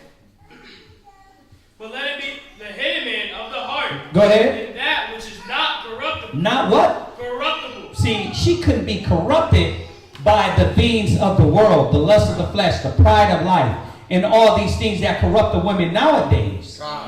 Right? That's why the women of the world don't have any more value. Now, you Israelite women, you are, bruh, I would take my ribs over any woman in the world. Like right now, sheesh. Come on, look, some of y'all brothers' ribs, you should be happy. She's sitting in class. She's got a head cover. No, I'm not saying just put up with it. What I'm saying is at least she's trying and battling. Right? And as long as she's doing that more and more to the perfect day, right? That's what is required. But you go out and get in these streets, man, and these women don't have no self-respect anymore. It's crazy. So you got to see that we're the last of a dying breed, and these qualities define us. The qualities, the character that the Father set up defines us, right? Go ahead. Even the ornament of a meek and quiet spirit. What makes you a Jew? What makes you a Jew? Read it again. A what? A meek and quiet spirit. Condescending asshole? A meek and quiet spirit. A condescending jerk? A meek and quiet spirit. Argumentative wife? A meek and quiet spirit. Wait, I'm going to be meek and quiet, but yet still disrespectful, because you got those two. Yeah. Right? No, the Most High said this meek and quiet spirit was based off of values of, like the sister just said, locking into the faith of the Father and knowing, yes, I'm going to put myself in the Father's hands. And you know what? He's going to make it right. Right? Abraham's not perfect. I mean, he's led me right so far, okay? But above all, I'm going to put my hands in the hands of the Most High. Go ahead. Which is in the sight of the Most High. Right? Of great price. You are reminding yourself what makes me valuable to the Creator. Forget this moment right now with Abraham. What makes me valuable to the Creator? It's me locking in to the Father, and in return, I'm automatically locked in with my husband. Right? That's what makes me locked in and unified. But if my morals, my standards are not the quality of what a woman is I'm not striving for what the Father says, man, I'm nothing of this. Doesn't matter. Right? Does this make sense? Go ahead. For after this manner, in the old time. In the what? In the old time. What? Not only Sarah, but all these women. Why you don't hear a lot about women? Because they was locked in. Right? They was doing their job. You hear about the disgruntled one, she was cast in the damn dungeon and never, right? You hear about that. You hear about the ones, the righteous examples. You know what I mean? Yeah, Go ahead. Yeah, because basically their job is It's pretty simple. Yeah. The Lord gave the man all the instructions on how to operate godly. Right. And the woman is supposed to follow the man on how to operate godly. Right. So that's why. Go ahead. That's why I was gonna say you probably don't see too much about the woman because they're supposed to be following the standard. And they're following it. They were doing it. A lot of them were doing it. Right? Go ahead, read on. The holy woman also. Right? Who trusted in Yahweh. Who what? Who trusted in Yahweh. That's the main point why I'm reading down. Sarah trusted in Yahweh. She trusted in the Father, just like you said. Go ahead. Adorned themselves. They covered themselves. Go ahead. Being in subjection. Being what? In subjection. Go ahead. Unto their own husband. See, this is what it was all about. They trusted in the Father, and therefore they adorned themselves with the covering of meekness and humility and the highest standard. Right? Go ahead.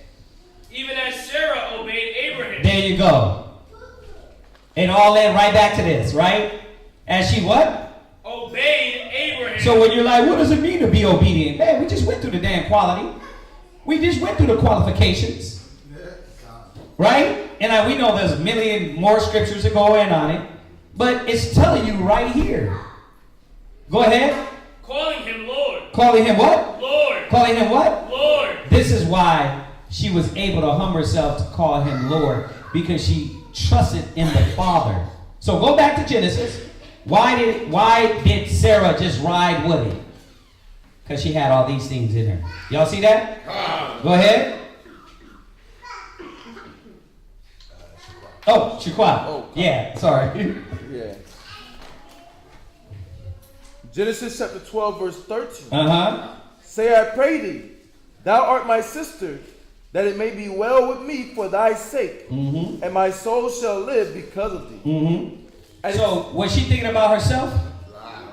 What was she ready to do for her husband? Bro, it be those fights. You see the guy getting beat up, and the girl jumps on the guy back. You like, okay, she ready to go out for her man. Right?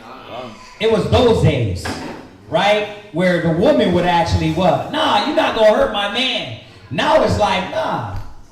She's ready to dive on the grenade for her husband.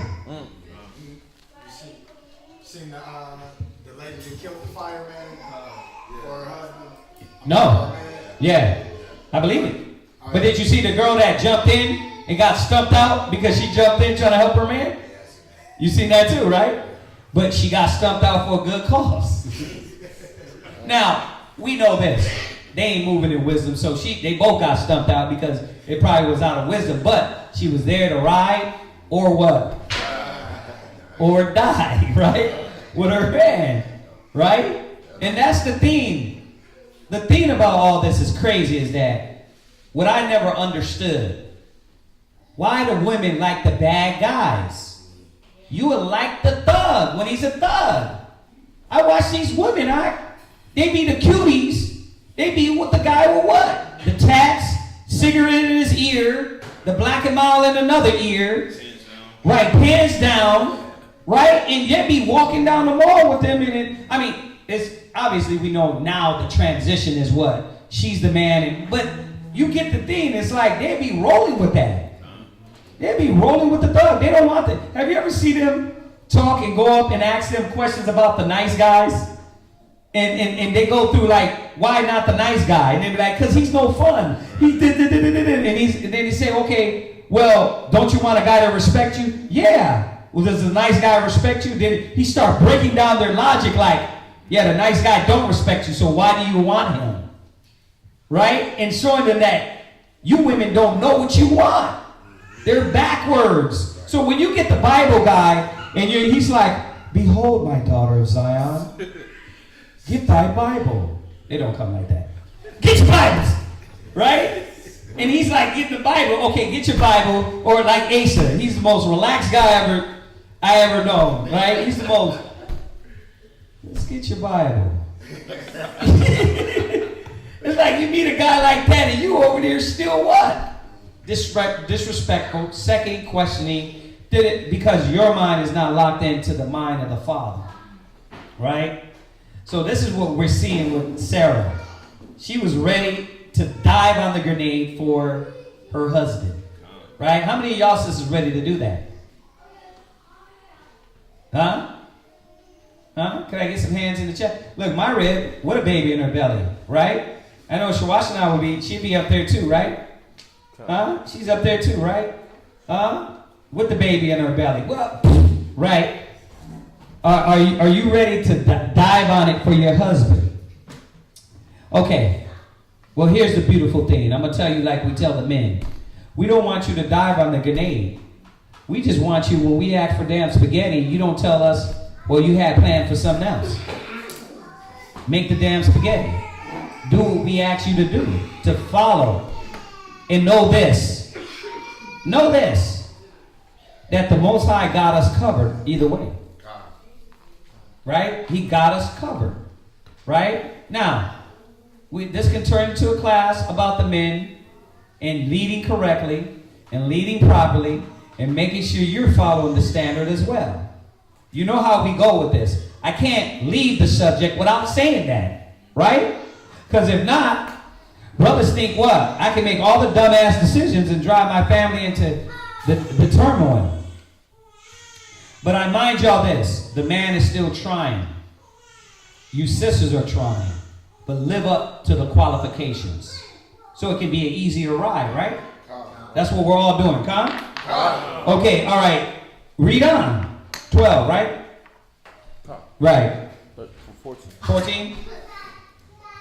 And it came to pass that when Abram was coming to Egypt, the Egyptians beheld the woman that she was very fair.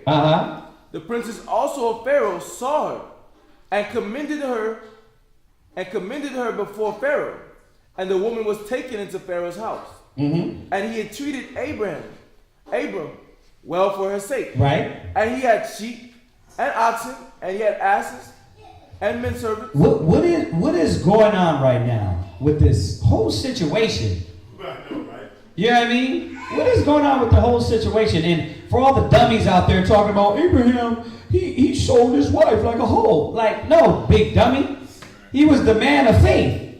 He knew, first of all, he already knew it was all going to work out. How about that? How about that? He already knew it was going to work out. Right? While you over here doubting and second questioning his motive and why he did it that way, he did it that way. And the Most High was with that way. You won't give the man the opportunity to let it be done, to show forth to the man whether it was wisdom or no wisdom. Do you know the wisdom that you moved in was wrong? Okay, then that's a man. Right? And you got to be a man to your woman and know, listen, I made a mistake here. I did that. I got corrected. I see that. But that doesn't mean all my mistakes are wrong. I mean, all my choices, decisions are wrong. Right. You see that? Could you respect me for that? See, a righteous woman should even respect that. You know what? Come on, babe. It's just, I got frustrated. I knew this, and this. But you still got to be faithful too. You see? Abraham was in the spirit. The way he did it was the way the Most High was what? And it says a man's goings are the Lord. The man guided his righteous steps, and there was no what? Negative repercussions. Right? Now, who did Abraham have to counsel with? The Father, the Spirit. And he said, and the Most High was like, look, you're going to move right. She did it without fear. Right? She could have said, man, you dumped me off. Right? You threatened our existence. You threatened our life. You put me in a predicament that I didn't want to be in. She didn't do none of that. Chase conversation. Go ahead. And he asses and men servants and maid servants. Right. And she asses and camels.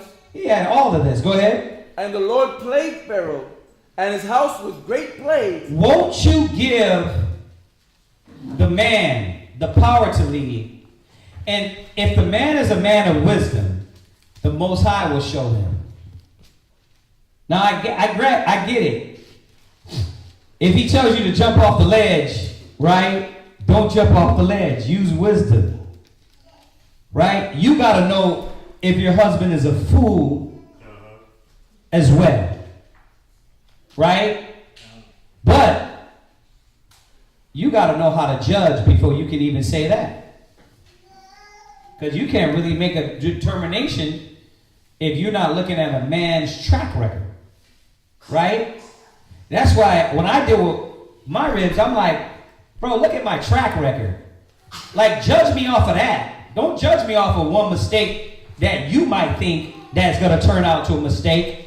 Credit me according to my whole track record.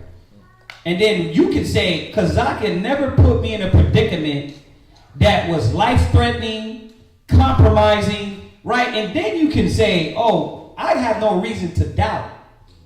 And that's why we got to remind ourselves all the time, what?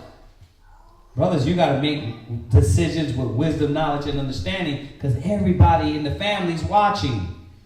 You see that? Then, if the woman is guided in the spirit, she'll be able to come back at the end of the matter and say, what I thought was wrong, the spirit of the Most High turned into, was right. So, damn, I'm wrong. I was totally wrong. And a lot of you women don't want to give that credit, that it didn't turn out the way you thought. That's how you know you're not spiritual and you're not maturing with wisdom, knowledge, and understanding. You're not looking at it and saying, wait a minute, I panicked, I lost control, and I didn't realize in the end the Most High was still with this man. Right? He didn't cast us away. You see that? Read on. Come on. And the Lord plagued Pharaoh and his house with great plague. Right. Because of Sarah, Abram's wife. And Pharaoh called Abram and said, what is this that thou hast done unto me? Right. Why didst thou not tell me that she was thy wife? Right. Why saidst thou, she is my sister? Right. The Spirit intervened. The Most High will intervene. And you know, I don't want this to go to 5 again, so I'm not going to link this with precepts. We'll be here all day. You got one? Okay, go ahead. I'm asking. I know there's a lot, though. Go ahead. Come on. Does this go with the 1 Peter 1 and 7? Go ahead. 1 Peter chapter 1 verse 7. That the trial of your faith, being much more precious than of gold, right, that perishes, though it be tried with fire, might be found unto praise and honor and glory. That scripture is applicable in every situation that we are to learn. Why not this moment? This was a total moment defining Sarah, trying her faith, and showing her that she was supposed to understand the predicament and how it turned out, and that the Father was with it. The Father was with Abraham. He's a father of faith. Let me keep following. It was to show us what? Women, let the Most High reveal it. Don't panic. Don't jump the ship. Y'all get that? Yeah. That 1 and 7? First Peter's? 1 Peter chapter 1 verse 7. Yeah, 1 Peter's 1 and 7. So it was a trial of faith. See, the problem is, man, a lot of women don't want to go through that trial. Right? I got a little class coming. We're going to talk about that. Because they're always defined by certain things, which is carnality. And one thing, I was looking into some, psychologically, the woman deals with what? Safety. No, safety. Like when they pick a man, it's on stability. It's on, is he going to bring stability to my life? Right? And nowadays, a lot more of that is what? Money.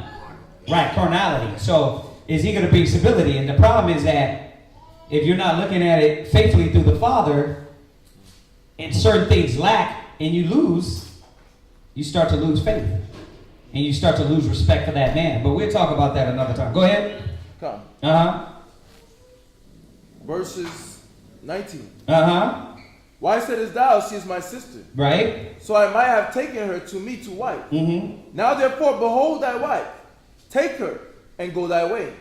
And Pharaoh commanded his men concerning him.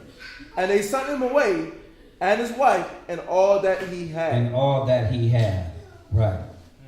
Now remember, this was a man of wisdom, knowledge, and understanding. He just didn't make moves. He made moves in the spirit of the Most High. Yeah. I just want to know, before we move on, can I ask, quick stop you? Yeah, go ahead. So according to Josephus, this whole Hold on one second. Josephus, a history book, not the Bible.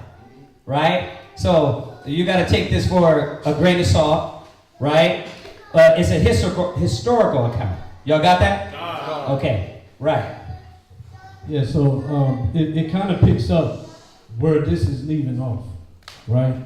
And it deals with what we talked about earlier with the Egyptians getting their wisdom from Abraham. This apparently opened up those conversations. So I'll read it. It's Book of Josephus, Antiquities, book 1, chapter 8, about the bottom of verse 165, and it reads, he also, this is after he gave back Sarah, by the way. He, being Pharaoh, also made him a large present in money, and gave him leave to enter into conversation with the most learned among the Egyptians, from which conversation his virtue and his reputation became more conspicuous than they had been before. For whereas the Egyptians were formerly addicted to different customs and despised one another's sacred and accustomed rites, and were very angry with one another on that account, Abraham conferred with each of them, and confuting the reasonings they made use of, every one of their own practices, demonstrated that such reasonings were vain and void of truth. Whereupon he was admired by them in those conferences as a very wise man. Let me say this on that point. Remember how y'all deal with situations, how we deal with situations as men, right? Your counsel, your wisdom. People are listening. Your wife is listening. Your family is listening.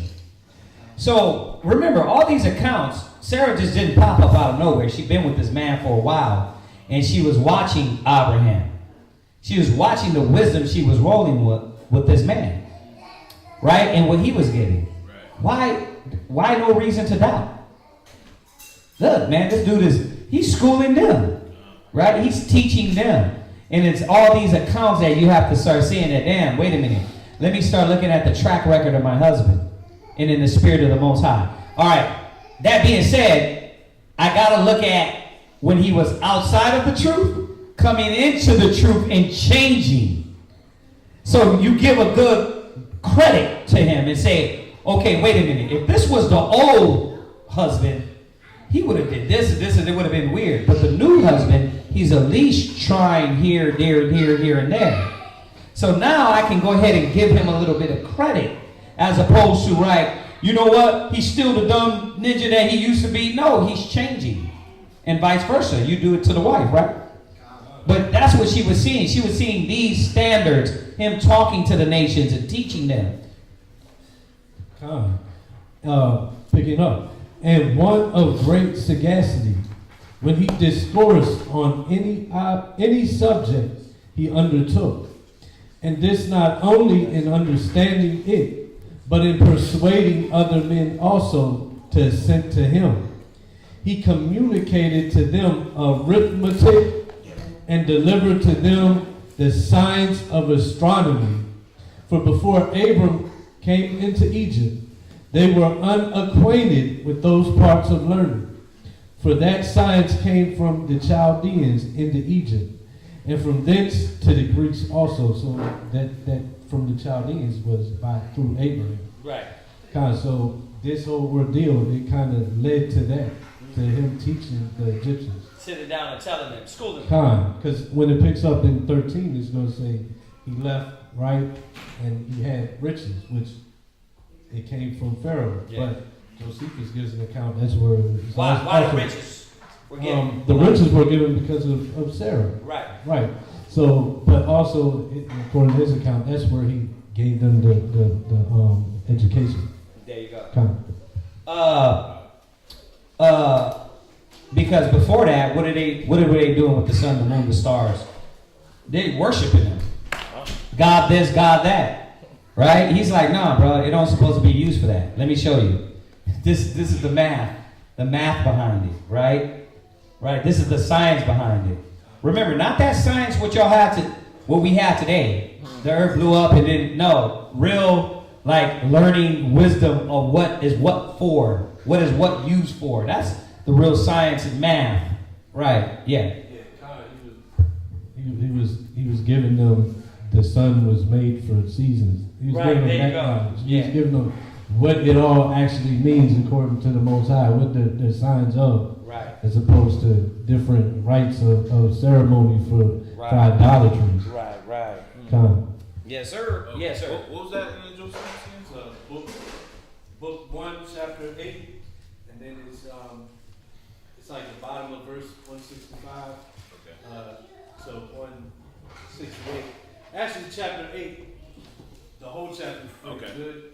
Going into that account. Kind of throw it. But that part kind of goes into this into this chapter. Gotcha. Part that I brought up. Y'all got that? Okay. All right. Where are we at? That was it. We're on Ecclesiasticus. We're done with Genesis. Did we miss anything? I mean, we went over a lot. I mean, you can always miss some, but we went over a lot. Okay, so we're gonna go to Ecclesiasticus 6. Go into this chapter, and if anybody got any questions, y'all can come with it.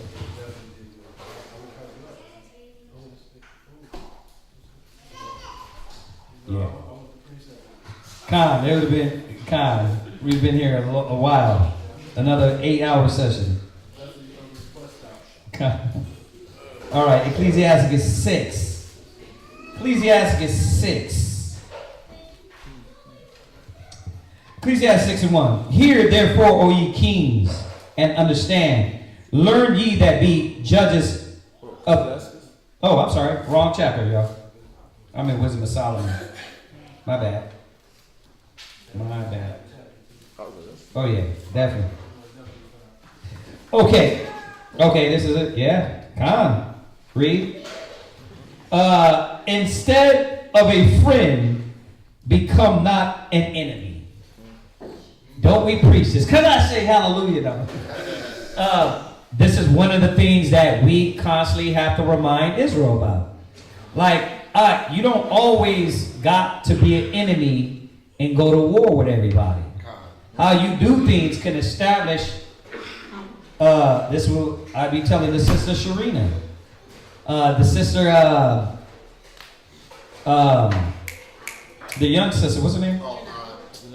Janai. The same thing is that we don't always have to create an environment with your ex, right? Or with this person that is at war. Sometimes, if it be in thy power, right? Be at peace with all men. Let's get that one real quick.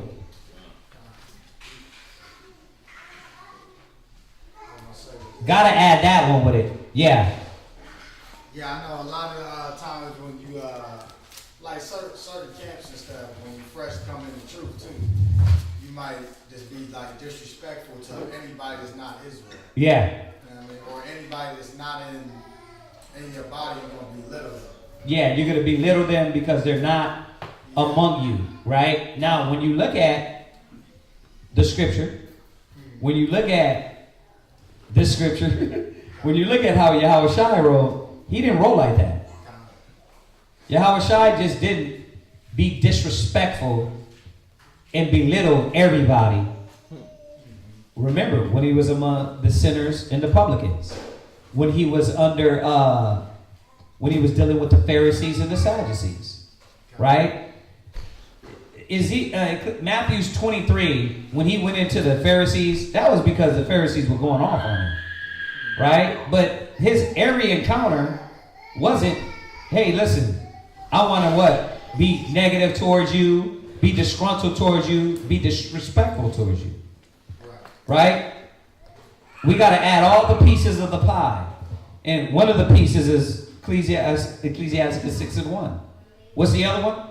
This is Romans chapter 12, verse 18. Go ahead. If it be possible, right, as much as lieth in you, right, live peaceably with all men. Yeah, first of all, man, once again, we'll be here all day. But it says in Matthew's what? Blessed are the what? Peacemakers. Blessed are the peacemakers. Right? So are we trying to establish peace? Or are we trying to create enemies? Oh, everybody's an enemy. Right? First of all, the scriptures is telling us how to maneuver in this society. Think about it. It says, be wise as serpents, harmless as doves. It says, make ye friends of the what? Of what? Of unrighteousness. So what are we doing? How do we make friends and be able to manipulate that situation if we're creating enemies by everybody? And you come with that fake ass, I'm going to just use this, New York grin like I got to be an enemy with everybody. Right? Yeah, and I'm going to use Israel. Let me just use, but I mean, because it be that vibe, like I got to be disgruntled towards everybody. Like, bless all the peacemakers. Right? Period. That's what the Most High said. Right? Are you trying to create that spirit? Or are you trying to create, I'm angry at everybody and F you, get the out of my face? Right? What's your vibe? What? I like Shaquat put it eloquently one time. We're dealing with these nations and the people that are contrary to us, right? Right. If we know we're at war, right? He wants to know how to be strategical, right? To really use that enemy. Right. Like when we in the wars, I ain't doing verbatim, but the understanding was you got to be strategical. So we hit up these people who these other nations, yes, these sodomites, and all of that. We befriend them. Why? Because we taking that money that they will use to promote more evil, more wickedness. We're taking that and we're adding that to the body. So we can teach the Most High work. Okay, let's put it together. Why is this a serpent harmless as doves? Who's the serpent? The devil, right? Esau the wicked, on down, right? Okay. So I be wise as a serpent, harmless as doves. How do I be wise as them? How did they come to us? The lips were what? Say it? No, it says smoother than butter, right? Or is it oil? Am I misquoting that? It says their lips were smoother than butter, right? Well, now we all mix up. But it says in Psalms, if we look it up, when the wicked came over here, when the wicked moved with us, what do? To be wise as a serpent, they smile in our face, right? And they got a sword in one hand. Right, when you're disgruntled and you're what? You deal with everybody with disgruntledness, then there ain't gonna be no wise as a serpent. There ain't gonna be no make ye friends of the mammon. Let's apply all the Bible as opposed to they're the devil, they're the heathens, like, or there's others, like, that's all, that ain't even biblical. That's some angry ass Black Panther movement mind. When we apply the Bible, we apply all these variables, which is going to bring out a better quality of man, like Yahweh Shai. Right? Y'all got it? What is it? It's 55 and 21. Go ahead, read that. It says, is this butter, right? Butter. It is butter, right? Go ahead. Psalms chapter 55 and verse 21. Go ahead. The words of his mouth were smoother than butter. Yeah, when he comes smooth than butter. You come out, you kick in the damn door, and you got no wisdom behind it. You're like not even thinking like, man, I gotta come strategic. How I'm about to go do things, I gotta come strategic. Family members and friends, I gotta be wise as a serpent. A serpent don't like, I'm the devil. Right? He come what? Dressed all in white, pure, smiling with you, buttery lips, shaved face, nothing threatening with him, right? You know what I mean? We come and we come looking like this. That's how we come. Shalom. Yeah. Yeah, it's like, bro, relax, you ain't hard.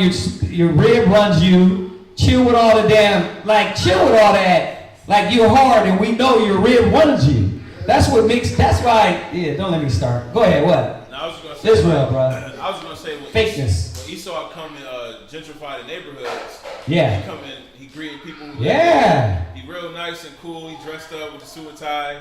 Yeah. You don't think nothing of it, but then next you know, everybody got to move out the apartment building. Yeah, exactly. He bought the building, right? He come through smiling. He hears your stories, and then what? He's like, "Yeah, y'all got to be out in 2 weeks." Right. We're the only ones, man, that come in the wrong way because we're not strategic. If the Lord is a man of war, let's use his strategy, right? It says, instead of a friend, become not an enemy. Okay, we're not friends, but I don't got to create this tension.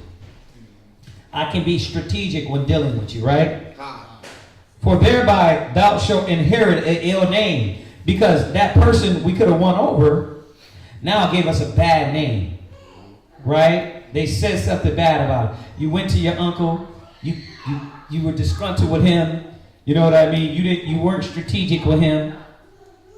We're already going to get a bad name based on the gospel. So when you add your bad character to it, you're going to get a bad name. And you can give the truth a bad name. Right?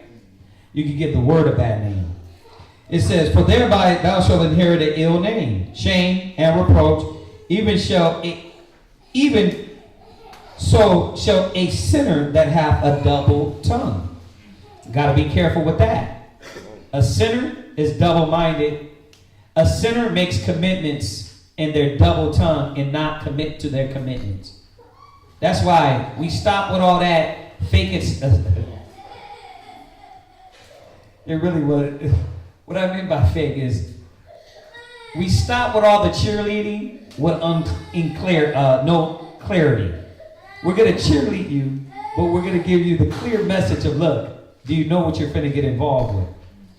Think about it, understand, because when you make a commitment, you can't go back on this, right? If you go back, the Most High said, he that draws back is not fit for the kingdom. So the Most High don't want a double tongue. So it's comparing this person to this double-tongued person, right? Extol not thyself in thy counsel. You can't fake yourself to be something that you're not. In your own mind. That's what this is saying. You lifting yourself up in your own mind to be something that you're not. Man, I'm casting over. No, you're not. You're a positive 5, brother. Look in the mirror and deal with it. That's what you've been given with. Work with it, right?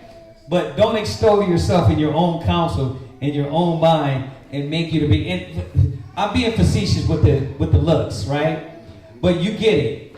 That extolling yourself in your mind or making yourself out to be something that you're not, or you're good at this quality and you're not. You don't lack in a certain area, but you do. That's what he means. You can't lift yourself up in your own counsel, in your own mind, in thy own heart, that thou that thy soul be not torn in pieces. Why? Because when you lift yourself up in your own counsel and you don't do things through counsel, right, you're going to get ripped back and forth, right? Because really, it's carnal. It's not really rooted with real stability and real wisdom. So now you're going back and forth, right? Well, what does Scripture say? Do all things with counsel, right? Not your own mind, right? Y'all get that? Okay. These should be torn in pieces as a bull straying along. So that's where that mind goes. You start tearing yourself back and forth. You claim to be one way, but you're really not. You're just double-minded, right? Thou shalt eat up thy leavens, thou shalt eat up thy leaves, and lose thy fruit, and leave thyself as a dry tree. Right? Okay, we went over this in Genesis, right? What comes from the tree? The fruit, right? But you're eating up all these leaves and lose thy fruit. Meaning the things that were supposed to define you, you're destroying that. The fruit is what comes from you, but you're eating up the leaves, which is destroying the fruit, right? So don't make believe to be something. Be what is. Do it through reality, through real counsel, through real wisdom, not making this false facade about yourself, right?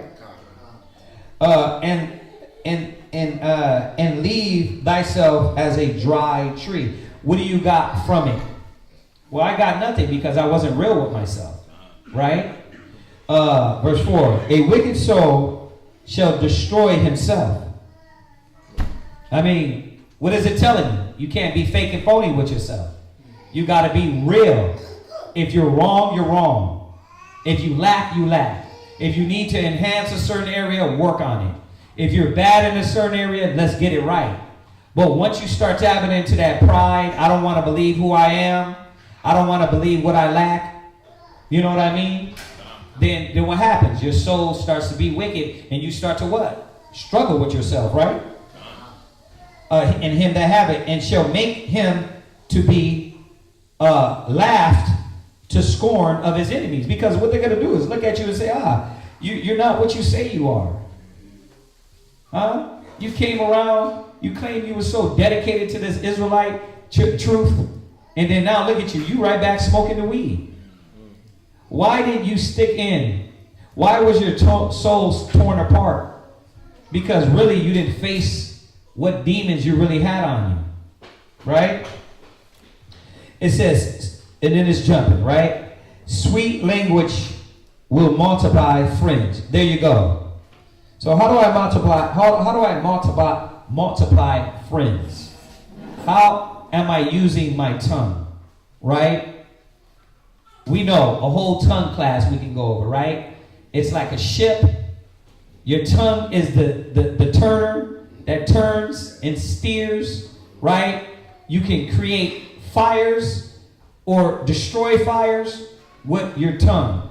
So what are you saying? You can be deceptive. You can uplift somebody, right? With your tongue. That's what life and death is in the power of the tongue. We all know this, right? All these scriptures y'all should know. We always go over these things. And you're promoting yourself. The wives, you can promote yourself with your husband with your tongue. He could be your friend. Or he could be the guy that, here we go again. Let me guess, you got something smart to say. I could be the friend to my husband. I could be the friend to the brother, right? I could go out and deal with the flyers and straight tell them, nah, you wicked as hell, you off. Or I could be strategic on how I deal with this individual, right? To get them to think and actually sit down and check themselves, right? I mean, I think that's literally our battle as Hebrew Israelite men and women. How to create friends, how to win people, how to fish, how to really teach people, right? It's through the power of the tongue. I know constantly, you hear me say, there you go, being an asshole, right? Because in my mind, I'm like, look, you got to be told this way. And that's right too, right? Rebuke them sharply. Speak to them comfortably. Balance of that is where we always have to stay in, right? The balance. When to be sharp, when not to, right? When to comfort with the tongue, when to know to rebuke them sharply, right? So the scriptures is always giving us the balance, but it's telling us sweet language will multiply friends, and a fair-speaking tongue will increase kind greetings. Be in peace with many. There you go again, right? Just like with verse 1. Be in peace with many. No, create all enemies. Nope. Be in peace with enemy. Everybody got to get it. Nope. Shoot at everybody. Everybody dies, right? Be in peace with many. We supposed to be trying to what? Be the peacemakers, right? Right? What's EBK? Everybody?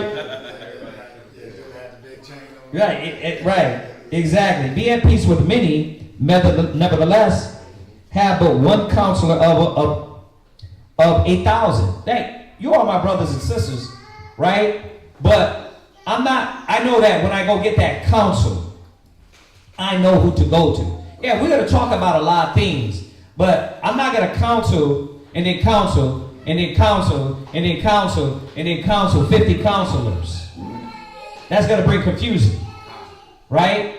You got to have that one counselor that's going to give you the wisdom, right? And tell you the right thing. Now, we can go through a whole counsel class because it can't be your friend.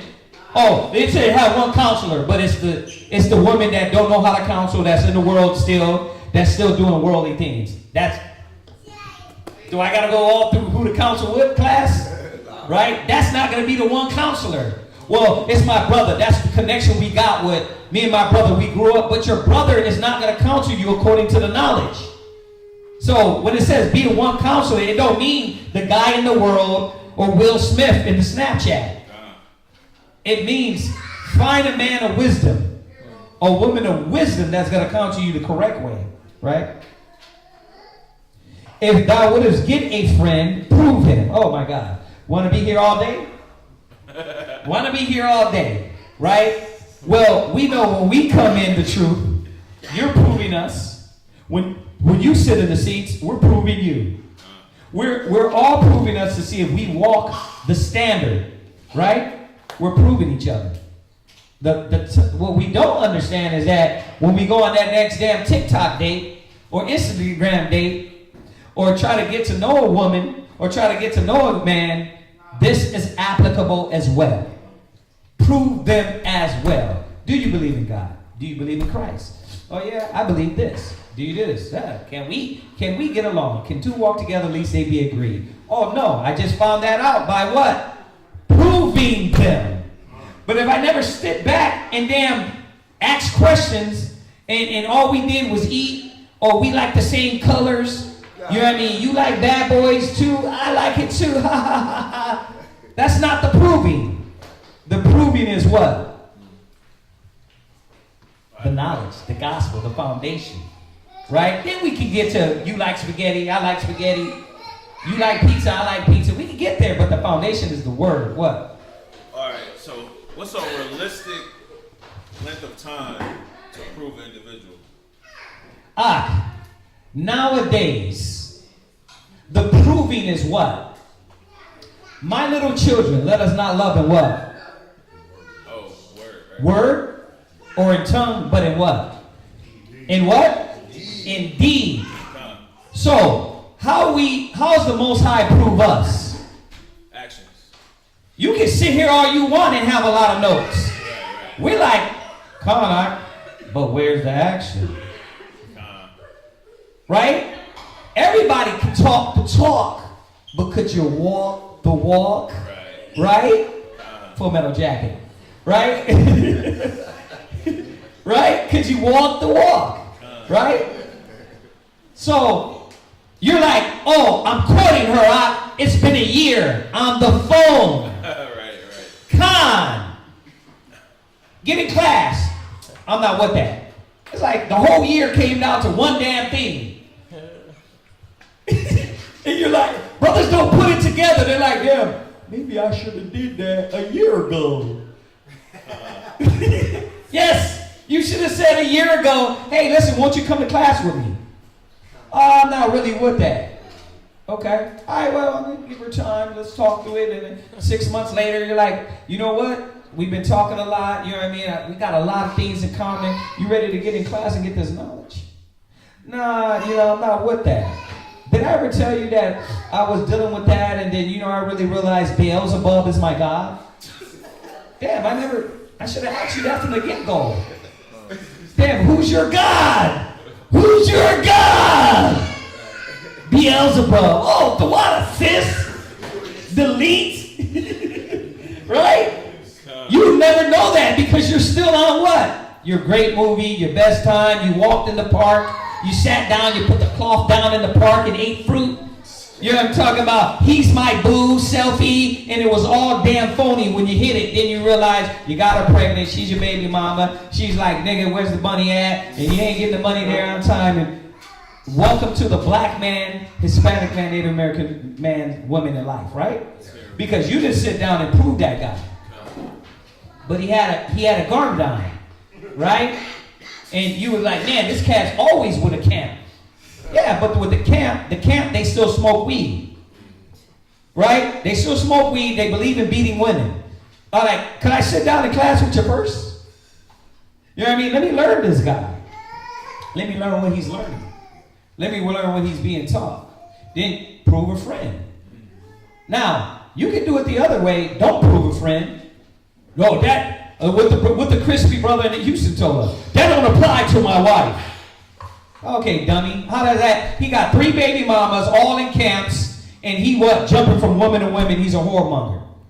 Right? And he's talking about what? That scripture don't apply to a woman. That's why you're a dummy. Because the scripture is applicable to our life. Right.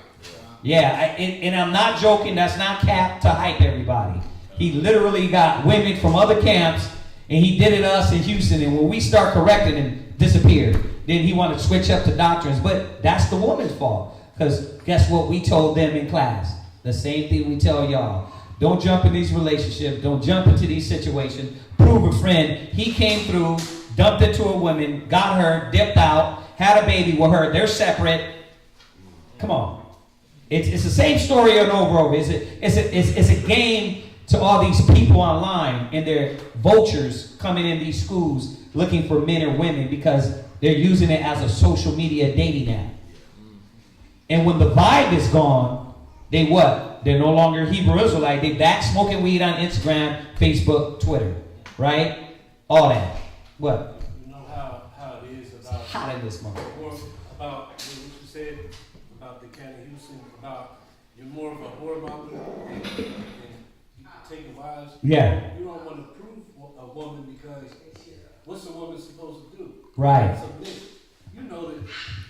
You're not submitting. Have that problem though, but you know a lot of women have that problem. So if I prove her, but she won't submit to me, right. I got a reason not to lay with her, but it's about laying with her. So I don't want to prove her because she might prove to not be willing to submit to me. Right. But I can just.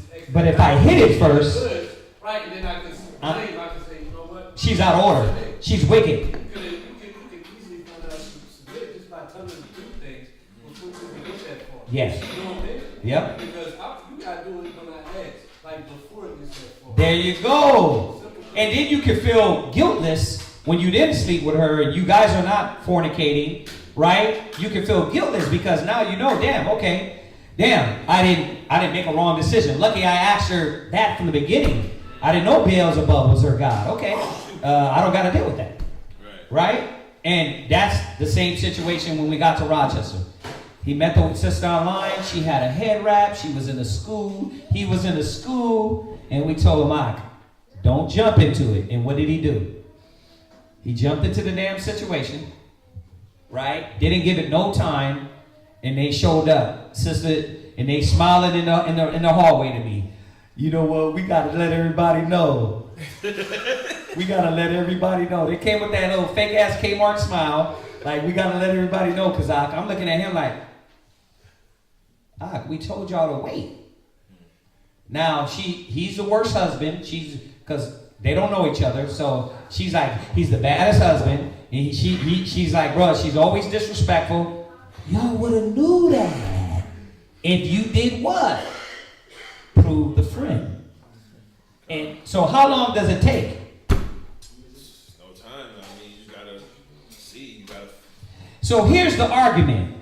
I'm going to give y'all the argument. Okay, because we waited the year. And then I got with him, and he left the truth after a year. But at least you can say, I gave it time. Right? You can say, I just didn't jump in because I wanted sex. I went through the betrothal period and had a little respect to the gospel, proving him, before I just jumped in the sack with him. And then he deceived me. Then she deceived me. They were acting one way, and then next you know they switched it on me. At least you can say, you know what? I didn't do that. That's fair enough. Right? But at least you did what the scripture said, and the Most High knows you didn't jump in it for a hit and a pump and dump or hit and quit. Come on? We applied the situation. We took that betrothal time that to where we showing the Most High. This was about me really being with this man, not just about him hitting it. Right? And then if she switched, you could say, bro, we waited a year and a half. We waited a year and a half, and she damn lost her damn mind afterwards. Right? She switched everything up. Fair enough, right? In the eyes of the Most High, you can say, look, we tried. In the example in the congregation, we tried. Right? Okay.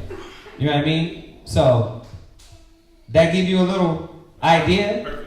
Yeah, because that's not determined off a specific time. We know our rule in here, but you got to prove a friend and know where they stand before you just say, okay, look, I taught her over the phone for 2 years. Yeah, but you didn't prove her. She didn't do nothing for you. Right? She didn't step into the fire and prove her faith. Right? She got to prove her faith, right? Just like you got to prove your faith. All right, I'll read on. It says here, be at peace with many, nevertheless. Verse 7, if thou wouldest get a friend, prove him first, and be not hasty to credit. That's the point. We're hasty to credit. Right? We're hasty to credit people. For some man is a friend for their own occasion. We do it. Right? And that be the problem with us. I need some sugar, y'all. Getting a little dizzy. Do we got something sweet? We have those buns. Yeah, I'm getting a little. I'll take one of those. Let me try that. Yeah. It's hot in here. Can I turn the arrow? Oh, you hit the camera. No, it's fine. He hit the camera. Fix the camera. No, let her do it. Let her do it. Because she's going to look at it. She's going to fix it first. Good. Okay. Hold on. Let her fix it. Right. So y'all understanding this, right? God. Once again, when we're too hasty to credit somebody, we come in and then we do what? We jump to conclusions, right? I'm sorry, y'all. I'm getting a little dizzy. I got to take this off. It's getting hot.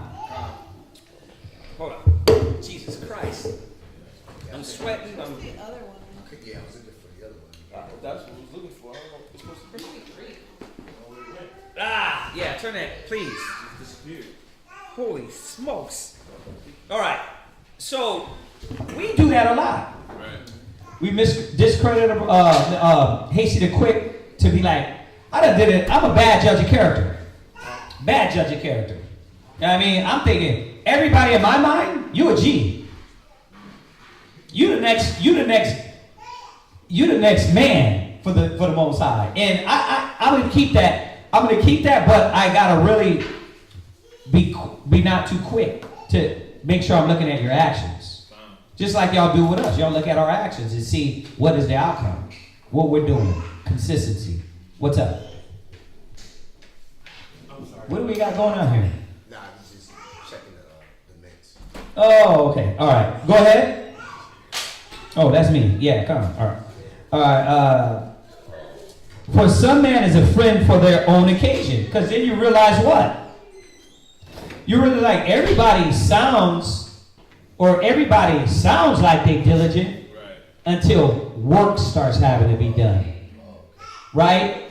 Until you see if they're going to abide in the labor, in the work, even in the husbandry, in the house. Right?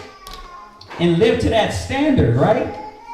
For there's a friend who is and will not abide in the day of trouble.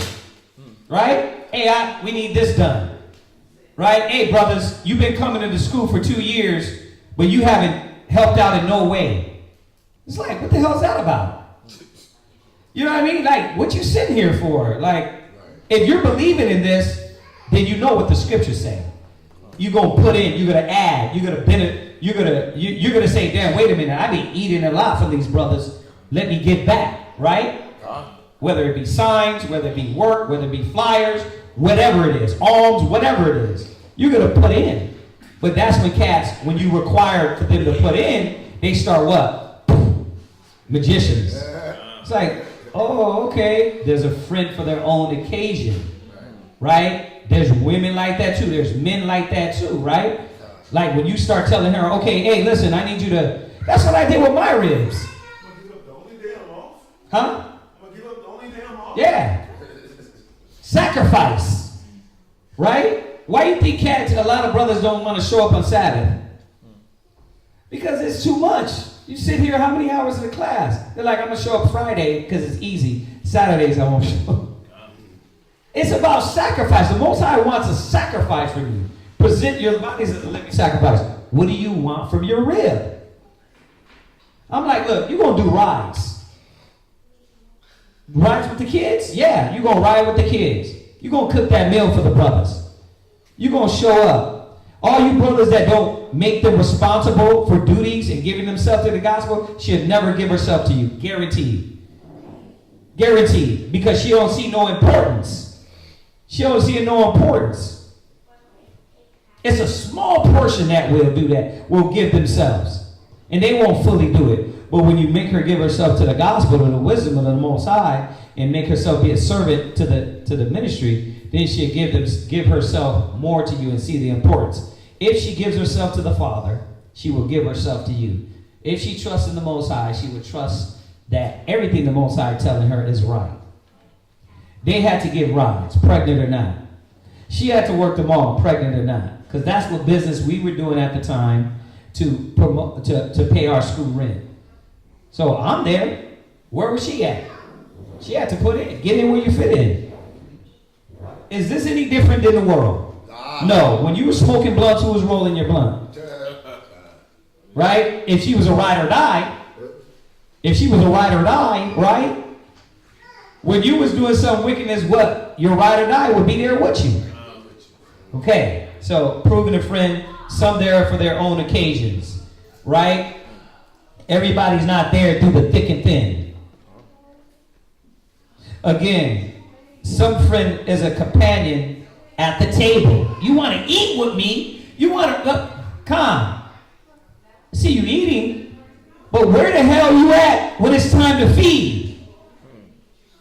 There's a friend companion at the table and will not continue in the day of affliction. Right? Where are you at through the hard times, the good times, the bad times? This is something that we're teaching the kids, right? Oh, the water for that. That's definitely good. Oh, a little bit of the Cinnabon. Okay. Where's what are you teaching the kids? That's what I'm telling the kids. Don't smile at my damn face when you want an Xbox.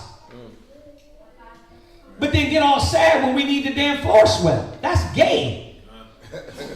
That's gay as hell. You gonna come to me with that spirit. That's one thing pisses me off with the women. You want to be all damn jipper when things are going your way, but then when it is structure and order, everything's going good today. Spirit. I don't want to see all that. That's why my ribs don't know. They're like, what's wrong with him? Because I don't like your jipper ass spirit when you're at, because that shows me what? You're ready to promote that spirit regardless. Right? I want you to be a friend at all times. Again, some is a friend and companion at the table and will not continue in the day of affliction. But in thy prosperity, right, you doing it now. You with everybody now. But when it's time to give up and sacrifice, the Most High reveals which one of us is real servants. Right? Because he said he's going to try you. He's going to prove you. Right? If thou be brought low, he will be against thee. Fake friends. No one. Right? Fake friends. Right? It's us, the Most High showing us, we be fake. And the Most High showing them as well. He's showing us how to deal with people and to reveal. Faith without works is what? Faith without works is dead. You got to prove you love me. Right? I'm trying to prove I love y'all. Right? By not being a part-time lover. Right? I'm dedicated to you, brother. We in this to win it. We together. Right? But where you showing and proving? You see? If thou be brought low to thy friends. You got to know. Right? And in the case of the gospel, what the Most High did with Judas. Judas made his choice, right? You're like, I'm not going to determine you're giving and say, well, at least you're giving something. Right? It got to be something. You can't sit here. What did we tell the brother the other day, bro? You've been around a year. Why when we praying, you ain't praying? You got your hands down. You ain't new no more. You got to prove yourself, right? Like we translating, we're saying it in English. Okay, you making us feel uncomfortable, right? You a Hebrew Israelite? You talking like you believe, especially when you're talking like you know prayer, you know belief. I mean, we didn't even bash. We're like, what's up with that? What's going on? Right? You got to prove them. Separate thyself from thy enemies and take good heed to thy friends. A friendship. A faithful friend is a strong defense that you're a faithful friend.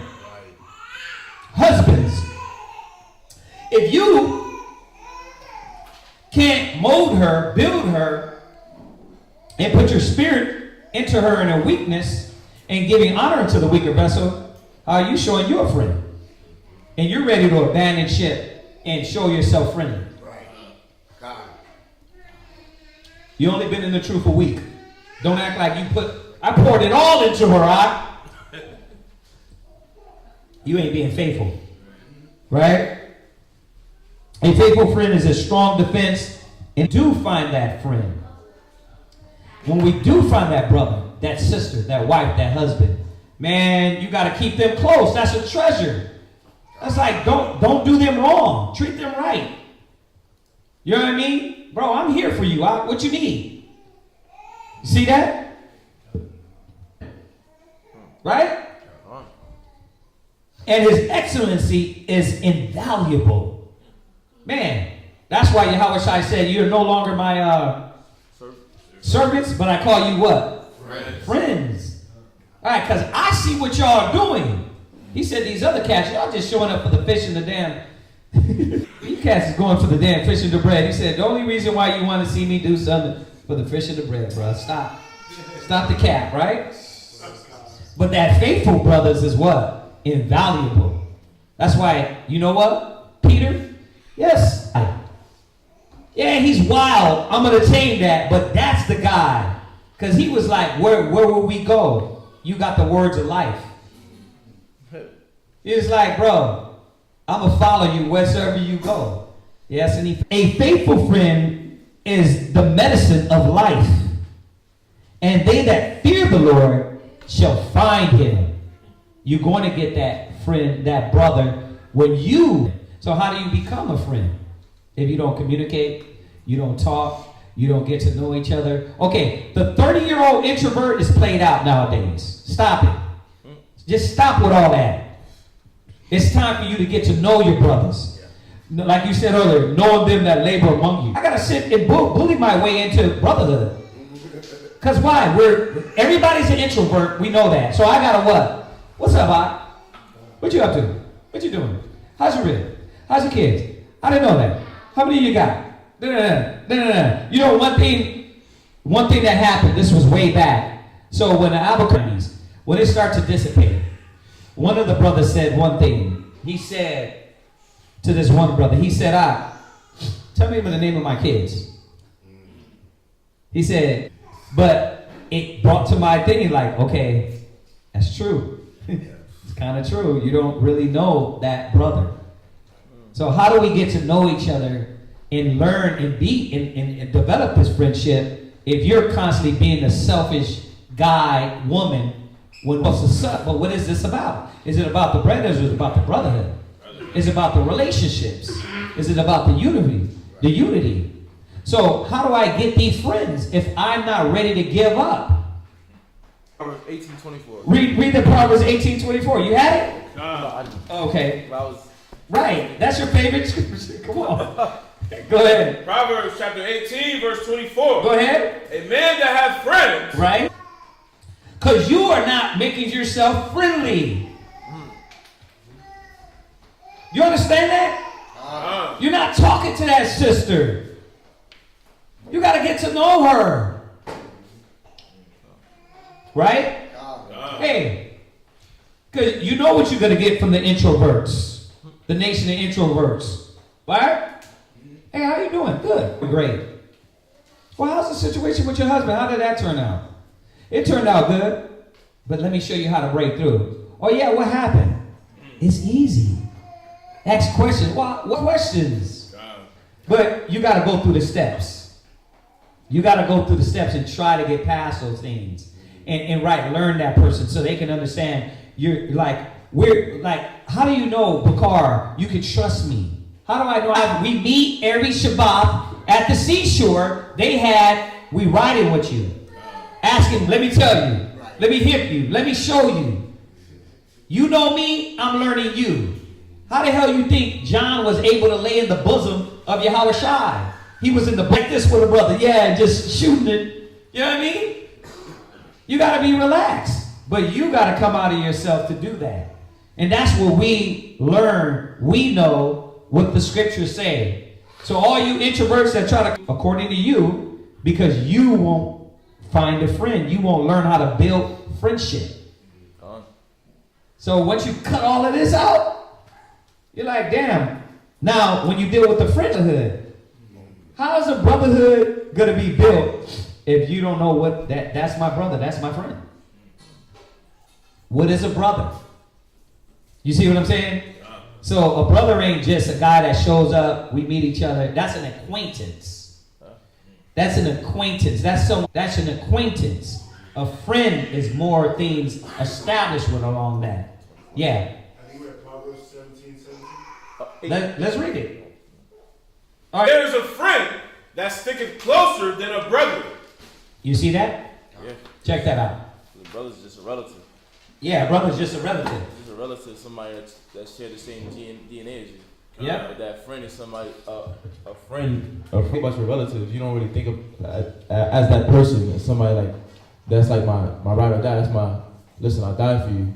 I just know you're my relative. And I look out for you because that's the right thing to do. But you're like when you see that friend, that friend that passes the brother, that he surpasses your brother, like your relative, your blood. You're like, man, I die for this cat. Right? Obviously, you know we want to live because you kill the old man. You want to live for it, but you know that in your mind, if a scenario was to present itself where you had to, you would literally lay down your life for this person because of all the things y'all been through together and all the ups, all the downs. Where there was an argument and y'all came to a conclusion. Y'all struggling together. All these different things come into play, and then you're able to accept this person like this is somebody like Peter. He'll die for Yahushua. And he literally would, right? The apostles, David, his mighty men, they died for him, and vice versa, he would for them, right? They was literally in war together. Like these kings, like think about these presidents and these dang prime ministers. They ain't dying for these people, for their people. They're not dying for their people. They're not even going to war physically with these people. Like David was in there, he was in the field with these people, with the people that he called brothers, right? Companions, soldiers in arms. Like he was in the field with these cats. Yeah. Like, yeah. Like the apostles, they slept in Christ's bosom. Like you have to get to a certain level with that, and that you have to surpass a brother. Like just being my blood, you have to surpass just being my blood. You have to prove yourself to me, like I said. Like you can't just be my brother. Like I know you from when we was kids. Like that don't mean nothing. That don't mean nothing. You knew me from when I was a kid. Like how did you treat me when we was growing up? Right. How you treat me now as we're older and we should be more mature. That should matter. Like you gotta be able to look at the quality and the values and the characteristics of individuals as they're ascending or should be transcending into a new man, a new woman, and you should be looking at this individual as they're trying to take those steps. I'm like, damn, okay, we both fight together. We both going through the same struggles. Damn, he's slow, I'm slow. We trying to get smart. We trying to get wiser. Dang, okay, he fighting, I'm fighting. Dang, she's struggling, I'm struggling. Okay, let's get it. Hey, let's figure out the solution though. Because the Most High gave us the word to create in us how to be problem solvers and how to use each other's gifts to alleviate the other problem that I struggle with. And that's where the brother's at. Like he's not there like boasting about the knowledge that he has, but he's there distributing it. And that's where the brother comes. The brother that sticks closer than a friend, or a friend that sticks closer than a brother comes, because he's distributed to the necessity of the saints. Because he's not looking at like, you're in a high stature, I gotta treat you with respect. Wherever you're at, I'm with you. I'm with you. I don't care who you are. Like, who you, I don't care if you Joe Schmo or if you then Chris Brown. I'm gonna treat you with the same love and dedication and attentiveness to what you're saying and what you're dealing with. Like that's what that friend is that stick closer than a brother, because this is what they're gonna do to each other. Read. Proverbs chapter 17, verse 17. He's ready to do this. Read. She's ready to do this. Loveth at all times. Mm-hmm. And a brother is born for adversity. Read that again. A friend loveth at all times. Right, because it surpasses his or her emotions. It surpasses, I'm angry with you right now. I'm frustrated with you right now. Right? It's like we were talking about yesterday with the scribes just a little bit, right? They were loyal to the Father, because even if they were tired, they were doing what? They stood up late to make sure what? They do the work of the Lord. But even though you're tired, you're going to stay on the phone with what? The brother, to make sure that you what? Give him the counsel that he needs. Stay on the phone with the sister, give her the counsel that she needs. They need a ride in the morning to work. They need to get picked up from work. They need to, whatever it is that a person may need, you're going to be there. Whether you're tired, you ain't feeling it right now with them because they did something the other day that you ain't like, you're going to break past that feeling and be like, nah, that's the devil. That's the devil. And we know who had the devil in him. We know what happened to a cat that let the devil take hold of him. Cain. I gotta be my brother's keeper at all time. I gotta love my brother, my sister, beyond just blood and DNA. We don't got that. We don't got that as a nation. So this right here, stressing that brotherhood, friendship. Like, remember, you said it earlier. One of y'all said it. Like, think about how we approach everything. Like Hebrew Israelite men, like you gotta hate everybody. You gotta be adverse to everybody. It'd be a real negative approach to things instead of saying, wait a minute, I'm not at war with these individuals. The demons, the spirits I'm at war with. And even if I am at war, how do I keep in a clear mind to know how to win in this battle? You know what I mean? But we approach it throughout anger, through resentment, and then we want to what? Battle, fight everything. It just be the wrong spirit. Yeah. We done with that? Okay, all right. So I'm at verse. Find him. 17. Whosoever feareth the Lord shall direct his friendship aright. For as he is, so shall his neighbor be also. So there you go. Can two walk together? At least they agree, right? If you really fear the Most High, then what are you doing? You're not being underhand and cutthroat and telling brothers one thing and doing another, y'all. That's not a friend. That's not an Israelite. Right? I'm going to smile in your face, and then I'm going to think one way and then go do something else. Like, brothers got to stop that. Like, just say it. Like, mentally, I'm not there yet. Spiritually, I'm not there yet. I get it. You're hyped right now. You believe, but right now I'm not there. You know what I mean? You gotta say it, because what happens is you be nodding, conning, yesing, hallelujah, and then what? You really don't be on the same page. You be the opposite. So that's why you gotta understand, damn, let me make sure I'm being pure in my friendship, in my unity, in my brotherhood, in my love, right? The scriptures say unfeigned love. No fake love. Unfeigned is fake. Feigned is fake. Right? My son, gather instruction from thy youth up, so thou shalt find wisdom to thy old age. He's jumping now, is telling us what? You got to gather this wisdom. When? Now. Don't wait till you're 40. Oh, I'll get to that. I'll serve the Most High when I get 40. No, you got to gather instruction now on how to do these things. It says, come unto her as one that ploweth and soweth, and wait for her good fruits. Plowing and sowing literally is hard work, especially how we used to do it back in the days with no machine. Plowing the field then plowing with a tool, turning that dirt over, laying down the seed, watering, waiting. It takes work. In order for us to get this wisdom, you want to be wise? It just takes work. It takes diligence, discipline to get wisdom. Right? You got to shut down all these other things, man, and learn how to monopolize off of your time. Right? And make sure you got more time studying. That's what you're going to get in. That's what's going to give you the wisdom. Right? Come unto her as one that ploweth and soweth, and wait for her good fruits. Be patient. You will see if you're continually using, it will work, right? For thou shalt not toil much. He's telling us. You're not going to work all that much. But once again, a lazy person, a slothful person, the little toil seems so much to them. But he's telling us it's really not all that much work. Right? And laboring about her, but thou shalt eat of the fruit soon. She is very unpleasant to the unlearned. Why does this word irritate a lot of people? Why does, when we go over the Sarah, obedient to husbands, that trickles through your bones all the way down to your toes, shakes to your belly, and you're like, ugh, I'm not feeling that at all right now. Right? Why do brothers, when they hear certain things, right, it's unpleasant?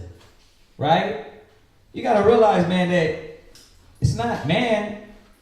It's the word that you haven't come to terms with. She is very unpleasant to the unlearned. He that is without understanding would not remain with her. What does that mean?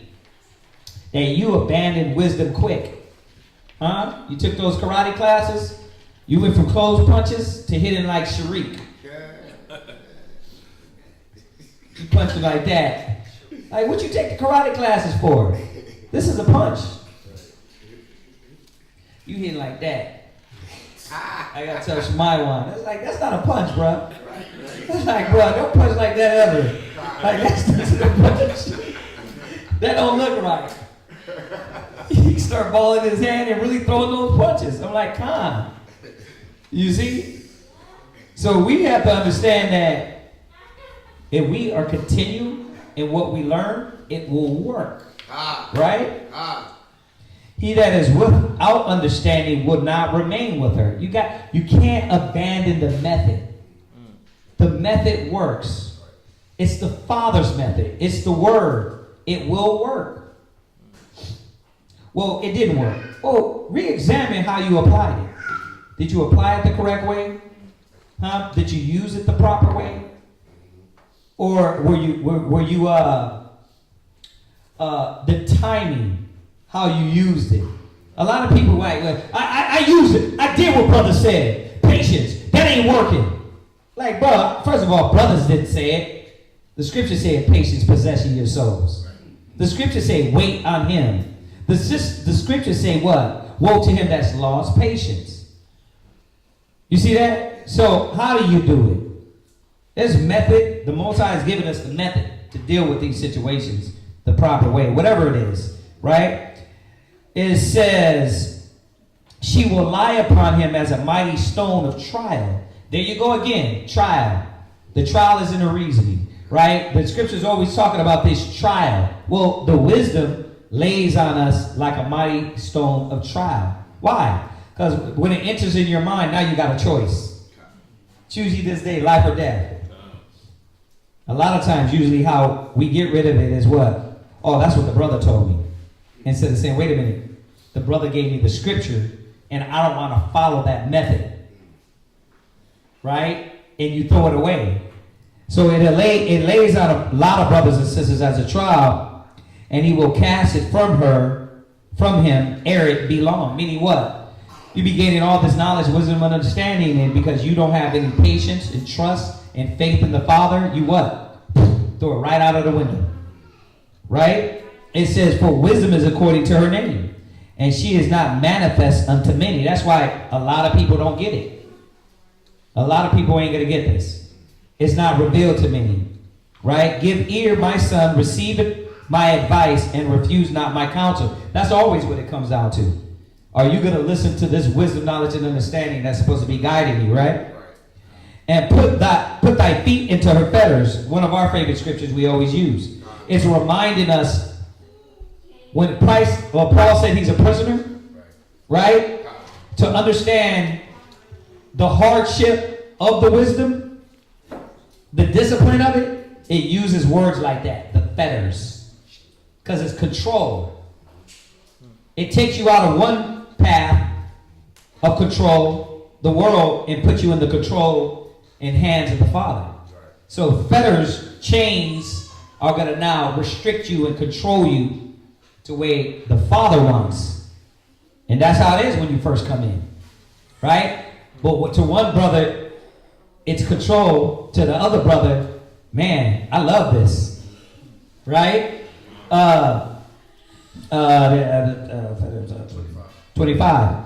Bow down thy shoulder and bear her. These are all words to show us that it's a work. You're not just going to get wisdom, it's going to fly into your head right out of nowhere. No, it takes work, studying, looking up words, applying it, asking questions, right? It says, and be not grieved with her bonds. Once again, those chains, which is the restrictions, what happens to a lot of sisters when those chains come on? I want to be free. It's too much. You're too controlling. Who is? Who's too controlling? You, them, they. It's too much controlling. Why I got to get off social media? Because it's a distraction for you. The scriptures tell you what? Set thy heart aright. Your heart is mingled with social media and with studying. Let's calculate the time on your Bible app to your social media app. Because you can do that. How many times you open up your Bible app to your social media app? You start, well, I enjoy the social media and studying is boring to me. Right? So what happens? The fetters. Now, you're the messenger, so now you're what? Putting the restraint. You're giving them the method, which is the wisdom. But what is it? It's restraint. You're shackling me, bro. I want to be free. Like, why the truth got to be, you want it to be Christianity. You know what I mean? You want to come in, smile in the face, act like you believe, but then go do what the hell you want to do. And then when people put you on blast, oh, you're not a friend. You're not a brother. You're not a true sister. The true brothers and my true friends, like when I was butt naked on Instagram and TikTok and showing my ass, right? What I tell the brother the other day? A true friend would let me do what I want to do, right? And watch my kids when I go out to the club.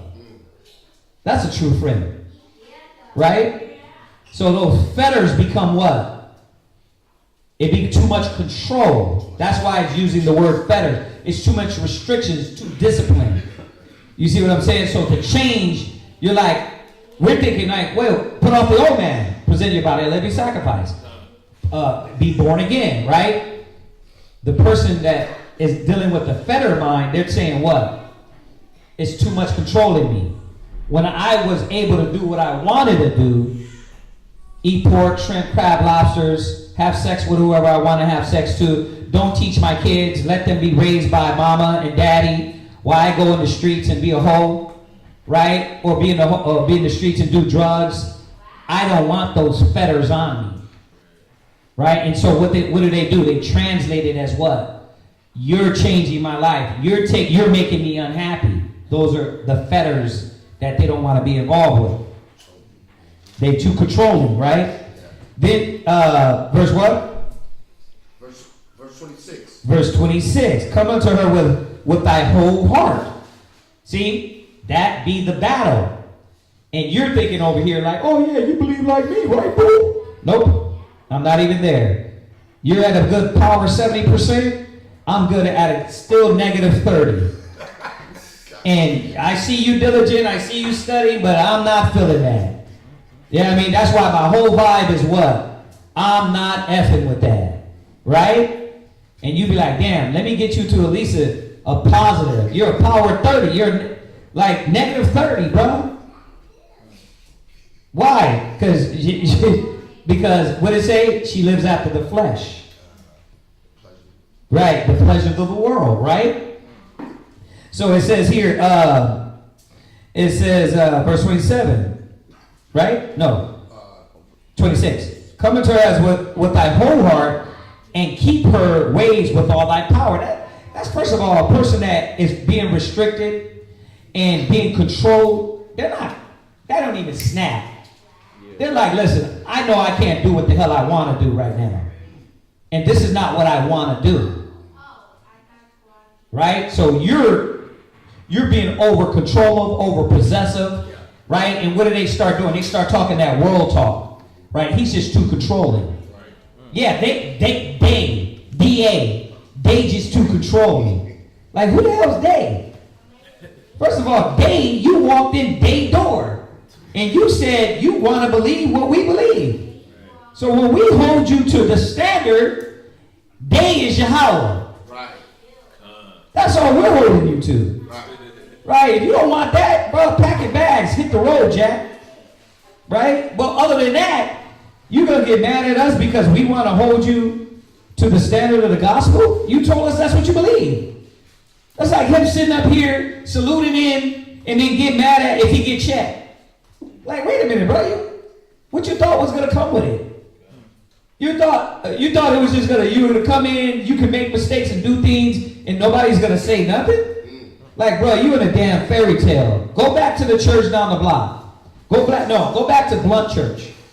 Because that's where you belong in. TikTok church. Instagram church. Because that's your church. You know what I mean? You come in, you got to be held accountable for what you're doing. Right? Take the check and move on. It ain't all that big of a deal. Right. Correct yourself and move on, right? Right. Okay. Where am I? Search and seek. Your mind, when you're in I'm being controlled, there ain't no searching. It's like, what? How the hell I get out of this situation I'm in? This is all for people that believes. Like search and seek. Shalom, Mark, I got a question. I was studying. You ain't never hearing that from ones that are fettered. They're like, bruh, when is my life going to change? I'm like, bruh, I don't want to be here. Right? I got a man that controls me. This ninja up on that podium keeps telling me about how I'm wrong. Right? This sister over here talking about, I don't know how to raise my kids. I'm going to go back to raise my kids the way that I want them to do. Let them shit everywhere. Let them throw everything. Let them be disobedient. And I'm going to give them to mama and daddy. That way I can go back out in the streets. Because that's what makes me feel good. The fetters, man, I'm not hearing that. So when you deal with this search and seek, that's for people that's like, hey, question. I was reading in. I got a question. I was reading the other night. I was looking into the light of the gospel. I wanted to see what you got. Right? Search and seek, and she shall be made known unto thee. And when thou hast got hold of her, let her not go. They're not looking at this. Where your treasure is, there will your heart be also. It says when you find the treasure, you go sell everything you have and buy the field. They're like, treasure? Bro, this is a bother, a burden. I don't want to be here. What treasure? Right, what treasure? Like, bro, I'm not messing with this. I'm waiting for an exit plan. Somebody to tell me, girl, you know what? I got you. Come stay with us. Right? You don't got to do that no more. Come on, brother. You don't have to do that no more. You free, right? Yeah, you are free. Choose you this day, life or death. Choose. It's always been that. Is that not what you got when you walked in the door? Like, when did anything else change? You've always been free to make the decision and the choice. Choose ye day, life or death. Moses told you from the beginning. Right? 28? For at the last thou shalt find her rest. That's the key. A lot of us don't know how to strive for the truth unto death, and then the Most High will fight, right? We want to what? We get to that point where faith is going to reveal. We get to that point, and then next you know, it's like we back out. And it's like at that point, you were going to be refined, renewed, your evolution, your pinnacle was going to be there. And then next you know, you gave up right on point. You never seen what you could be, right? For at the last thou shalt find her rest, and that shall be turned to thy joy. And that's why you never get the joy. The truth ain't joyful for you because you don't never see Yahweh in the work, because you never commit yourself to your work. It goes back to that Ecclesiasticus 2. Right? You're unstable, you're unfaithful, and he will not defend you. So you never get to see the Jew, the rejoicing in it, because you ain't consistent in it. But the ones that are rooted, you're like, wait a minute. The Most High showed me here. I stuck in there. He showed me there. This here. Oh, bro, I got many anchors holding me to the knowledge and the truth. Because you stuck through in faith. Right? Verse 29.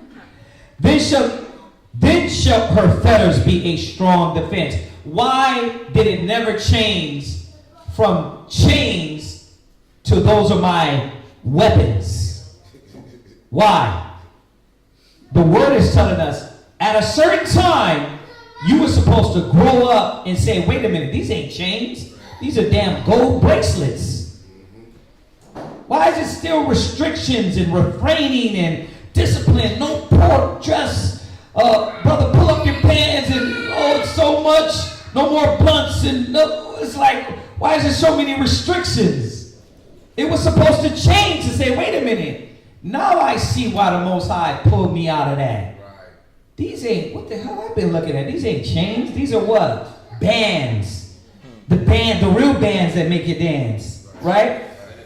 They shall, then shall her fetters be strong defense for thee, and her chains a robe of glory. See, all those things start to change over and they become valuable to you. Usage.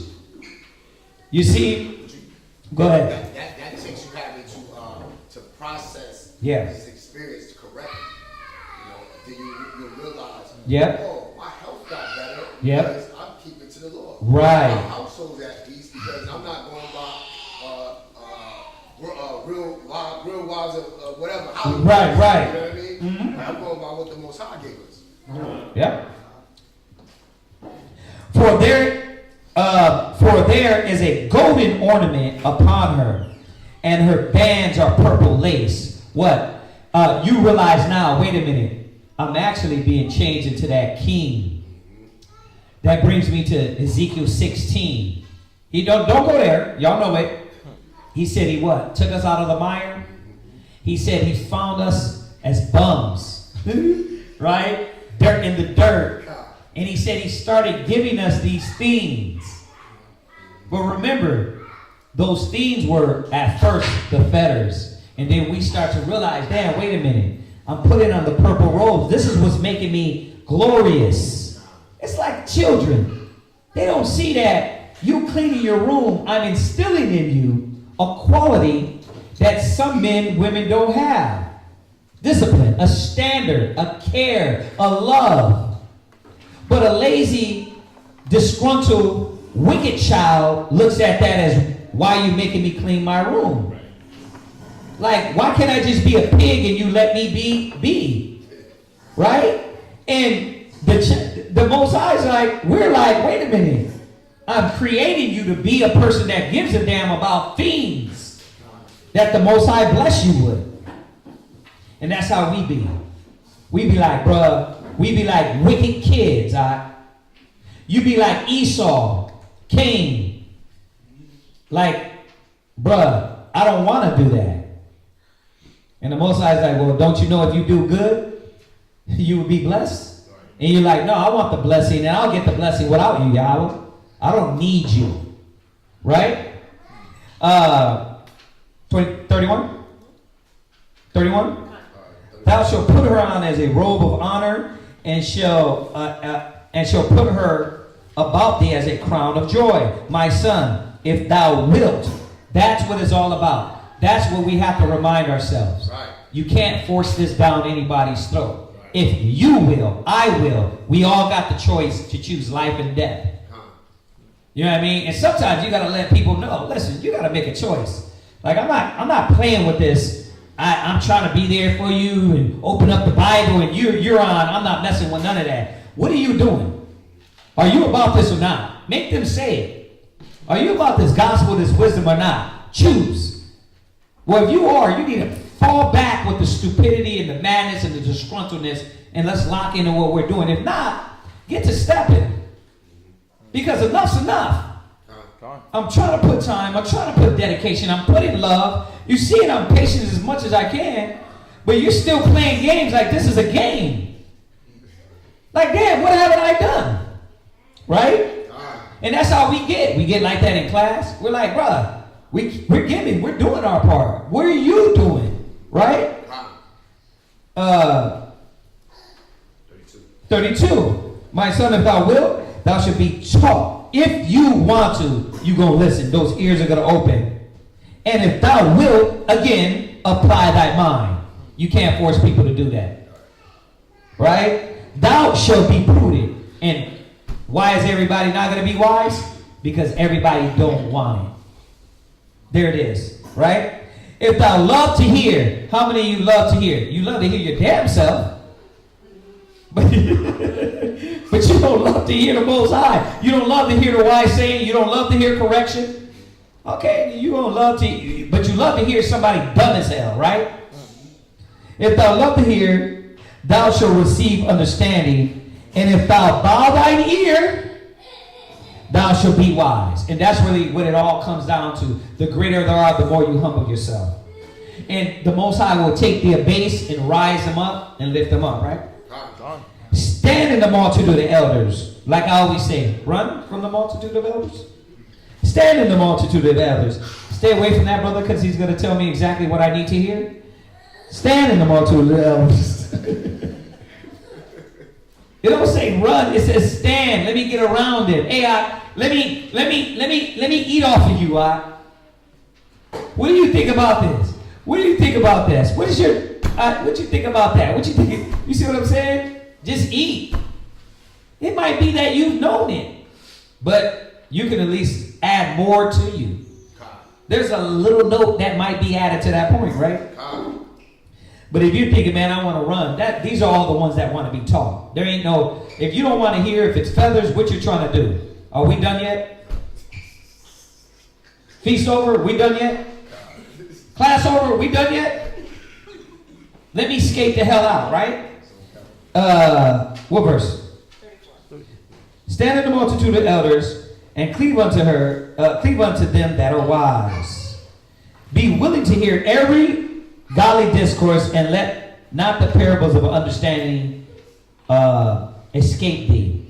And if thou seest a man of understanding, get thee betimes unto him, and let the doors and let thy foot wear the steps of his door. Or I don't want a bug. Stop. There's no bug. It's our duty. We are at the service of the kingdom, of the brotherhood, right?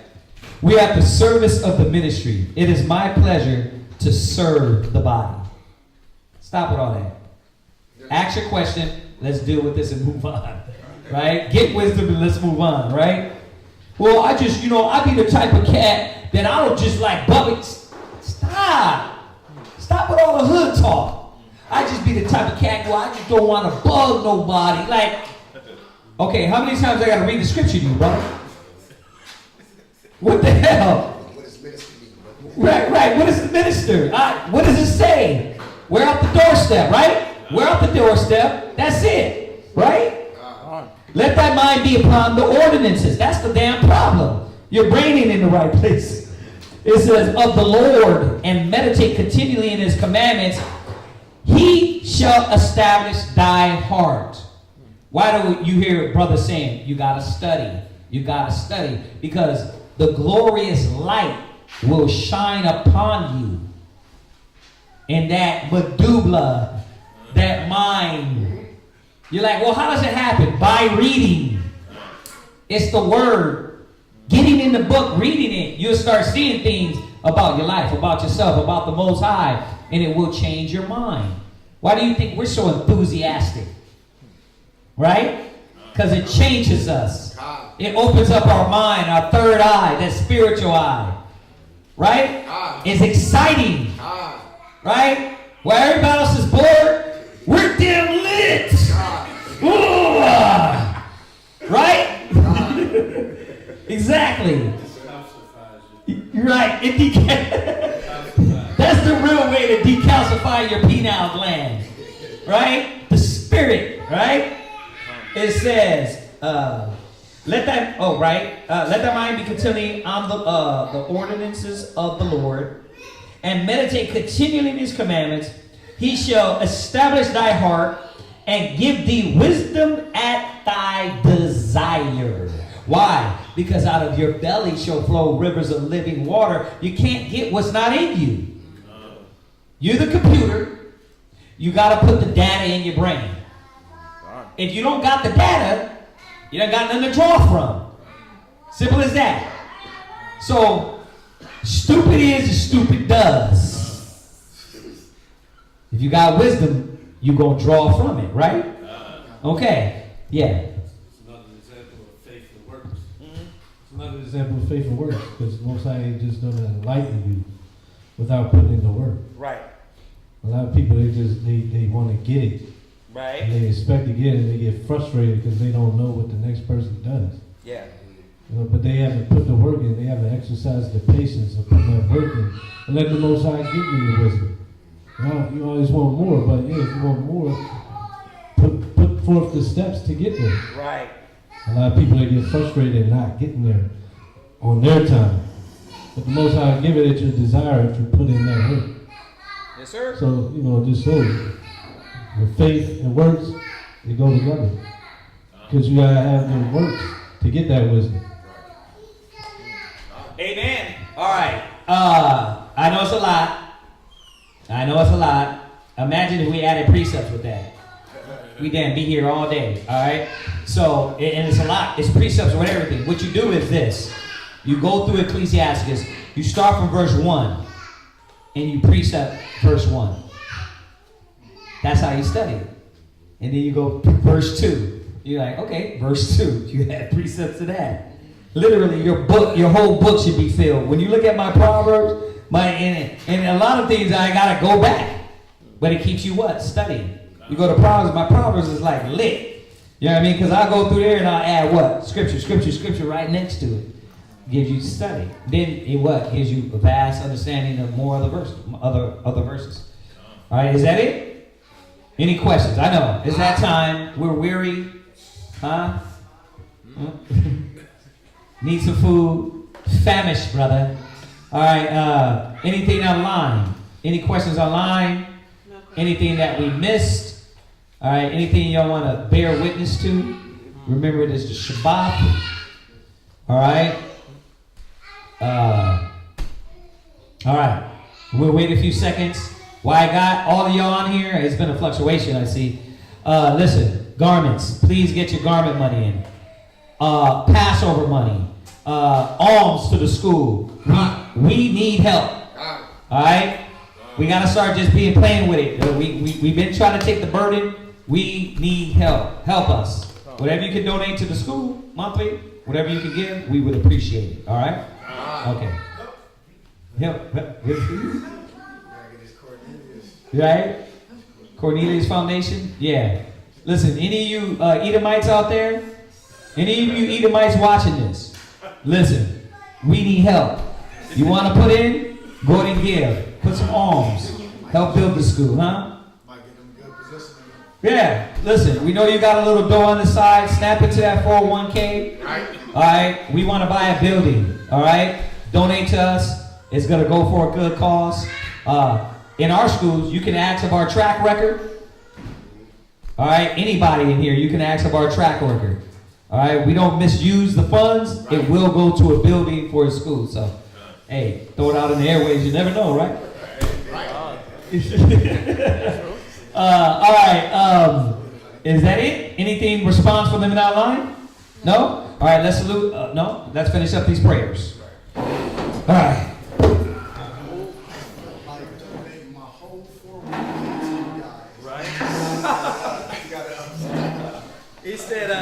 He said people's 401 401ks are turning into 201ks. They're turning into 201ks. Half of what they had.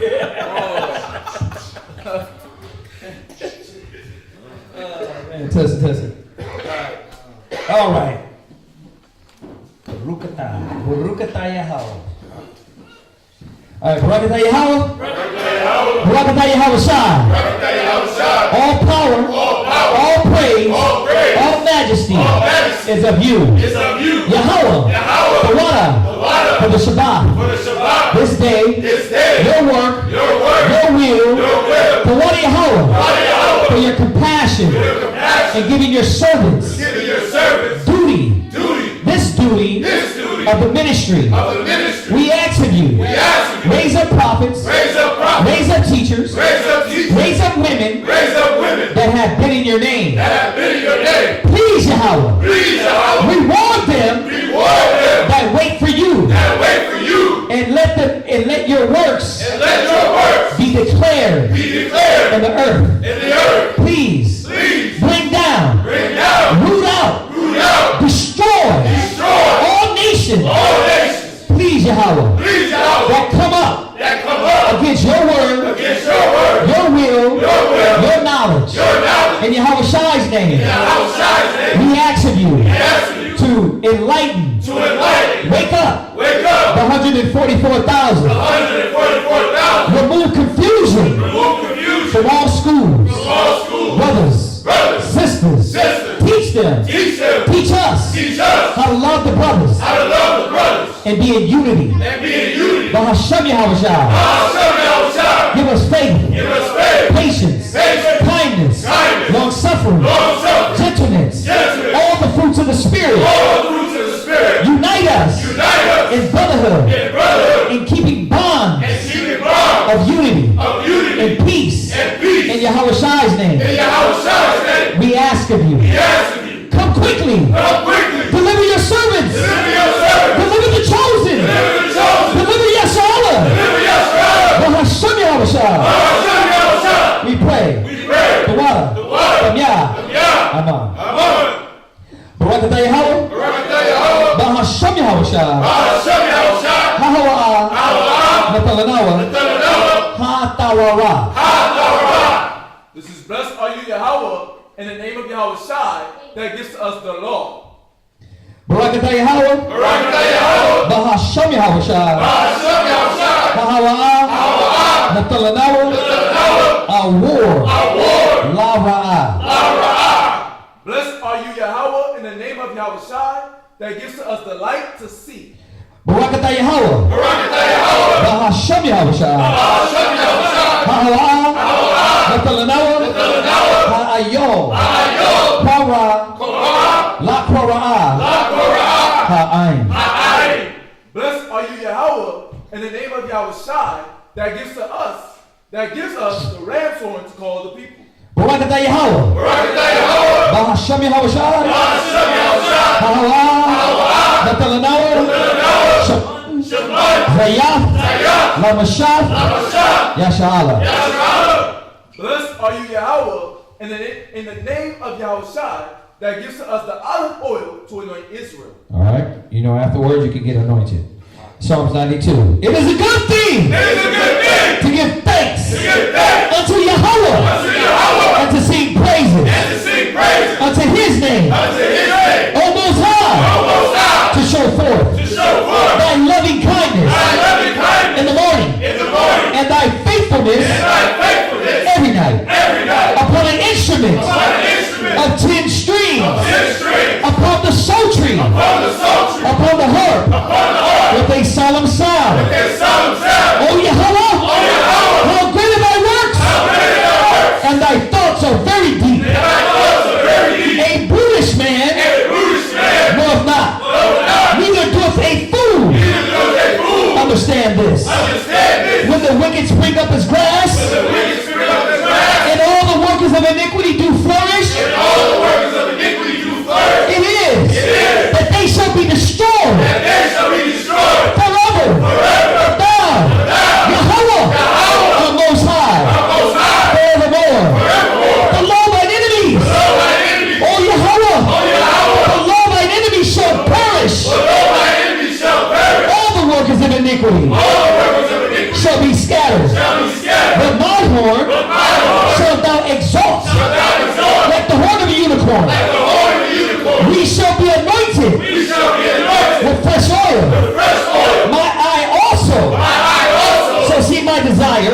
my desire of my enemies. And my ears shall hear my desire. And my ears shall hear my desire Of the wicked that rise up against us. of the wicked that rise up against us. The righteous shall flourish like the palm tree. The righteous shall flourish like the palm tree. He shall grow like the cedar in Lebanon. He shall grow like the cedar of Lebanon. Those that be planted in the house of Yahweh Shai Those that be planted in the house of Yahweh shall flourish in the courts of the Most High. shall flourish in the courts of the Most High. They shall bring forth food in old age. They shall bring forth food in old age. They shall be fat They shall be fat and flourishing and flourishing. to show that Yahweh is upright. To show that Yahweh is upright. He is my rock. He is my rock. And there is no unrighteousness in him. And there is no righteousness in him. Okay, Psalms 133. Shayar. Shayar. Hamalawah. Hamalawah. Ladawah. Ladawah. Hana. Hana. Matawah. Matawah. Wama. Wama. Na'ayam. Na'ayam. Shabbat. Shabbat. Achiam. Achiam. Gam. Gam. Yachad. Yachad. Kashaman. Kashaman. Hatawah. Hatawah. Ayo. Ayo. Haraash. Haraash. Yerah. Yerah. Ayo. Ayo. Hazakwan. Hazakwan. Zakwan. Zakwan. Aharan. Aharan. Shayirah. Shayirah. Alpanya. Alpanya. Marawathiwa. Marawathiwa. Kutol. Kutol. Karawan. Karawan. Shayirah. Shayirah. Ayo. Ayo. Huriyah. Huriyah. Tazayawan. Tazayawan. Kaya. Kaya. Shum. Shum. Tazawa. Tazawa. Yahweh. Yahweh. Habaraka. Habaraka. Kayayam. Kayayam. Aid. Aid. Haywalam. Haywalam. Aman. Aman. This is Psalms 133. Behold, how good and how pleasant it is for brethren to dwell together in unity.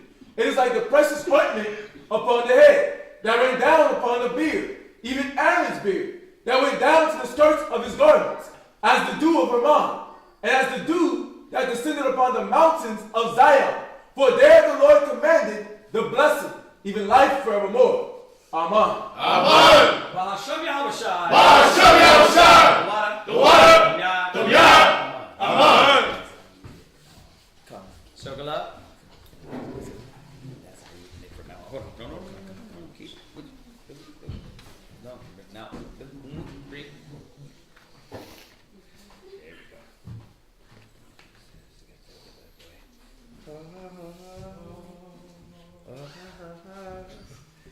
All right. Call it.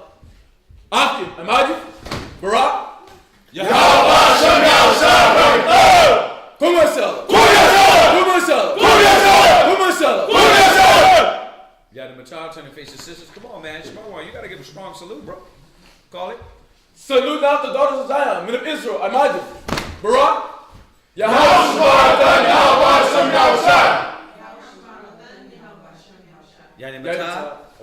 Say shalom to everybody online. Shalom. Shalom, y'all. We miss y'all. Love y'all. Stay in the spirit. The streets is watching. All right, you can go ahead and close that out. Did we get Sabbath meal? Yeah. Oh man, I need it right now. I'm weary with my groaning all the day long. I water my couch with my tears. Huh? Oh, dismiss, fall out? Sorry. Dang. Sorry. Oh, I just got it. Oh, yeah. God. God. Listen, he's going to anoint. Right here. Hey, you anoint? Come. You go follow, you repeat what he says. Oh. Anoint. Read.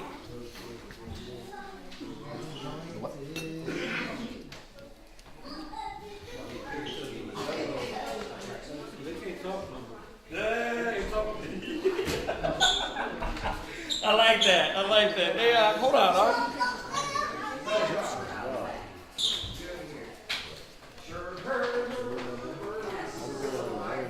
Oh, man. Yeah. Yeah. Wow. Look at this. You look like you in the Eastern Hemisphere, bro. Yeah, y'all Reuben, huh? No, that's Reuben, huh? No, that's Reuben. So you just repeat after me. Look at that hair, bro. No sweat. Which one is this one? This is Asa? Asa? This is a demonstration of Wirecast. Yabaraka Yahweh. Yabaraka Yahweh. Wa Shamarika. Wa Shamarika. Ya Yahweh. Yahweh. Panua. Panua. Alika. Alika. Wa Khanka. Wa Khanka. That's Yahweh. That's Yahweh. Panua. Panua. Alika. Alika. Wa Shamlika. Wa Shamlika. Shalom.